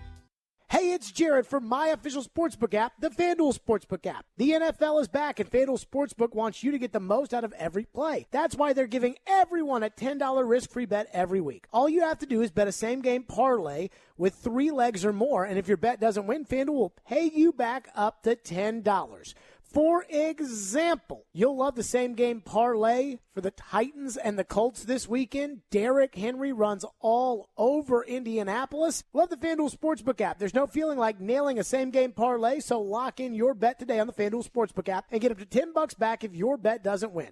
New to FanDuel Sportsbook app? Use the promo code JGM so they know that we sent you. That's promo code JGM. 21 and older and present in Tennessee. Refund issued as non-withdrawable site credit that expires in 7 days. Max refund $10. Restrictions apply. See terms at sportsbook.fanduel.com. Same game parlay available for multiple sports in all states on mobile/web. Gambling problem? Call the Tennessee Red Line 1-800-889-9789. Hey, it's Jared from my friends at Hiller. There's no better time to upgrade your essential home systems than this month with Hiller. They're offering credits for your old home systems. Trade in your old HVAC unit and earn up to $1,500 in credits towards a select new system. Upgrade from a standard water heater to a tankless water heater and earn up to $500 with your trade. Trade up to a new electrical panel and earn up to $500 in credits for your old one. Their work is backed by the Happy You'll Be or Services Free guarantee. Their technicians are continuing to take measures to keep you and your family safe and healthy on every single call. Hiller Plumbing, Heating, Cooling, and Electrical, proud sponsors of the Nashville Predators, Vanderbilt, and the Tennessee Volunteers. Here they come, turn 4. Hey, it's Chase McCabe. Every Saturday morning at 9, we hit the big topics. The Ally 400, Kyle Busch, frustrated, Big Machine Music City Grand Prix, and talk to the big names. I'll go ahead and blame you. Oh, I think it's big. Could go a lot of different directions right now. I was so impressed. How cool that's going to be. It's Chasing Checkers, Saturday morning at 9 on ESPN 102.5 The Game, and wherever you get your podcast. Hey, this is Matthias Ekholm. You're listening to Nashville's best sports talk, ESPN 102.5 The Game. 4-3. We're vibing, Robby. Vibing.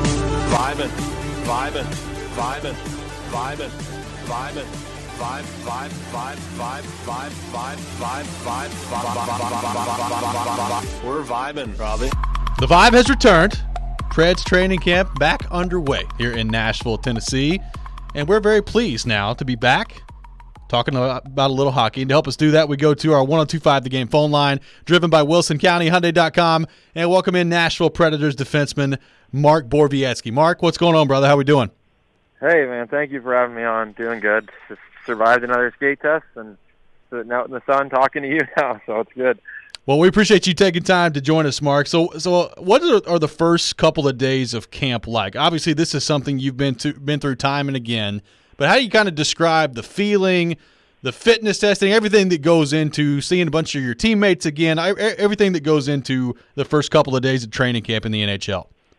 Yeah, the first 2 days are just a lot of testing. Yesterday medicals and some off-ice testing, today on-ice testing.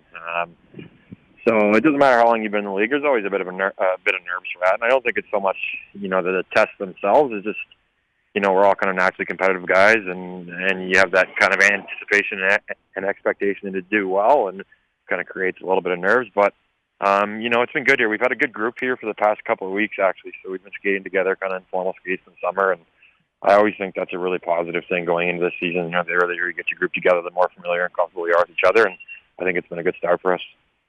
So, Mark, specifically with the D-Corps, what would your assessment be right now of the group, and then, how you think you fit into it? Yeah, I mean, we've got a couple of fresh, looks. I think, obviously getting Philly Myers here is going to be big for us. A really good, talented young player with some time in the league already, and I was just being able to sit back and kind of watch towards the end of last season. I was just really, really impressed with Alex Carrier. And from day one of meeting him before he even played, just the way he handles himself around the rink and off the ice, I just think he's kind of a consummate professional, and I think you saw it reflected in his play on the ice. So I think he's going to be great for us too. And, I think we have a really nice mix.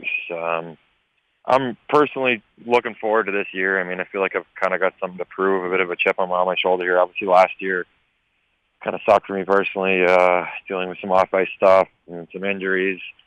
I know I've got a lot of good hockey left in me, and I kind of want to pick up, where I left off with how I thought my game was starting to trend before I got hurt. And I know every player says it, and it's kind of cheesy and overused, but this is the best I've felt in a while. I've got a lot of work this summer, not just physically, but mentally too. The hardest I've worked mentally, and I feel prepared and confident and excited. And Mark, I'm glad you brought that up, because it's been such a pleasure getting to know you a little bit from afar, and excited to actually be able to meet you in person this year with the new COVID protocols that they've got. But you were very open over the off season about just the mental health struggles that you were dealing with last year, and I think it's just becoming more and more talked about in athletics, which is a really good thing. But obviously a tough season for you last year, both physically and mentally, as you've pointed out. I guess how much are you looking forward to kind of that new start, and what did you learn about yourself through everything you went through last year? No, I appreciate the kind words, and I appreciate you asking, because I do think it's important. It's an important thing for us to talk about as athletes. Especially for the young guys coming into the game now, you're under the microscope. There's so much pressure placed on you externally, and then, to kind of compound everything, I think for the most part, all of us put so much extra pressure on ourselves, and sometimes it's too much to handle. And I've been down that road for parts of my career, and I think I really underestimated the difficulty of making a change as an established guy in the NHL. I'd been in Ottawa in their system for 10, 11 years. And moving down here with my family, all the expectations I placed on myself in terms of how I wanted to fit in, I'm predisposed to kind of going down those mental health rabbit holes, and for whatever reason, or for a multitude of reasons, that sort of happened to me last year, and then things just didn't go my way. So, again, I put in a ton of work this summer, and I think the more open we talk about, the more open we are as players, the more we're going to help this next generation coming in. And that's kind of a big goal of mine as I'm getting to the back half of my career. It's, how can I be transparent about, the resources that I use, the tactics that I use to help me deal with my mental health issues, and how can I pass those on to kind of this next crop of players coming in, and hopefully just being open and transparent about that helps. Yeah, Mark, I think, in the years of being in this business, a lot of times I've had discussions with, athletes and coaches, maybe telling a story of adversity, and how, I believe that, like, when someone in the sports world with that kind of platform tells that story, there are people out there who, it hits those people. Maybe they have a shared experience, or, I think it helps people. And I think the post you had in June, I think that's the type of thing that can really help someone. And I find it interesting, in the last few years, it seems to me, Mark, that it's been so much more of a trend in the sports world, maybe overall too, but I think in particular the sports world, athletes being willing to talk about these things. What is, first of all, do you agree that it's changed a lot? Why do you think it's changed so much? And I guess even in your life, do you have a different view on mental health than you did as a young person? I know for me, it was always like, well, toughen up, right? I mean, deal with this stuff. Come on. And now I feel like the discussion's a lot more helpful to people. Yeah, 100%. I think you hit on a lot of points there. And, I definitely think there has been a shift in the last probably 5 years. I still think we have a ways to go. And, I think some of that is kind of self-imposed by players. I think for whatever reason, we still have this idea that it's a sign of weakness if you're open about your mental health or some of these difficult, dark emotions that you're dealing with. And I don't know if that's just a reflection of kind of this, masculinity we have in hockey for whatever reason, as if somehow it's not masculine when you're open about your feelings. But, I just think, to me, as I've gotten older, I've realized that being vulnerable and open actually shows more strength. It shows that you're willing to try to better yourself and work through these issues versus just, burying them and being scared of them. And then, I just think teams are going to start to realize that, the mental side of the game is huge. It's such a huge part of performance and success and results. And I think teams and organizations are going to start to realize that if we invest time and resources into the mental side of the game, well, pragmatically, we're going to get better results on the ice, right? So why not spend time on that?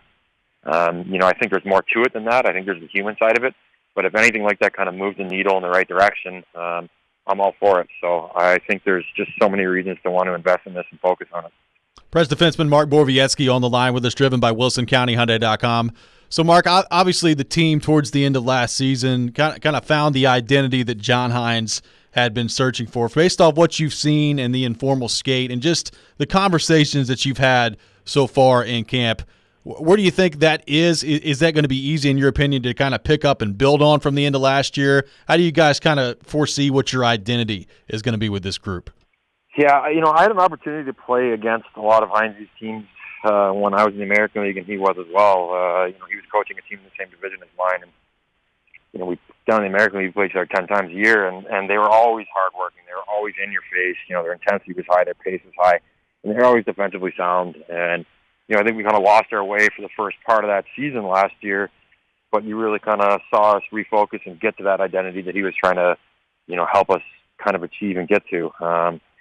And I think that started a lot with our fourth line, kind of the tone those guys set in terms of how we wanted to play, what our expectations were for ourselves. And, I think our intensity and our work ethic has been really high this summer. I hit on it earlier, but I think the earlier you can get a group together and the more guys can kind of work and suffer and struggle a little bit on the ice physically, I think the better it is for everyone because we're doing it together. We've been out there doing, voluntary conditioning skates together, things that suck and that you might not want to do, but we've been out there as a group, and I think that's, a good way to kind of lay that foundation.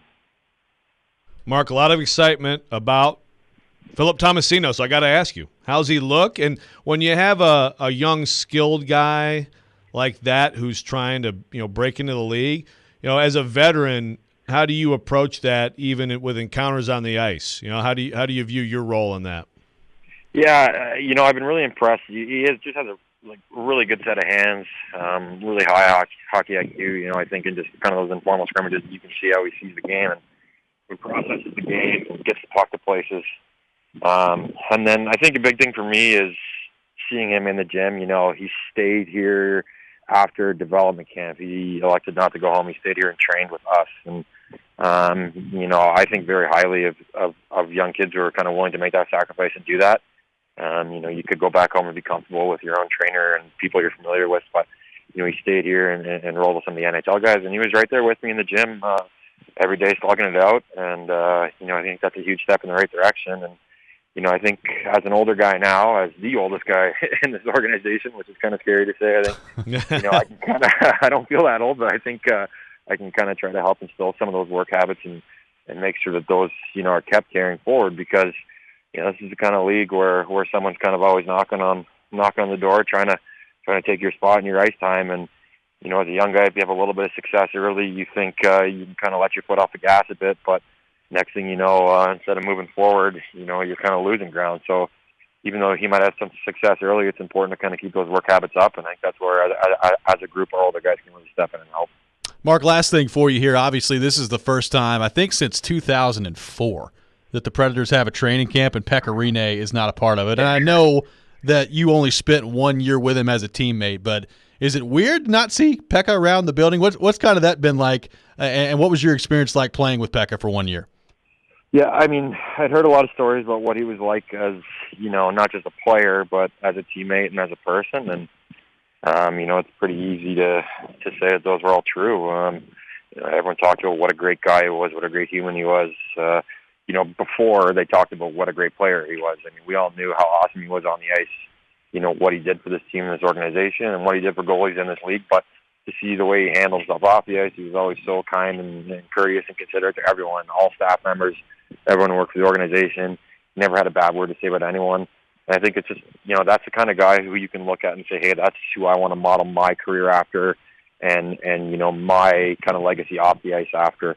So, yeah, it's definitely strange not seeing him. He's been the face of this franchise for a long time. From me being in the league for a while, he was always the guy we had to get past when we came into Bridgestone or when they came to play us. So to not see him in Nets, it's tough, but, I think it's going to be a really good transition to Juice. I mean, I think he ticks a lot of those same boxes. He's such a good kid. He's such a nice person. He's also has all those same kind of good, positive qualities that Pekka does. And, he's the kind of guy that you want to fight for in net, too. So I think we're in great hands with Juice. Well, Mark, we're really looking forward to it and so glad that hockey is back and that training camp is fired up for you guys. Appreciate you taking time to join us this morning. Thank you. I appreciate you guys having me on, and hope to see you soon around the rink. Absolutely. Sounds good. Preds defenseman Mark Borowiecki, our guest here on Robby and Rexrode. Some great stuff there from Mark. We've got a lot to react to on that front, and we'll do that coming back from break. Take your thoughts as well on our text line, driven by WilsonCountyHyundai.com, 615-737-1025. Don't miss Nashville's best NFL pregame show live from Rock Bottom Brewery in downtown Nashville this Sunday. The NFL pregame show features Jared Stillman, Mark Howard, and former Titans wide receiver Chris Sanders. Join them from 9:30 to 11:30 live at Rock Bottom Brewery on Broadway prior to the Titans taking on the Indianapolis Colts. The NFL pregame show is brought to you by TriStar Moving, Parman Tractor and Equipment, FreedomTireGuys.com, FanDuel, E2 Roofing, Hillside Medical, Social Furniture, and Screwball Peanut Butter Whiskey. We'll be right back here, Robby and Rexrode, here on ESPN 102.5 The Game. From the Fox 17 News Code Red Weather Center. I'm Fox 17 News Code Red meteorologist Dan Guthrie. Temperatures this morning in the 50s and 60s will top out in the upper 60s to right around 70 under mostly sunny skies, and we stay here the rest of the week. This weather report brought to you by Hiller Plumbing, Heating, Cooling, and Electrical. Call the Happy Face Truck today. It's soccer season in Tennessee. You want goals? He takes it inside, outside, right foot, great finish! What a goal! You want saves? Lifted high, into the hands of Joe Willis. He makes the catch. You want big drama? Hooked in, it headed in! Delirium! It's Yonder Cadiz! Nashville SC are back at home Wednesday, September 29th versus Orlando City SC. The action kicks off at 7:30 p.m. Tickets on sale now at NashvilleSC.com. How'd you like that? Ever heard of a cold-like virus called RSV? RSV can cause complications in older adults, including pneumonia. The Evergreen study is assessing if an investigational study vaccine can prevent RSV disease caused by a respiratory syncytial virus in older adults. If you're 60 years of age or older, you may be able to join the Evergreen study. Visit clinicalresearchassociates.com/RSV to learn more. That's clinicalresearchassociates.com/RSV. Your home value is way up this year, and with mortgage rates back to all-time lows, it's a great time to call Loan Pronto. Refinance now and get cash out of your home's equity. Hey, it's Willie Donick. Loan Pronto can refinance your loan at a super low rate. They can pay the closing costs for you and get you a bunch of cash out. How does $40,000 or $50,000 sound? Don't just sit on that home's new value. Use it. Use it to pay off credit cards. Use it to consolidate other debt. Get rid of PMI. Use IT to make your home even more valuable with that home improvement project you've been dreaming about. Loan Pronto's all-digital platform makes it fast and easy. And if you act now, you can even skip your next 2 house payments. Call Loan Pronto now, 615-499-5780, or go to loanpronto.com. Ask about the Loan Pronto zero-cost cash-out refi.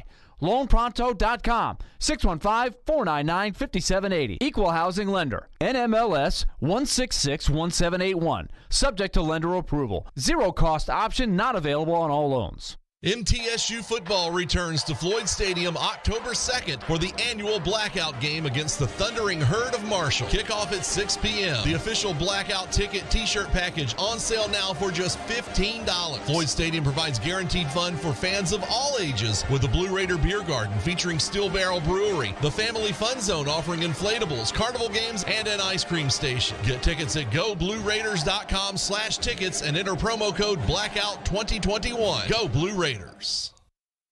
Jared Stillman. It's kind of a big deal around here. Kind of a big deal in these parts. And company. It's not just the trust, it's the way he gets open and it's the routes that he runs. Tune in Stillman and Company for your drive home. Delivered by TriStar Moving. Weekday afternoons from 2 to 6 on Nashville's best sports talk. ESPN 102.5 The Game and the Game Nashville app. You're listening to Robby and Rexrode on ESPN 102.5 The Game.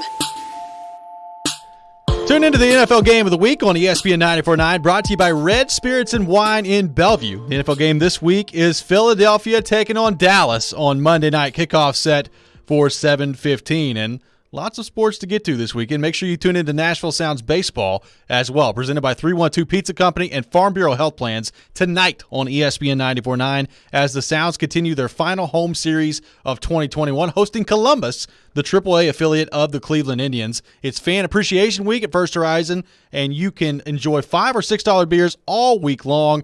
Grab tickets today. Visit NashvilleSounds.com. First pitch is at 7:05. Welcome back in, Robby and Rexrode here on ESPN 102.5 The Game, streaming live on Twitch, Twitter, and YouTube. Our video streaming brought to you by the law offices of Amanda Gentry. Robby and Rexrode brought to you by Volunteer State Bank. Real people, real solutions right here. Remember, FDIC, equal housing lender. Hey, good job. Thanks. Appreciate that. Thanks to Mark Borwiecki for joining us in the last segment. I'll tell you what, and Keith said this on our text line, driven by WilsonCountyHyundai.com. You talk about an awesome guy and a dude to root for. Mark Borwiecki wears his heart on his sleeve. And look, I don't know what his role is going to be this year. I think there's a place for him.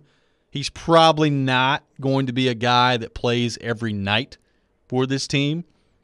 But I tell you what, I mean, it's easy to see why he is a very popular teammate because he's raw, he is honest, and pretty good conversation with Mark Borwiecki in the last segment. Yeah, really, really good. And another example, we've talked about it some with other athletes too, but that breaking through the whole you're weak if you admit any sort of mental health issues that need to be addressed.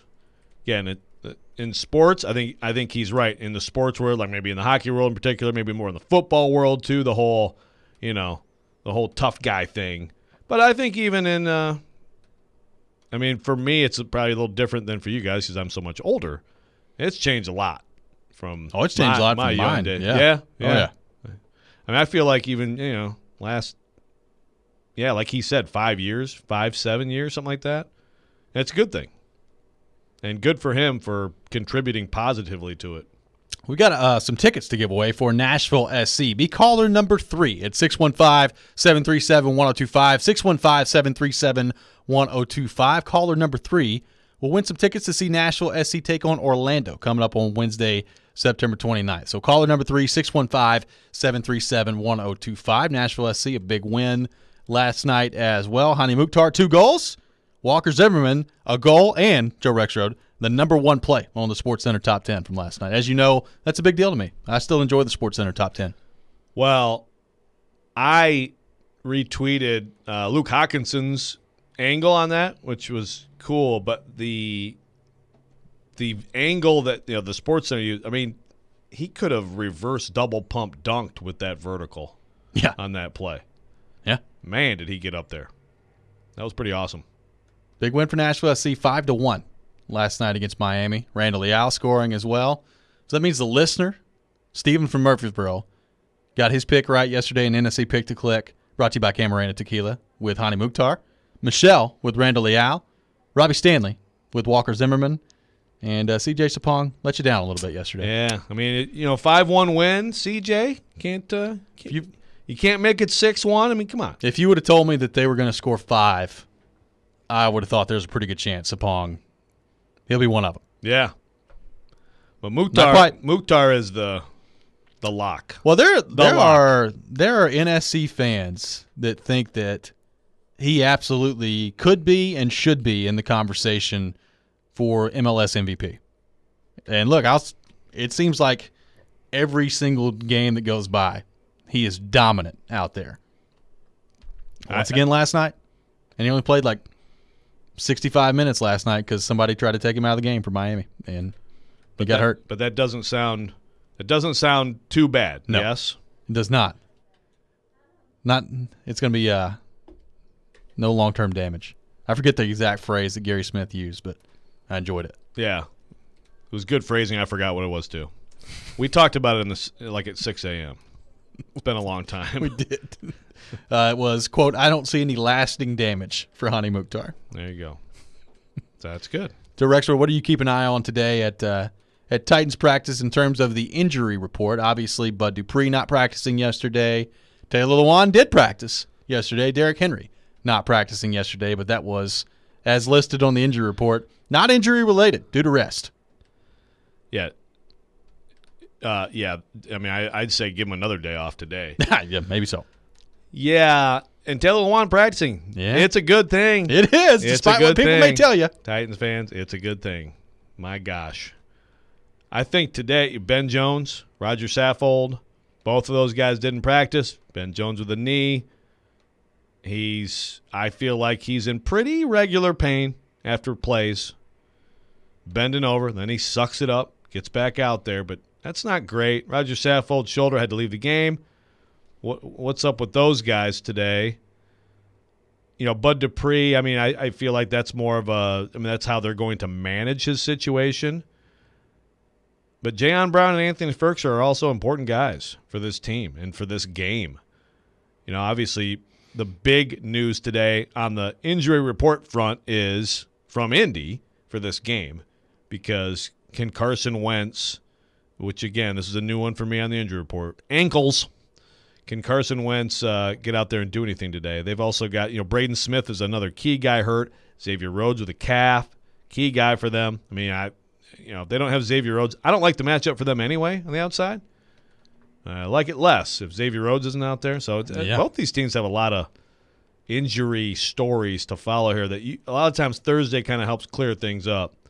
I mean, if Saffold and Ben Jones aren't out there again, then you start thinking about, that's 2 interior guys who are hurt. We saw Aaron Brewer come out and do a nice job. Yeah. But we might be looking at Dylan Radins. Yeah. Potentially going from, is he going to be inactive as a rookie to starting? Now, this is a possibility. Now, Corey Levin also is back. Let's not forget that. So, in theory, could be him at center, could be Brewer at guard, but maybe Dylan Radins is a story this week. Better get ready. If you're a Titans fan, I don't know how you feel about that, but I guess we might find out. Welcome to the NFL, and here's DeForest Buckner. Yeah, have fun with that. Make sure you join Stillman & Company this Monday from 2 to 6, live from the Bodie Hotel located at 401 2nd Avenue South. Bodie is only a 15-minute walk from Nissan Stadium and a great place to meet your friends and tailgate before the game in the courtyard that offers fire pits, picnic tables, lounge chairs, vintage truck seating, cornhole, and more. Stop by and grab some game swag and sign up for your chance to win a pair of tickets to see WWE Raw at Witchstone Arena coming up on Monday, October the 4th. That does it for us today here on Robby and Rexrode. We'll be back 6 a.m. tomorrow. Darren Donica Chase coming up next. This is ESPN 102.5 The Game. The MTSU Blue Raiders live here.